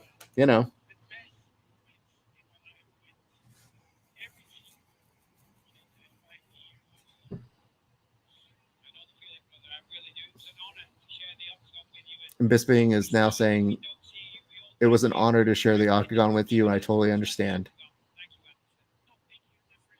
And Anderson says, thank you. Thank you for everything, and wishes Bisping the best with his family and says, God bless. And he gets up and he starts walking off. He looks like he's very slowly hobbling off. And that's it, kids. Well, that's probably going to be it for Anderson Silva in the UFC. If we are talking about memorable moments, I can tell you this. One of my favorite moments of all time in coverage was covering not one, but 2 of his fights live, and they were both the Chris Weidman fights. And they did not have good endings for him, but I did very much appreciate getting to see him fight live, just for the sense of I always wanted to see what that would be. And I'm not going to do that one right now. Here's what I would tell you. The immense sadness that I think many of us who have been diehard UFC fans for a number of years, even going back to the Pride days, is knowing that, yeah, Anderson Silva did lose. That part's not surprising. The end of an era of watching that man who created so many memorable moments for many of us, unfortunately coming to an end. That is the ride of watching mixed martial arts. At some point, your time is done, and then you're done. So to many of you who are coming in right now, I know many of you are sharing that experience with us. If you want to tell us what your favorite moment was from Anderson Silva's career, I'd be very thankful to take that in our comment section as we start to wrap this up. Look at this. Arnall Anthony says, always good to hear and see you. Have a great night, brother. Hey, same to you, bro. And look out for some of the comments that get said about you on Tuesday on our show there. Joffrey says, thanks for a great show. Appreciate you. And it says, when are they going to put him in the Hall of Fame? It should be immediately, man. It says, awesome companion. Appreciate you. And it says, Forrest versus Silva. And it says, here we wake when you are sleeping. That's very good insight to know.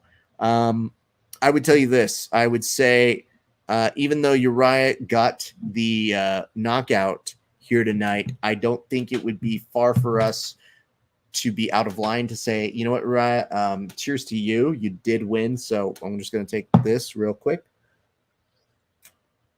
But we are going to actually take a moment to cheers Anderson Silva and his career. Andrew J. Brown says that Silva versus TRT Vitor, an amazing moment. Could not forget that one.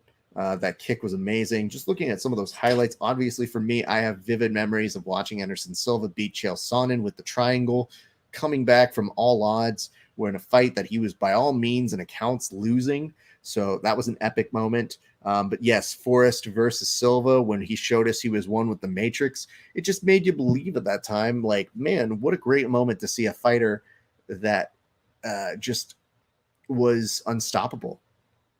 And I always very, very much appreciated getting the opportunity to see him. So it's a pretty cool thing. Goats eventually fade away, and that's pretty cool. I see right here, Silva versus Rich Franklin. Oh, you know what? I actually did go see that one too. Now that I think about it, I was at UFC 61. I saw that in Ohio. I saw him beat Rich Franklin. I remember telling one of my friends, this is back in 2008, somewhere in there, maybe, yeah, about there. Somewhere 2008, I went to go see him live, and it was just around the time when Silva was starting to build his shit, and I said, hey, man, you got to watch this guy. And when you see Anderson Silva beat the shit out of Rich Franklin, we were just kind of looking at each other, and I said, dude, look at that guy. And he goes, man, that dude's the truth. And I remembered seeing that happen live in front of my eyes and thinking, wow, what an incredible moment. So now that you bring that up, thank you for reminding us that. I totally forgot I went to go see that one live before I was doing any of this. What's up, Duncan? I guess you're here for the wake for Anderson Silva as well. Gwaika says, wanted to see Lyoto versus Silva. Sad it never happened.